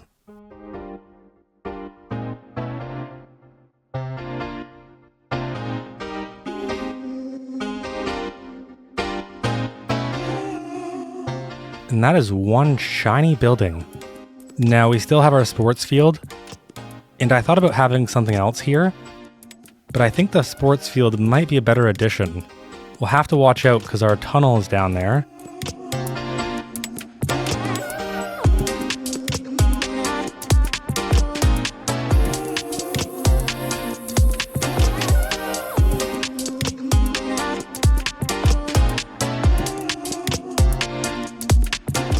And that's pretty much perfect. Now in Find It, we can pull up the other sub-buildings from other main buildings just by searching for their name. So we have a few libraries that we can pick from. And I like this university library right here. I believe it comes from the Modern University. Now we just need to find somewhere to place this. We're a little bit short on space now, so we're definitely just going to place it right here then. And then if we grab our pavement paths and we just follow alongside this building and set everything to be roughly the same height. Now we can put a key wall on this.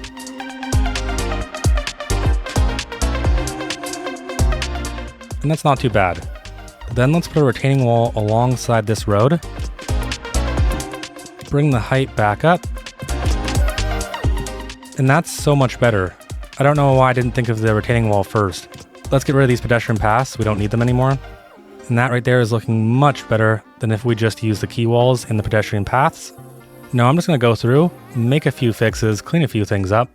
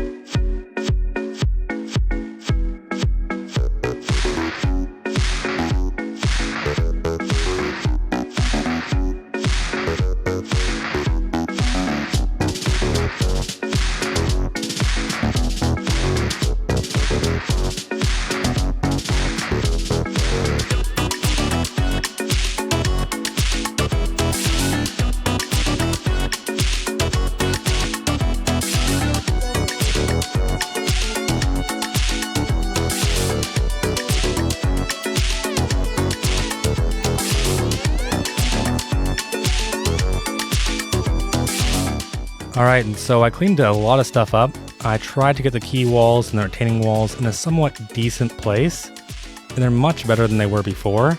I also added in this road right here, thinking that they don't really have all that much access to the highway itself. If they wanted to leave, they'd have to come down this road, turn left here, and then they could enter it. And that just feels a bit complex. So to make it even more complex, I added this expensive road. Would it happen in real life? I don't know. Does it improve our connectivity? Kinda, yeah. Now I'm a bit worried because I noticed I didn't see the trains come from either Ashland or Lithia Bay, not even once. So let's check our lines and see what's going on, and I don't even see any lines. But they're definitely still here. Are the stops being made? No, the stops aren't being made. That's pretty interesting. And I think that happened from when I reorientated the train station. Yeah, now we have our 2 lines, and we're gonna activate them. That way I don't forget. And I wanna see one of these come in, so I'm just gonna wait. Actually, there's a second problem that I've just realized, and I imagine all the train people probably caught it way earlier than I did, and that's, how does the train enter if they're coming from the depot? They have to do exactly what this train is doing right now. They have to back all the way up and then enter in. And there's an easy fix for this. We're just gonna grab onto this point right here, go up at a 180-degree angle, and then just merge directly in. And how does that look? Oh wow, that does not look good whatsoever. Let's try that one more time. Okay, now that is looking much better. It looks like it'll actually work. There we go. Do we have any passengers? Doesn't seem like we have a single one. We're actually going to reduce the train size. We don't need a train that big. That's way too big. Let's just go with this DMU 3 car for the University to Train Station line. And then for the other line, we'll go with a slightly bigger one. Let's go with a 4 car. Just thinking that we wouldn't want people to miss their train to the university. And so more capacity could help with that. But for Lithia Bay, we're going to have constant train lines running back and forth. Let's actually check our schools as well. This one has 1,800 students, and this one has 1,200. Not too bad. I don't think we'll have a problem with university or college pretty much ever again. So with that, I think we're going to move on to some detailing. Now there's lots of things I want to do. I want to make sure we have nice open green space. I want to try and fix anything that I've disrespected. And I just want to make this feel a bit more grand and a bit more integrated. So let's get detailing.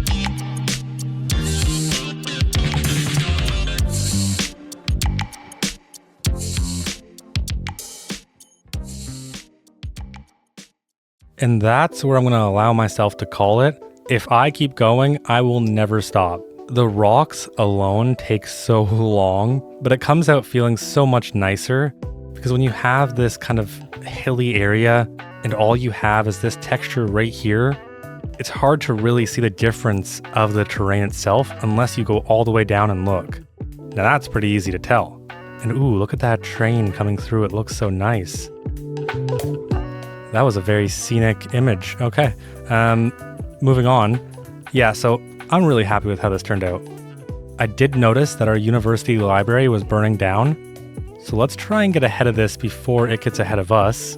We're going to place this small Netherlands fire station right here. What I'm hoping is that this will be enough to quell any fires that pop up in this area. To make sure though, let's assign this a district. I'm going to say anything on this side of the depot will be the university district. All right, now we need a name for our university. Right now it's Sunset Town. If you have a suggestion for what the university name should be, comment it below. I'll pick the top 4 choices. We'll run a poll as always, and whatever name wins from the poll is the name we'll go with. And that reminds me, we now have a name for our fishing company. It is now the Lithia Bay Fishing Co-op, and I did rename all of our other districts. I think the only one that doesn't have a name was Heather Way. All right, now all of their names are changed. I'm not sure what happened, but I know for a fact that I changed them.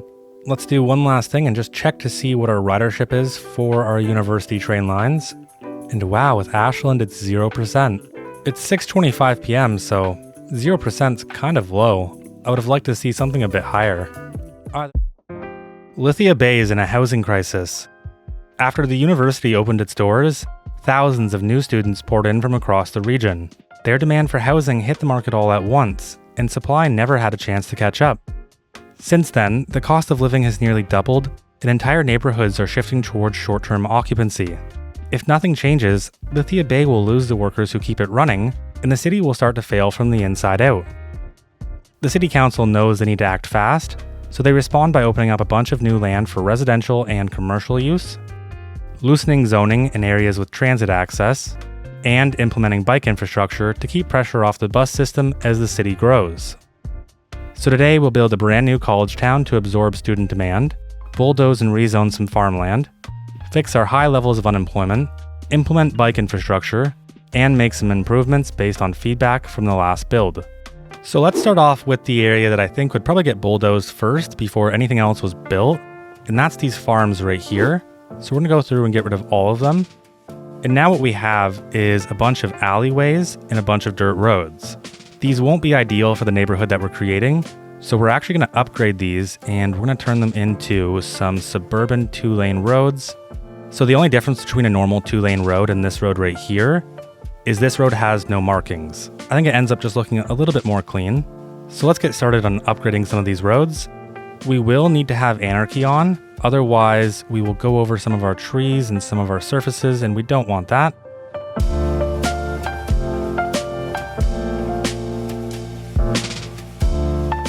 And this right here gives us a nice blank canvas to work from. Now all we're gonna do, and this is gonna be fairly straightforward, is we're just gonna start pulling from all of these roads and extend the grid out. Before we do any of that, let's send this road at a 180-degree angle directly into this one right here. And we'll also upgrade this road to be our rural highway. The reason I'm gonna go with the rural highway is because I just don't see this having sidewalks yet. Maybe in the future it definitely could, but as of right now, I just don't see it. And with that done, we're just gonna start pulling all these connections and connecting everything out and building out our grid.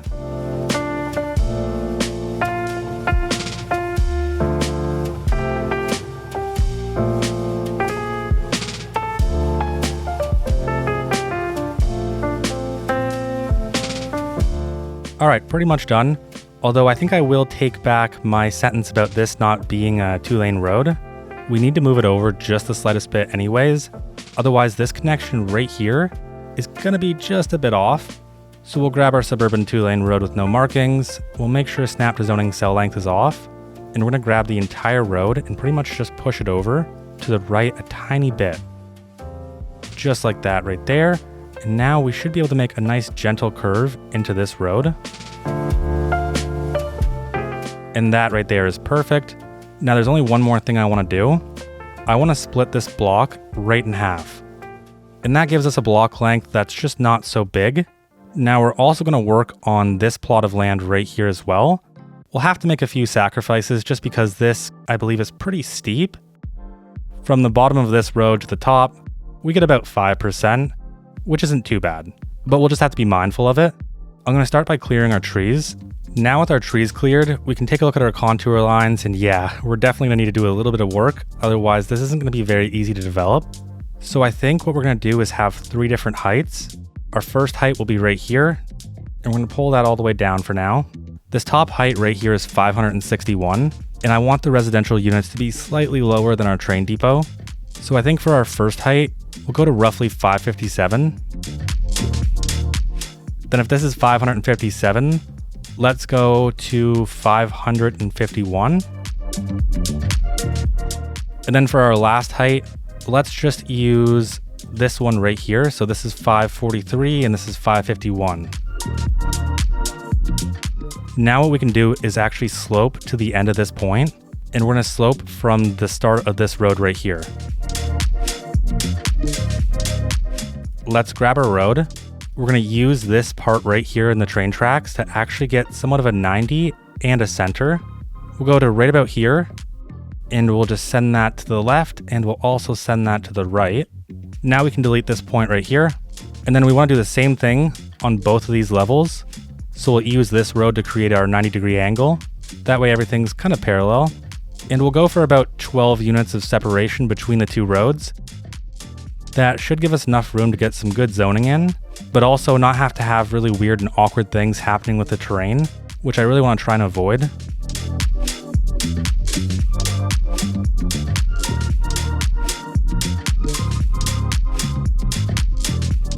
Now looking at this, I feel like I've made one big problem for myself that I'm going to immediately solve so it doesn't get worse.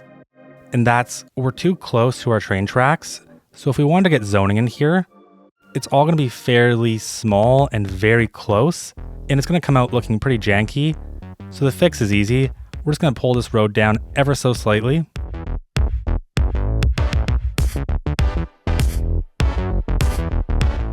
Alright, and I'm probably being way too picky about this, but I think it'll come out looking much nicer with that little bit of extra space.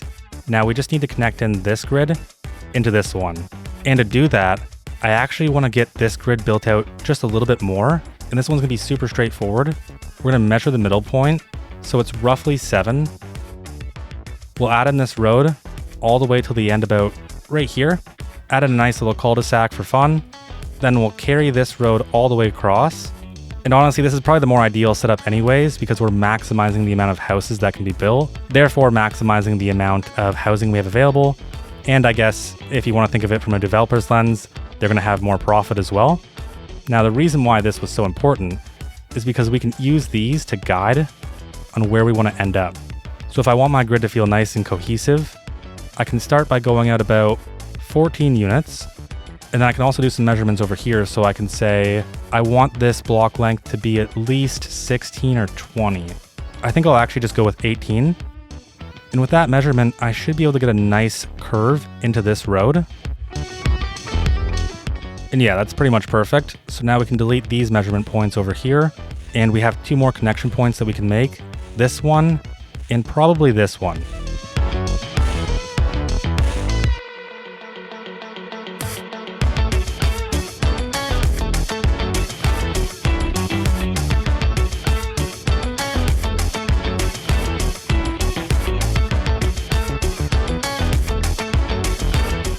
There's one thing I want to be careful about. When I started building this out, I wanted to get closer to this highway right here because I was thinking, oh, we could just build a retaining wall along this highway and make it look really nice.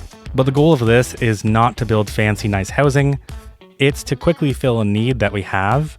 So I'm going to try and stop myself from getting too crazy.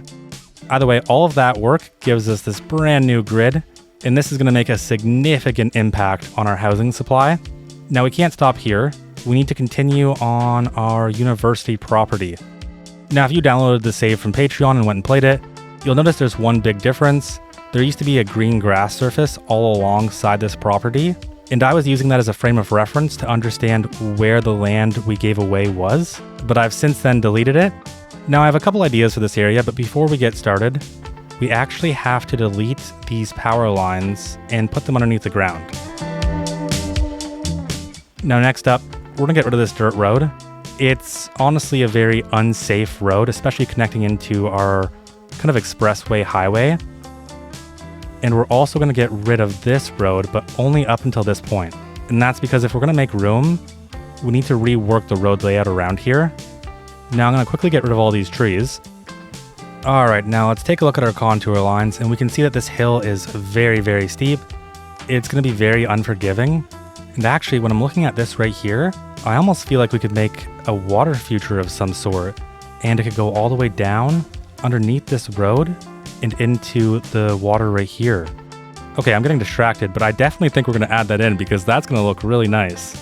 Anyways, like I was trying to say, we're gonna need to send a road up to right about here. The big thing that we have to watch out for is this curve. We definitely don't wanna be too close to this curve, but the further we go down, the worse the grade gets. So we're gonna try and stay somewhere in the middle, let's say right here.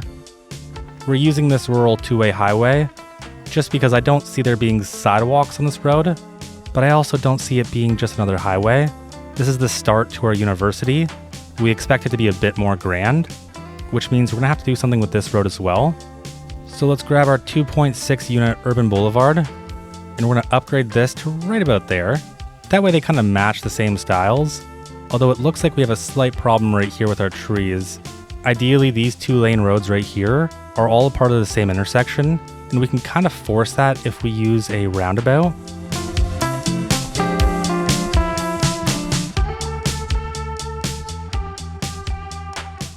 And now we can see these are part of the same intersection.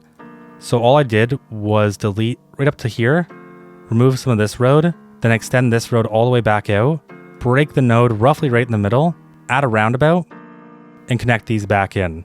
And as long as these roads intersect with the roundabout, it'll all be made into one intersection.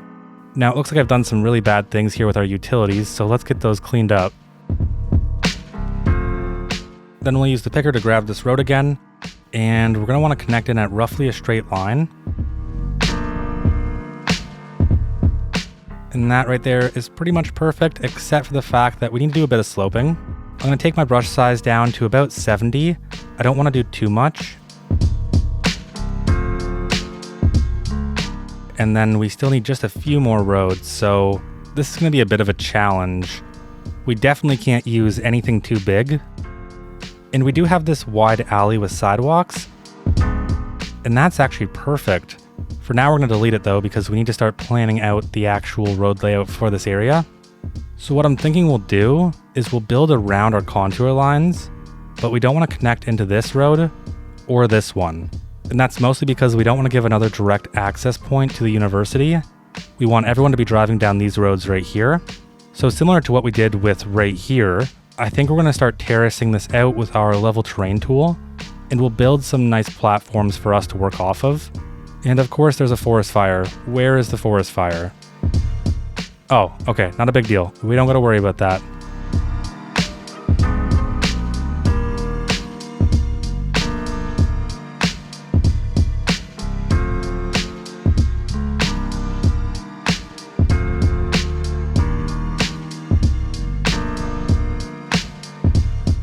Just wanted to explain why this area suddenly changes direction.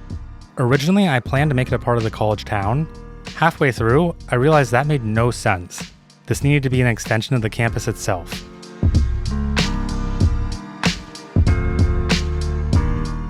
And I think what we'll do is we'll place a little soccer stadium right here.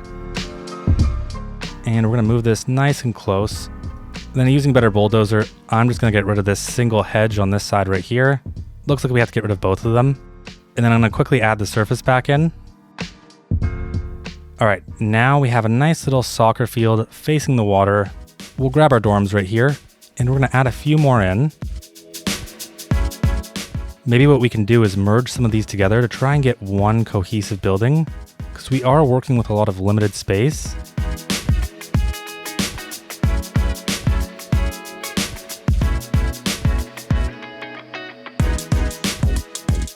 I think that's actually kind of a welcome improvement. It makes it feel a bit more grand. Before it felt like it was just a bit too small for all the work we did. Now we're going to get rid of all of these surfaces, all the trees, everything on this asset is going to go.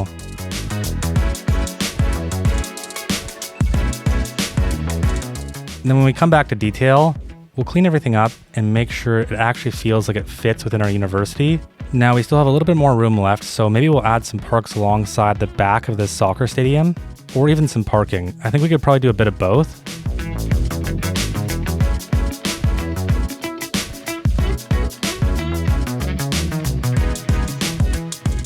And that right there is where we're going to leave this area for now. Actually, one more thing. Let's color our dorms to be the same color. And now we're ready to leave this area and move on to this one right here. The first set of housing we're going to make will actually be for our president or for our chancellor. And we're going to send that to right about here. It'll be slightly noisy because of the highway. But what I'm hoping is that the nice little water that we're going to make will make up for that. And we kind of want to make this uninviting so people don't just wander in. So we want to try to avoid connecting directly into here. Otherwise, people will think it's a straight through and they'll just drive right in. And then we just need the perfect house for the chancellor or the president, whatever the appropriate term is. We could probably just use either the Rock Mansion or the Atkin Palmer Mansion. I'm going to pull this road back ever so slightly because right now it's just a bit too long. And we're going to add a small little cul-de-sac. And that is a floating tree right there. In fact, they're all kind of floating. I'm going to take a guess and say this probably happened when we did all the terraforming. Now, I feel like before we move any further, we should probably start looking at adding in our water feature. And we can assume that our water is probably going to come directly into here. So we'll break this node and this one right here. We'll upgrade these roads to be quay walls. And then the leftover segment will be elevated. We can delete these little extra pieces. And that gives us a fairly straightforward path. Now we're going to grab a slightly lower height and just flatten out this part near the quay wall. And then we're going to decrease our brush size to about 20. We'll right click here and we're going to pull up from here. And so now what I'm hoping is that we have a nice clean direct path for the water to flow down. And now we'll grab right about here and we're just going to start sloping upwards. And now I'm going to take the brush strength all the way down to 20. And I just really want to gently smooth this out. And now I'm just going to level from here all the way to right about there. And now we have a clear path. And we're going to use our lake because it's going to fill to a specific level and then it'll stay at that level. I'm going to take a random guess and say we probably want to be somewhere around 544 meters. We'll place that right in the center and we're going to let things simulate for a second.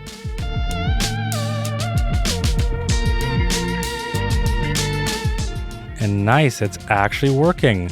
It looks a bit rough, so let's do a little bit of cleanup right here. All right, I can live with the shape. I don't want to break things. Now we're going to grab our riverbed, and I think we're going to go with the dark version. And we're going to follow right along the contour lines, right where the water is. Now we're going to grab some of our riverbed decals, and we're going to use them to blend all of this together. And now we're just going to quickly do the exact same thing all the way to the end. And it looks like our water is gone. Why? Oh no, the water's still there. It's just barely there. So what if we flatten out a wider space? All right, at the very least, it seems like it's flowing just a bit better. So now we're going to stretch out all of our surfaces till right about here.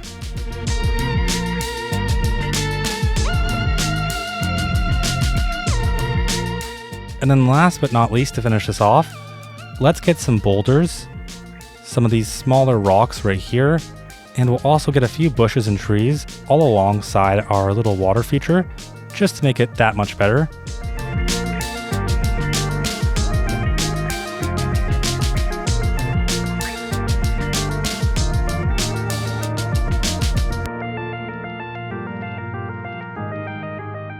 All right, and here's our finished product. I was struggling to get the water to flow properly, and you can still see that it's just barely flowing.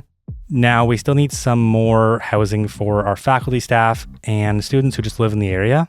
And I think that type of housing is probably going to take up this area and maybe this one. The tough part is that all of this is really steep. Working around side any of this is going to be somewhat of a challenge. We also need somewhere to add in some shops. The first thing I want to do is upgrade this road, and I want to know how's it going to look down here. So it won't look too bad, but we'll have to upgrade all the way back here. Otherwise, it's going to look a bit odd once we start doing this. So we're going to turn on anarchy, and I'm just going to pull this all the way down. Now we have this giant hill to start building some housing on. Of course, these don't have power because this doesn't carry power. Okay, and for some reason, the only way I could fix that was to add the utilities underneath this road. Straight connections didn't work for some reason. I don't get it. But we're hooked back up to power. I did notice we were having kind of a medical emergency. There's a lot of icons popping up and it's a bit scary, so let's deal with this. First, I want to know where are our facilities. So we have 2 here and we don't have any over here. And let's take a look at our capacity for these 2 facilities. So this is just a small medical clinic, and yeah, it's maxed out. Only has 3 vehicles, not a lot. This one has no problem with the number of patients. Its problem is the amount of vehicles that we can dispatch. So I think what we're going to do is add a few small medical clinics around the areas that seem to be suffering. So let's start with Lithia Point. Ideally, we want to avoid our arterial. And there really isn't too many good places for this, so I'm thinking we might have to knock out some of these gas stations. And this building has no upgrades to put on it, but we will set this to Lithia Point. And then we'll grab another one, and we're going to place this... Let's do it off Jake Street. So we're going to get rid of another gas station. And now we can set this one to be Lithia Greens only. And then last but not least, we have somewhat of an issue over here. Again, probably a perfect spot for another small medical clinic. And we do have this buffer right here between our residential and our industrial. So I think having this medical clinic right about here is a pretty good spot for it, just given that there's not much else we can have. And we'll set this one to operate in these areas here. Now if we take a look, we have a capacity of 290. We only have 189 sick or injured. And overall, we're in a much better place. Now getting back to this over here, I imagine if you're a staff member, you probably live closer to here. If you're a student, you're probably in one of these areas alongside here.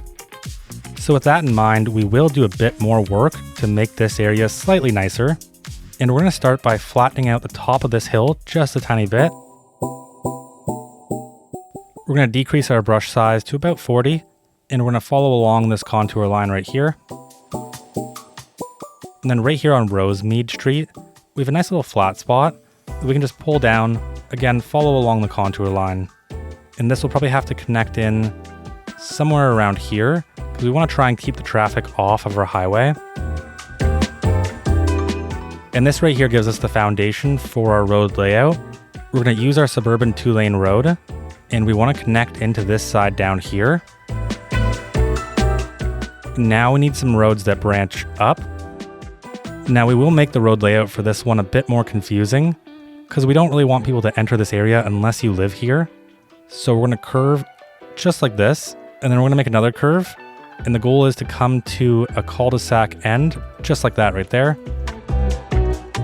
And then we'll branch off from this side and do something very similar. And same thing over here. And just by the looks of it, I think what we're going to do is we're going to have some commercial alongside here, and then maybe something a bit bigger for our commercial right here, and we don't need any more roads. And actually, this Morrissey's supermarket fits in really well right here, so we'll slap that down just like that. And the best part about this is it's going to serve a lot of grocery needs for this entire area. Now there's 2 more things this area needs for its commercial, and that is just some basic businesses, which we're going to zone for right here. And that right there is pretty much exactly what I was hoping to see. We'll also add in one little gas station right there. Now this right here is kind of our main campus road. So let's actually just do a little bit more work right here, flattening some of this out. And we'll slope up to here from here, because we have a bunch of these signature buildings that I think could work really well here. For example, we have this pub, and the pub could probably go right here. And I think we could place this building probably somewhere on this side. Feels a bit older than what I think this city is, but it should still do the trick. And now I'm just going to go through and just find some buildings that I think would be suitable for our main road. Really, I imagine that this is where you're going if it's the weekend and you're doing anything else other than studying.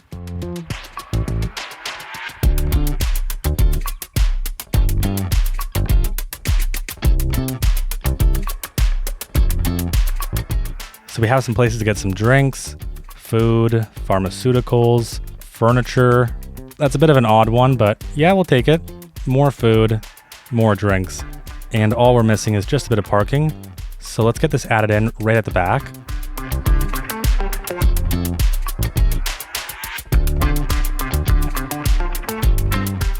And now we just have to add a few paths around the area to connect all of this up.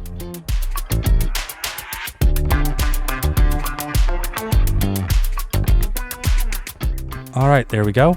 Now I think it's about time that we add in some zoning. So let's use zoning toolkit, and we're gonna remove it from all the streets we don't want, which right now is pretty much anything that isn't one of these main streets. And then we're gonna do the same thing over here, except I wanna focus all of our zoning off of these streets right here. And let's quickly shrink Heather Way. Right now it's way too big. We'll say the boundary for Heather Way is anything on the left side of this school and anything above this road. And somehow that gives us Heather Croft. Okay, if you have a better name, feel free to comment it. I'm not a big fan of Heather Croft. Now looking at our happiness, we have a clear issue with crime risk. Everyone's really wealthy though, so that's great. And it seems like our lowest point of happiness is down here and by our fishing industry. I'm not entirely sure what they're so unhappy about. Is it just the sick employees? How dare your employees take sick days? That's crazy talk. We don't really have any issues other than unemployment, a little bit of traffic, and high crime risk. So let's solve crime immediately. And I think what we'll do is we'll place our Netherlands police station right here, right across from our crematorium. And then we're gonna zone in commercial and office. And to try and help with some of this noise, we'll just add a few trees right alongside the back. And we're gonna set this to operate in Heather Way, Heather Croft, our industrial park, our university, and that's probably the extent. We do have 2 upgrades. Wow, this one gives us 12 patrol cars. That's a really good deal. I'm not entirely sure if we're gonna need those yet, so let's take a look at our crime. And our coverage itself is great. I think for the time being, we'll let things be. And if we need to, we have a bunch of capacity that we can implement. Now we're just gonna start zoning in some of the low density southwestern right here. Then alongside these streets, we'll have a bit of commercial. And given that we're so close to our university, we'll also have quite a bit of office right here. Then we'll swap back to our southwestern low density right here. And these lots right here are just a bit too big. Let's trim this down. We'll take 3 or 2. We're also gonna need a park in this area, and I feel like right here is a pretty good spot for a park, other than the fact that we have a massive dip. But if we ignore this little dip right here, we should be able to get something in. And there is all of our office demand gone. So let's swap back to a bit of commercial right here.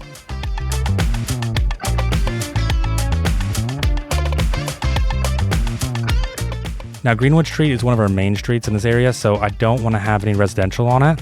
Instead, we'll either have commercial or office. And we're getting a little bit of office demand back, so that's great. Let's get some more office in.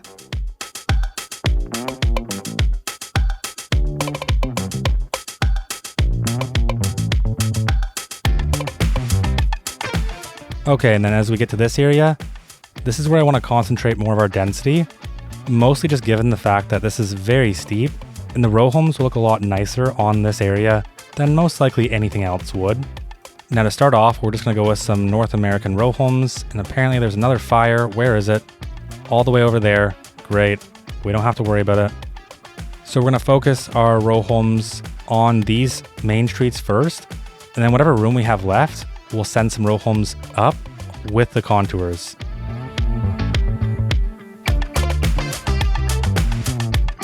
And then I want to switch this up a bit. So I'm thinking right here, we can have a few more dense, taller buildings. And I could see this being some type of student housing building. And unfortunately, that doesn't leave much room up here. So let's see if we can find something that has a lot depth of 2. And I think this space just comes out a bit too tight. So let's get rid of that. And instead, we're going to pull these back to give them a bit more space. Now maybe what we do is send the road in a slightly different configuration. I feel like that at least provides a few more units, a few more zoning tiles. It's not going to be the most ideal place. You're going to have a pretty noisy environment. It definitely feels like it's some type of subsidized housing. Now these buildings will need parking.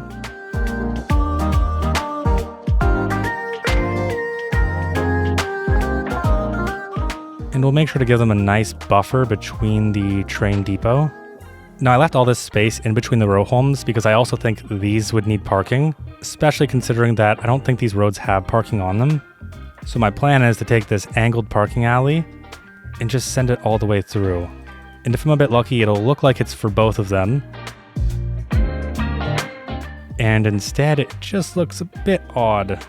Now the way to fix this would be to add a key wall to one of these sides. And that's better, but now... Oh wait, our road is janky. Yeah, and the parking really doesn't like that. Alright, next idea. What if we use a one-way instead, and try and get somewhere right in the middle? Okay, that's a bit better. I could probably believe that this could serve both of the buildings, and it doesn't look overly crazy or anything. Yeah, I think it's fine.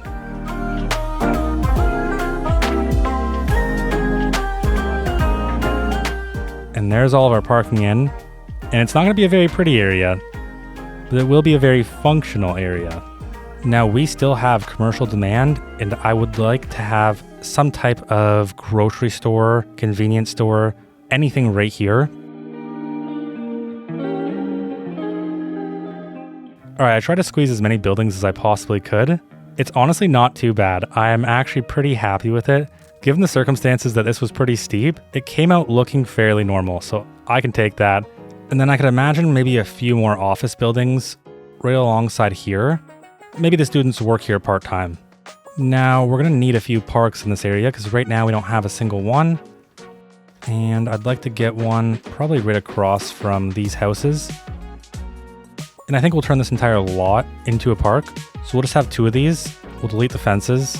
We'll delete all the trees, and then we're just going to connect all these paths in.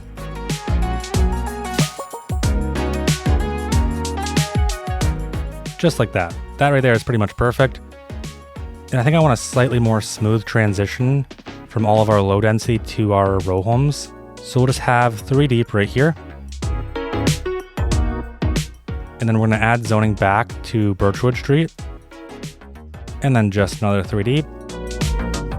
And it looks like we have a bit of a traffic problem. So everyone wants to turn right. Let's take a look at this road. And we have lots of pedestrian activity following alongside this road. So where are they walking to? And it looks like they are walking to the outside connection. Or at the very least, right here. What are they doing? They're moving away. Okay, this is a bit odd. There is a pile of people who are moving away. Some are shopping, some are going home. Where are you shopping? Your destination is Pat Back Medical. And that's all the way over here. Where did you come from? Where did any of these people come from? Seriously.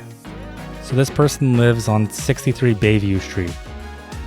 Okay, so they live on our waterfront, yet for some reason, they're all the way down here by our highway, and they're walking to a store? Down here? I don't even know what to say about that. I really don't. Back to the traffic problem. We have tons of people wanting to turn right, and we have tons of people wanting to turn left. So let's turn this into a 5-lane asymmetric, and we want a turning lane in the middle. And we'll also do the same thing right here, except for we want our turning lane to be on the right. Just like that. So now we have a nice smooth branch off into our right turn. Let's get rid of this tree because it's going to make things hard to see for all the people driving here. And it might just be time to upgrade this highway segment to an actual road.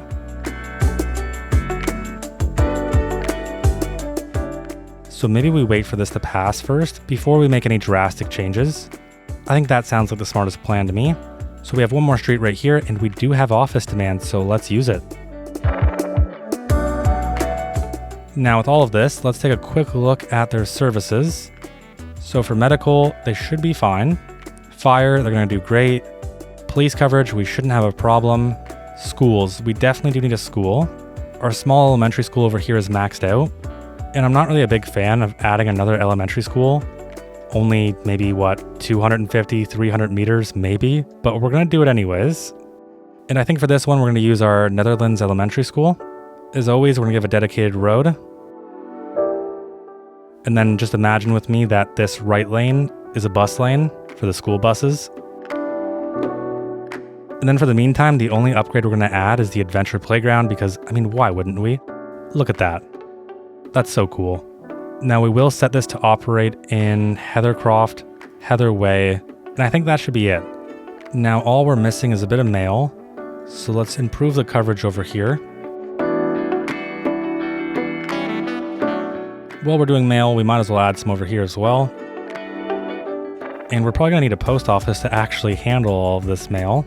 And I think maybe we could see the Netherlands post office as some type of school building. And I feel like that's a pretty good fit for somewhere down here. And then this will only operate within our university, Heather Way, the second Heather Way, our industrial park, and that's pretty much it. I think that's pretty much everything. I guess we should probably take a look at our parks because I didn't really take a look at that one yet. I'm seeing that there's not much park activity going on down here. So let's get a few basketball courts in because why wouldn't we? It's right beside the school too, so it seems like a pretty good use in my opinion. And it fits like a glove. All right, now with all of that done, let's finish our zoning right here. And we're gonna move pretty quickly on this one. It's gonna be pretty much all residential alongside the top.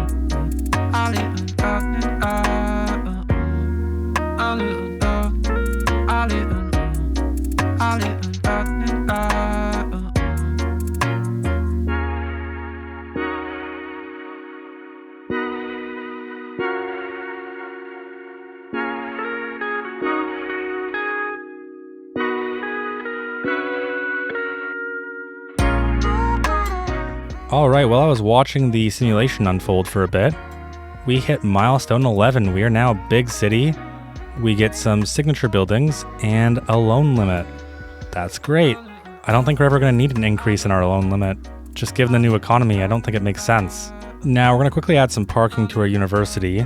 And I think the only option that makes sense is a multi-level parking building. I feel like everything else just wouldn't have the right capacity.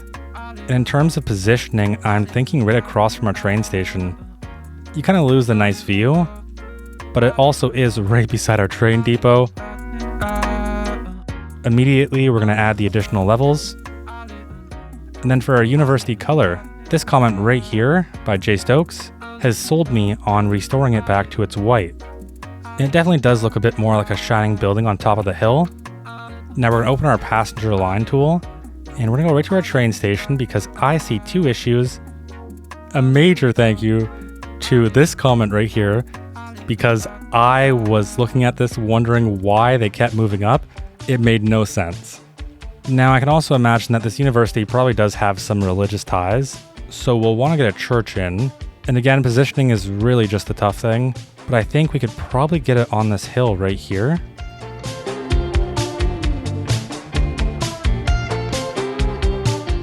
So now we just have one last thing to do, and that's add in our bike lanes.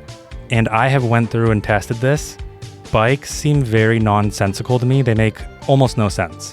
And I've read a lot about it, and it just kind of seems like there's some issues with the pathfinding. They end up looping around because they can't find parking. And the more parking I added, the worse it got. Because that was my initial solution. Okay, let's just add a bunch of parking, and then they won't have any problems looking for it. And I went through and I added 5,000 parking spots across this entire area, and it only got worse. I'm going to add bike infrastructure in, but I'm not going to go too crazy on it because I think it needs more time to bake in the oven. So let's grab our double bicycle lane, and from right about here, we're going to drag this all the way around our main ring road. We'll also add it to this 4-lane right in the middle. And now we have a few 4 lanes running through the heart of the city. So we'll also add it into this one right here, this one, and this one. And it looks like we're running out of water, so we might have to take a break for a second. Yeah, we're definitely running out of water. Let's go over to our water pump. And what's the issue? So we're using 100% of our production. That's great. Let's add on the upgrade for the extra pump. And it actually just seems like there's low water depth here. I don't know how I didn't catch that. Usually there's an icon when you place the building. So let's do a tiny bit of dredging. And that right there immediately puts us in a much better place. Now we're only using 45%, and the extra pump was probably overkill. But we already paid for it, so we'll keep it. Back to bikes. So we just have this road right here that we need to add it into. Now that covers most of our movements that are moving that way. We just need some moving this way. This road right here is a perfect candidate. Same with this road right here, and also this one. Now ideally we have a direct bike path to our university. So we're going to add it in alongside these 2 roads. Then they'll be able to turn from this road. And we're going to upgrade this one all the way until right here. And now one of the big issues we're going to face is that we have this highway right here. And we definitely don't want them biking alongside the highway with the cars. So we're going to add in this pathway right here. I think ideally what we'll do is we're going to edit this road right here to have bike lanes on it. Now I'm not seeing our bike paths, and I think that's just because this is technically a highway road? Or is this because it's a shoulder, not a sidewalk? Yeah, so once I add the sidewalk, we can see that the bikes option appears. It's a bit unfortunate, but it is what it is, so I'm just going to roll with the punches. Now I'm going to call this a rural 2-way highway with bike lanes. I'm going to drop the speed down to 50, because it doesn't really need to be any faster than that. Now let's turn on our retaining wall because we need it on the right side, and we'll upgrade this all the way down to the end and all the way alongside this one as well. And of course, this is technically a highway, so it doesn't support zoning. So that'll need a bit of a fix, which should be pretty straightforward. We'll edit all instances and we'll say it supports zoning. And now everything probably just needs a bit of a move.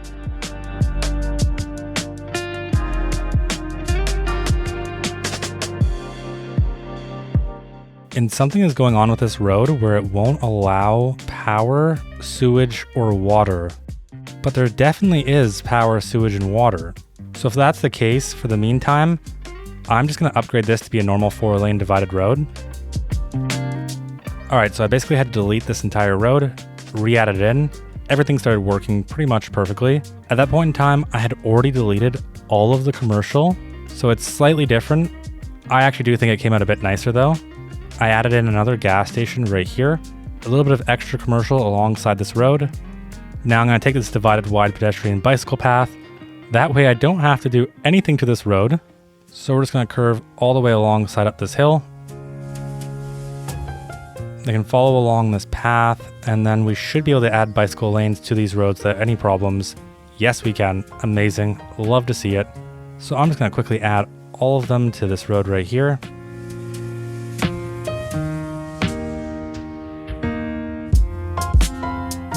All right, now they need to be able to access this university as well. And the best path for them to do that is alongside this road. Just like that right there. That should be our bike network pretty much complete and set up. I don't want to do anything else until we get some patches, just given how janky it is right now. We can see where the volume is high. So for example, this road right here, we should be able to see some bikes. And I don't see a single one. Yeah, not a single one. Although, taking the view, the bike lanes really do make this view just that much better. Now, one last thing before we jump into detailing. Let's grab a few of these houses right here, and we're just going to wipe them out. Goodbye. And in their place, we will add 2 of these right here. 1 of these. And last but not least, 1 of these right there. It's not much, but it's a slight density increase. 108 households, 96, 64 and 64. Now with all of that, let's jump into detailing.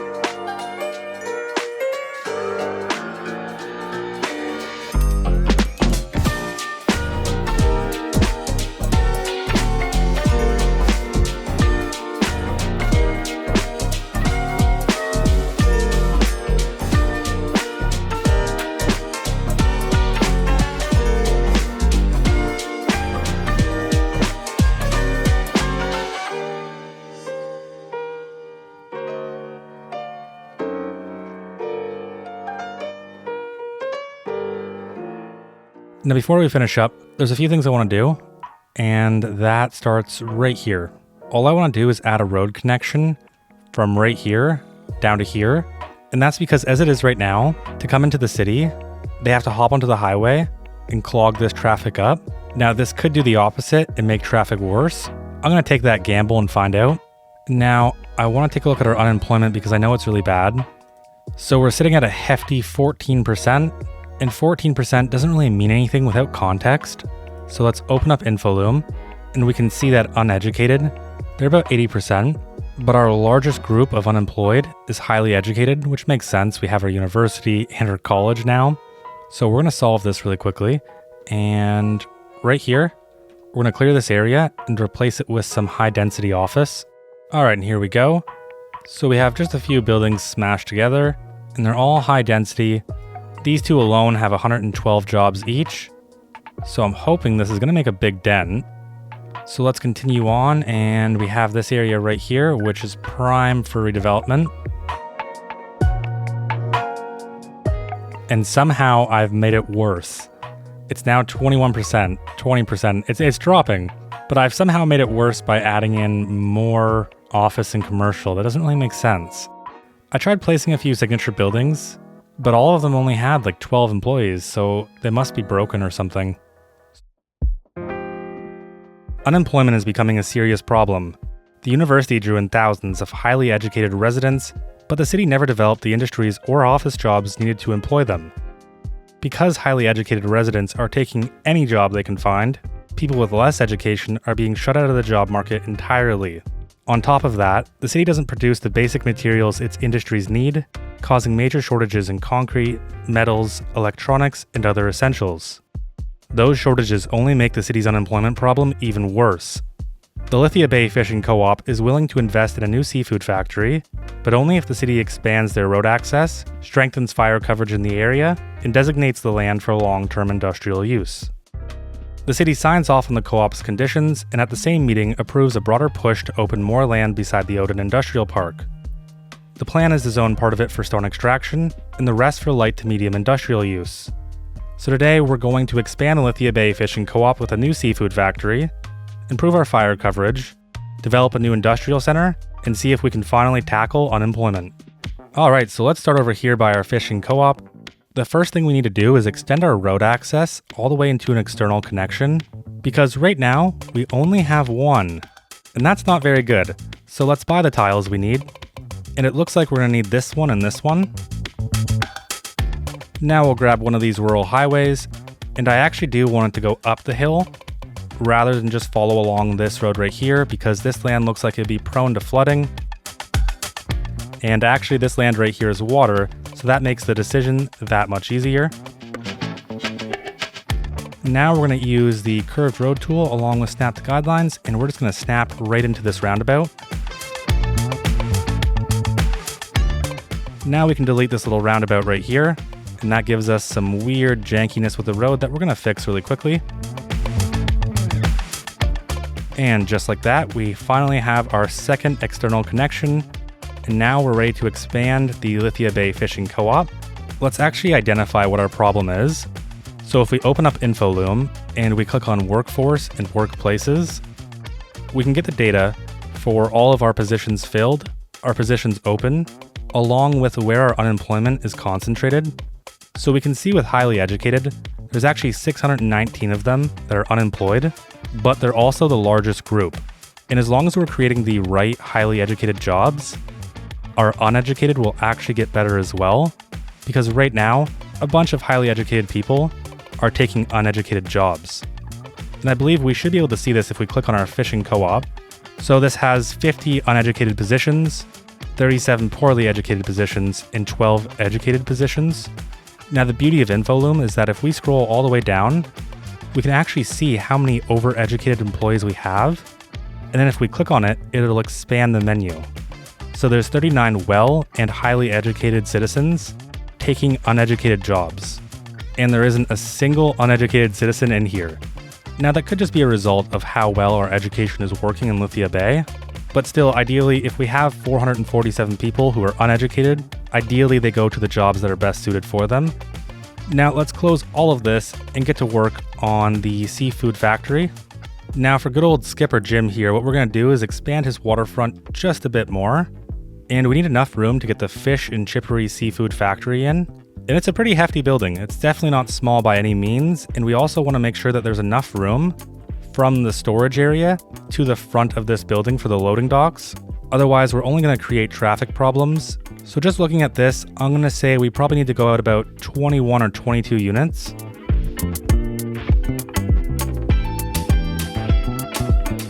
Using Move It, we're going to go into our filters, and we're going to disable plants, decals, props, surfaces, and that should be everything we need.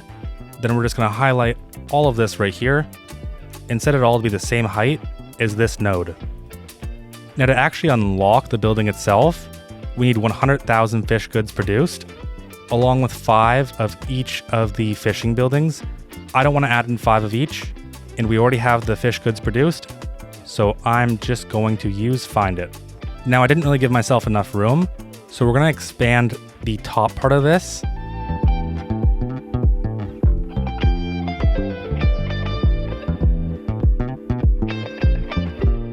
And after a bit of messing around with the road network, I believe I finally have something that should fit the building with a lot of space.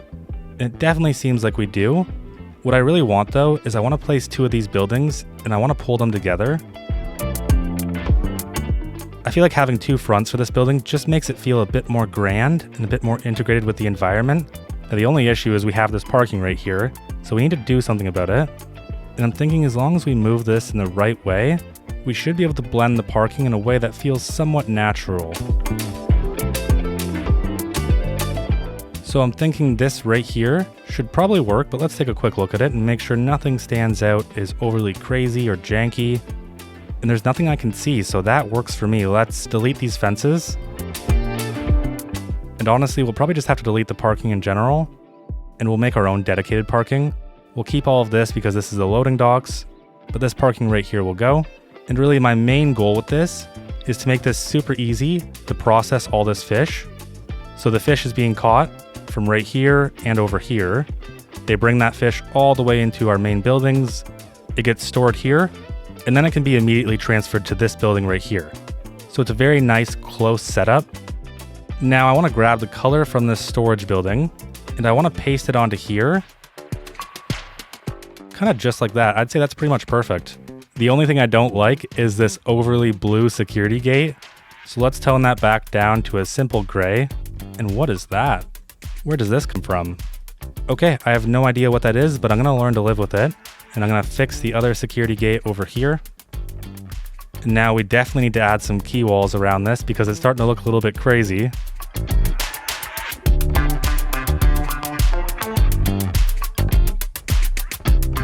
Now really, no matter where we add the parking, it's going to be slightly disruptive for the traffic in this area. So I think what we're going to do is grab this one-way perpendicular parking alley. I'm going to turn on parallel mode, and we'll go about 0.25 units. And then I just want to snap onto the side of this building. And now we're going to use a one-way alley and grab from right here and just do a loop. That way they're not pouring onto this road, because this road is, being used primarily by trucks, and I want to try and maintain that as much as possible. And actually, we do have our first truck coming in. That's great. What do they have? 25 tons of fish, and we're already producing some food as well, so 23 tons in this one, and 25 tons in this one. Not too bad. And I added a few one-ways to this parking lot. That way you're not trapped in this giant loop. You can break free any point in time. Now there's one big thing that we need to do, and that's take one of our concrete surfaces. I think we'll go with this one right here. We are officially ready to move on to the next stage, and that is our brand new industrial district, which will go here. Now we're going to want to keep all of our industrial businesses under this line right here. And that's just because we don't want the pollution to spill up the hill. The goal is to develop this in the future, and we want to be able to put some residential down, and we can't do that if we're polluting everything. So I think what we're going to do is grab any road, let's say our rural highway, with our air pollution view back on. We're going to try and follow these lines. And this is essentially a guideline to myself saying don't go past this area. Now I'm looking at this road right here and noticing that I've done quite a few things, so I'm just going to delete this and then fix it up a tiny bit.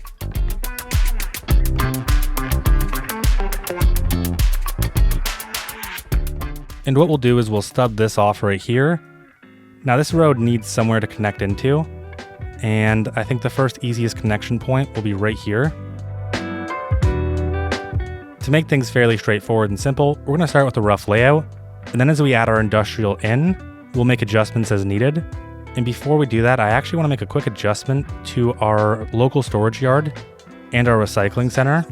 Now I don't really like how the recycling center and the storage yard share the same road, and that's just mostly because I feel like the recycling center should have its own private road, and I don't want freight traffic to use this path right here. Instead, I want them to use this one. So we're going to get rid of all these trees. We'll curve this road right here into this one.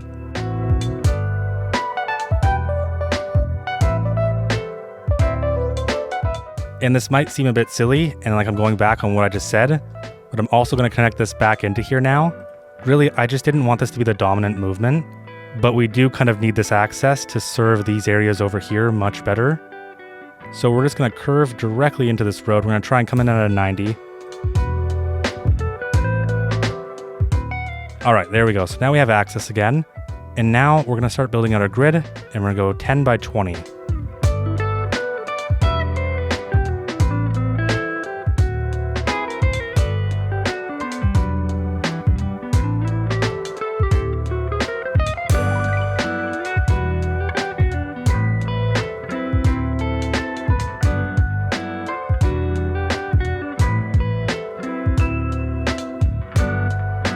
All right, and for now, this is going to be our rough layout. There's two things that I really want to avoid. One was getting way too close to this bridge, just to make it slightly more safe. And the second one was getting too close to our train tracks. Although right here, I kind of failed on that. So we'll need to make sure the industrial is kept inside this lot and doesn't expand beyond it. Now that I'm looking at this, I see something that's kind of odd, and I'm not sure if you see it too. It's right here. What is going on with this bridge? This has got to be the ugliest bridge I've ever seen.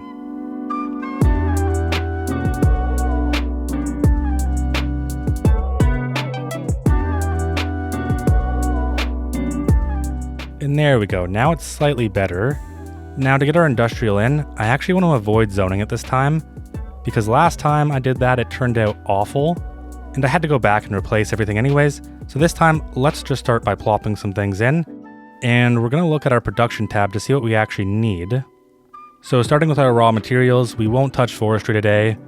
Wow, we have a massive deficit in wheat. Same with metal ore, only a small coal deficit.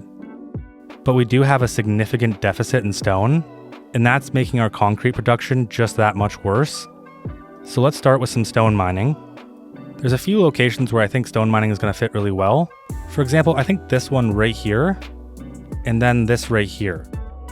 I want to keep it far away from our train tracks because I imagine the mining would probably create some issues with the train itself. Now, I'm not sure if 2 is going to be enough, so let's have a third one, and we're going to place that right here. Now I'm just going to quickly go and expand all of these out.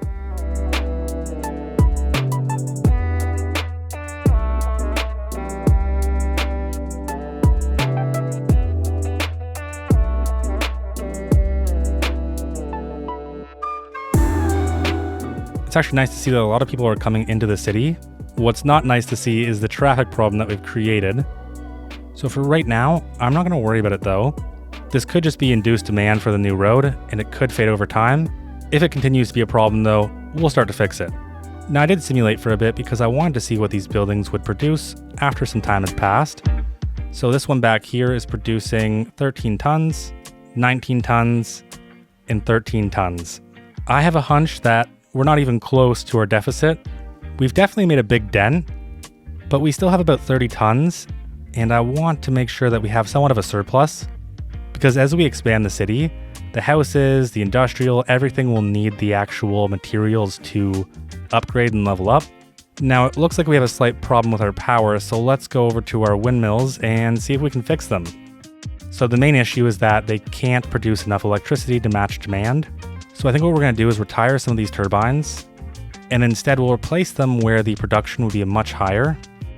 And now, just like that, we should have access to power again, and we're now producing 48 megawatts, and we're only consuming 37. Although I think it's almost time to stop with the short-term fixes and implement a much bigger solution. So maybe we'll do that next time. We still weren't producing enough stone, so I expanded it a bit more, and then I got an alert saying that something was passing through Lithia Bay. And apparently it's a tornado. Now thankfully, it's nowhere near us, but that could have devastated Lithia Bay if it came anywhere close to us. So now we only have 10 tons of a deficit, but as these buildings level up, they'll produce more. So I think for the meantime, this is where we're going to call it on stone. Now I think what I'm going to do next is actually going to make that deficit even worse. So let's get rid of this alleyway right here in the middle, and we're going to grab our ground earth building. The terrain is a bit rough right now, so my best solution for that is to place it down here. We'll use move it and we'll pull it back just a bit. And then on the other side, let's get a bit of parking in. Now for the rest of this area, I'm gonna go through, I'm gonna plop some warehouses, I'm gonna plop some industrial, and we're just gonna quickly get that done.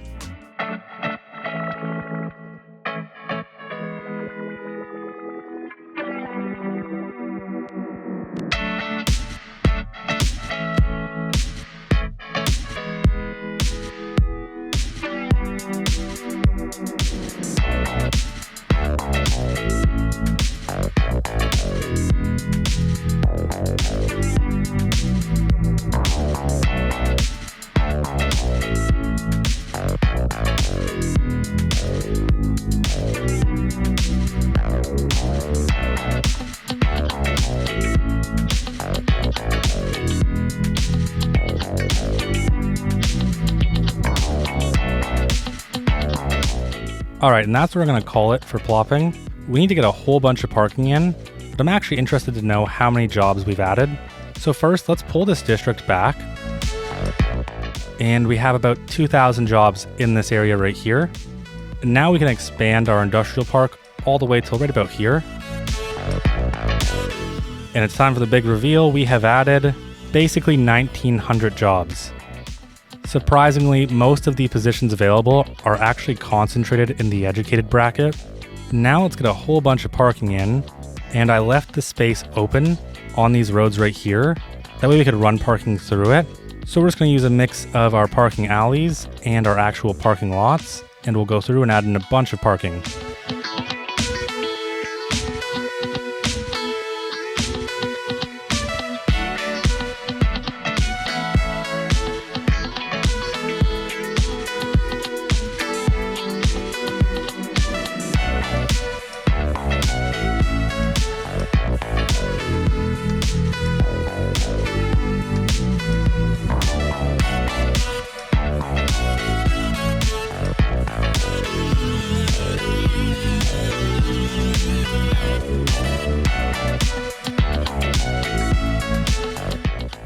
All right, and that is a whole bunch of parking. Our industrial site is looking pretty good. Now we still have to meet one of the fishing co-op's demands, and that's for more fire coverage. In fact, I think that'd be pretty essential for this entire area. It's a massive industrial park, and the closest fire protection, I believe, is over here by our university, with the second one being over here, and we're having power issues again. Ooh, that's not good. But it has nothing to do with our consumption or our production, so we just have a bottleneck somewhere. So let's turn all of these off, except for the low voltage electric cables, because we can take a look and see where our bottleneck is. I'm not actually able to see one. I think the real problem is that we only have one transformer in this entire city. So if we add a second one, that really should help. In fact, I would think that this area right here would need its own transformer station, just given how much power it's going to be pulling. And I think we're just going to add that in right here. Now we just got to grab our power lines and connect them up.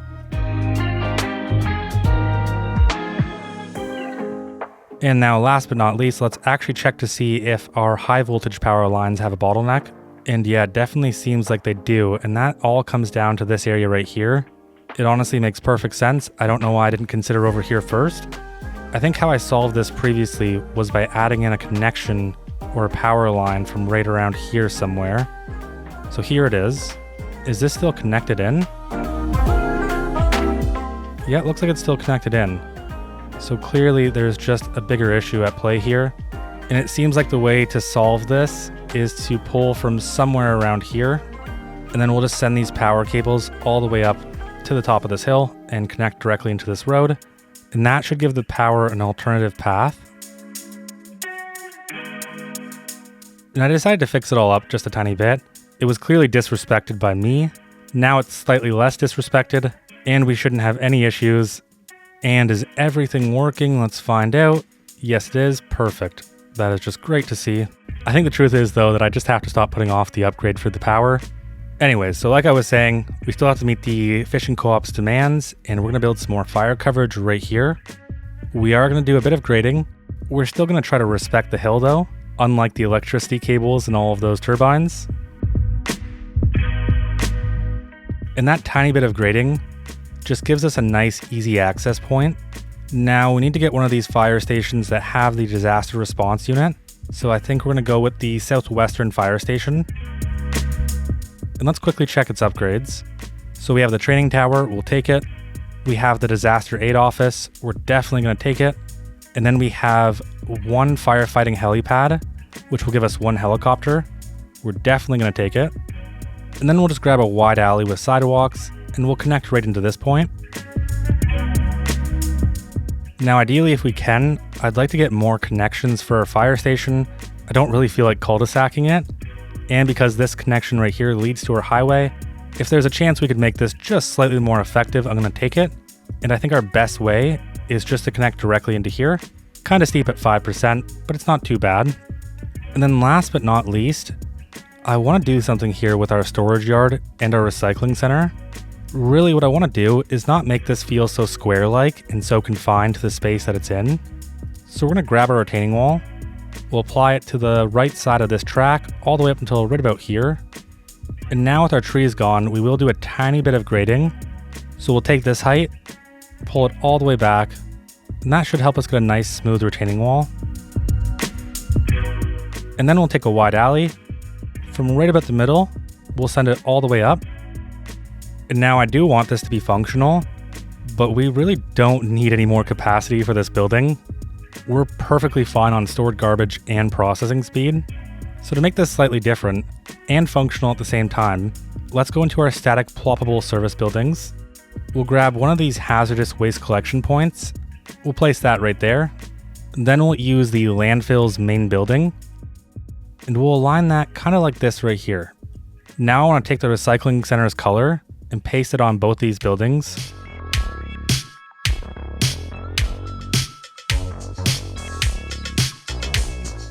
Now we can take some of our modular zoning blocks, grab one of these 1x6s, and just snap it to these garages right here. And then for this one, we will need another road. So now this will actually draw traffic, and it actually does something for our economy and our city. But I don't want it to feel like it's just some random industrial building. I want it to feel like it's part of the recycling center. So to make sure we actually do that, let's go and define it. We'll go into props, and we're just going to search up random. So then in our park props, we have 3 different piles of random stuff. So this one right here is our rubble. This is our wood. And then this one right here is our mixed. We're going to start with our mixed. We'll use our grid tool. We're going to bring the spacing down all the way to 2.6 for now.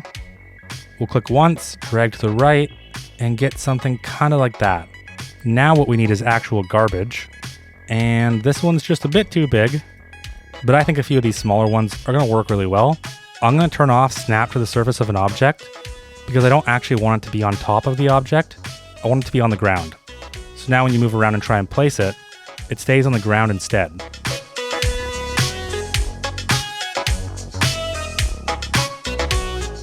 Now let's add one more thing, and that's just going to be some piles of ore. Really, the only reason why I want to add it is just to vary up the colors in this area.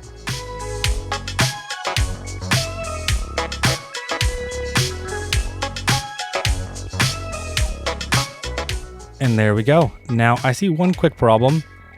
This needs to be flipped around. Now the industrial buildings will actually go inside the garages rather than going inside this back. Now we just need to do our storage yard. And for this one, I'll keep it a bit more simple. There's really only so much we can expand. Now I want to quickly take a look and see where we're at for our production. So now we have an even bigger deficit of stone, but our concrete deficit has went down significantly. And other things are still looking a bit rough, so we'll have to work on these over time. Now with all of that, let's do a bit of detailing. And for detailing, I just want to make our industrial park feel a bit dusty, a bit rough looking. And then for our fish and chippery seafood factory, I just want to make it feel more integrated within the actual fishing industry. So with all of that, let's jump into detailing.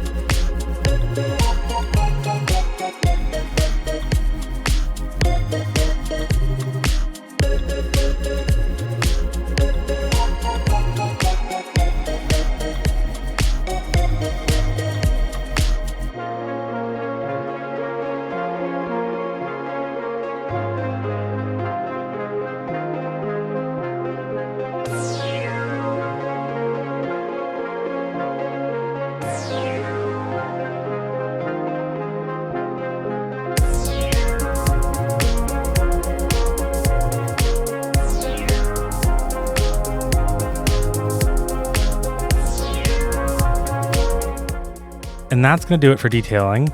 I kind of went a bit lazy, and that's just mostly because the supply chain creator pack is coming out December 3rd. So I could have went really crazy and detailed everything and spent hours doing it. I feel like some of this might get a rework once that pack comes out.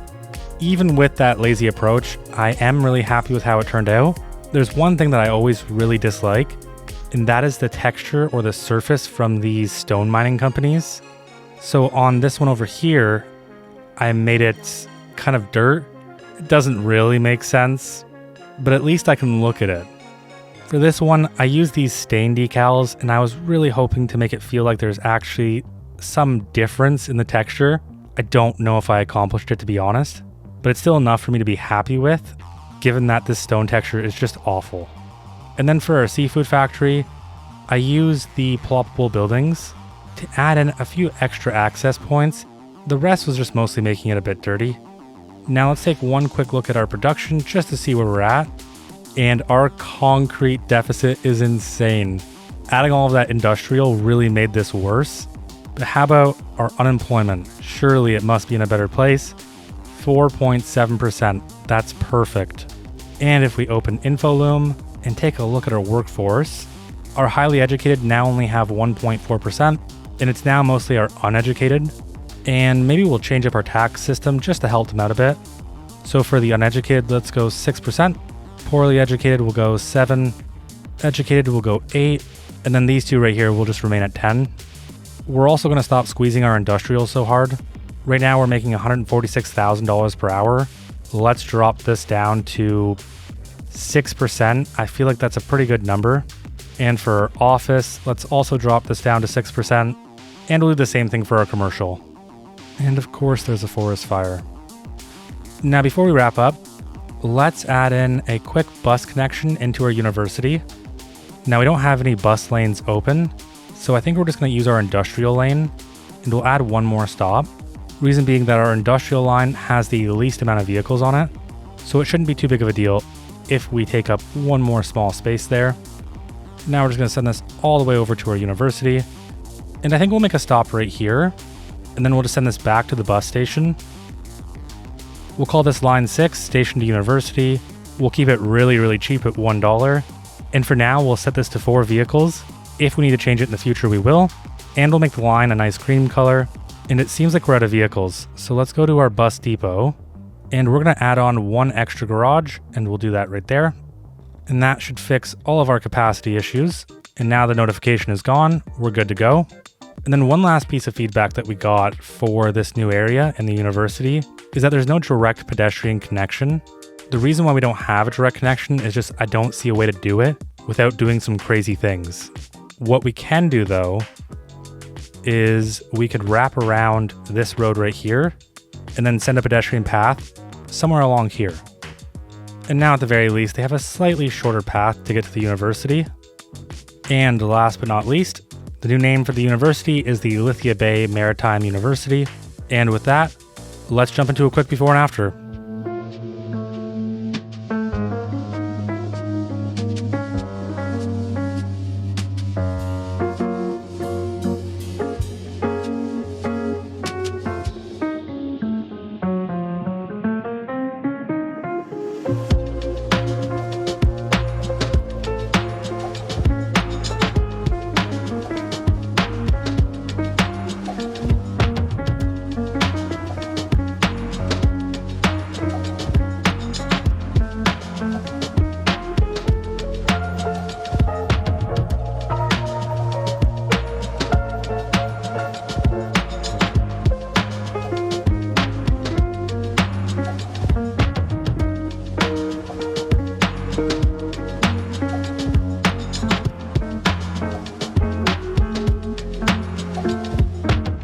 And that's a wrap. This was a bit of a short one because halfway through, I ended up getting really sick. I'm only now just feeling a bit better. Either way, if you made it this far, thanks for watching. I really hope you enjoyed. Huge thanks to all of our amazing Patreon and YouTube members, Jake Hill, Gary Key, Deku, Freya Stark, Ganger, Griffin, DaAlphaSupreme, Javonte Moorman, Mihai B, Canyon Tiger, jstokes, MiddleVeen, Vanski, Justarandomamerican, Bryce Shaddix, Chris Nolan, Menrium. I seriously cannot thank everyone enough. If you want to help support the channel, get sneak peeks, or explore the saves for yourself, you can join us over on Patreon or YouTube. If you haven't already, a like, comment, and subscription really go a long way. And other than that, I'll see you in the next one.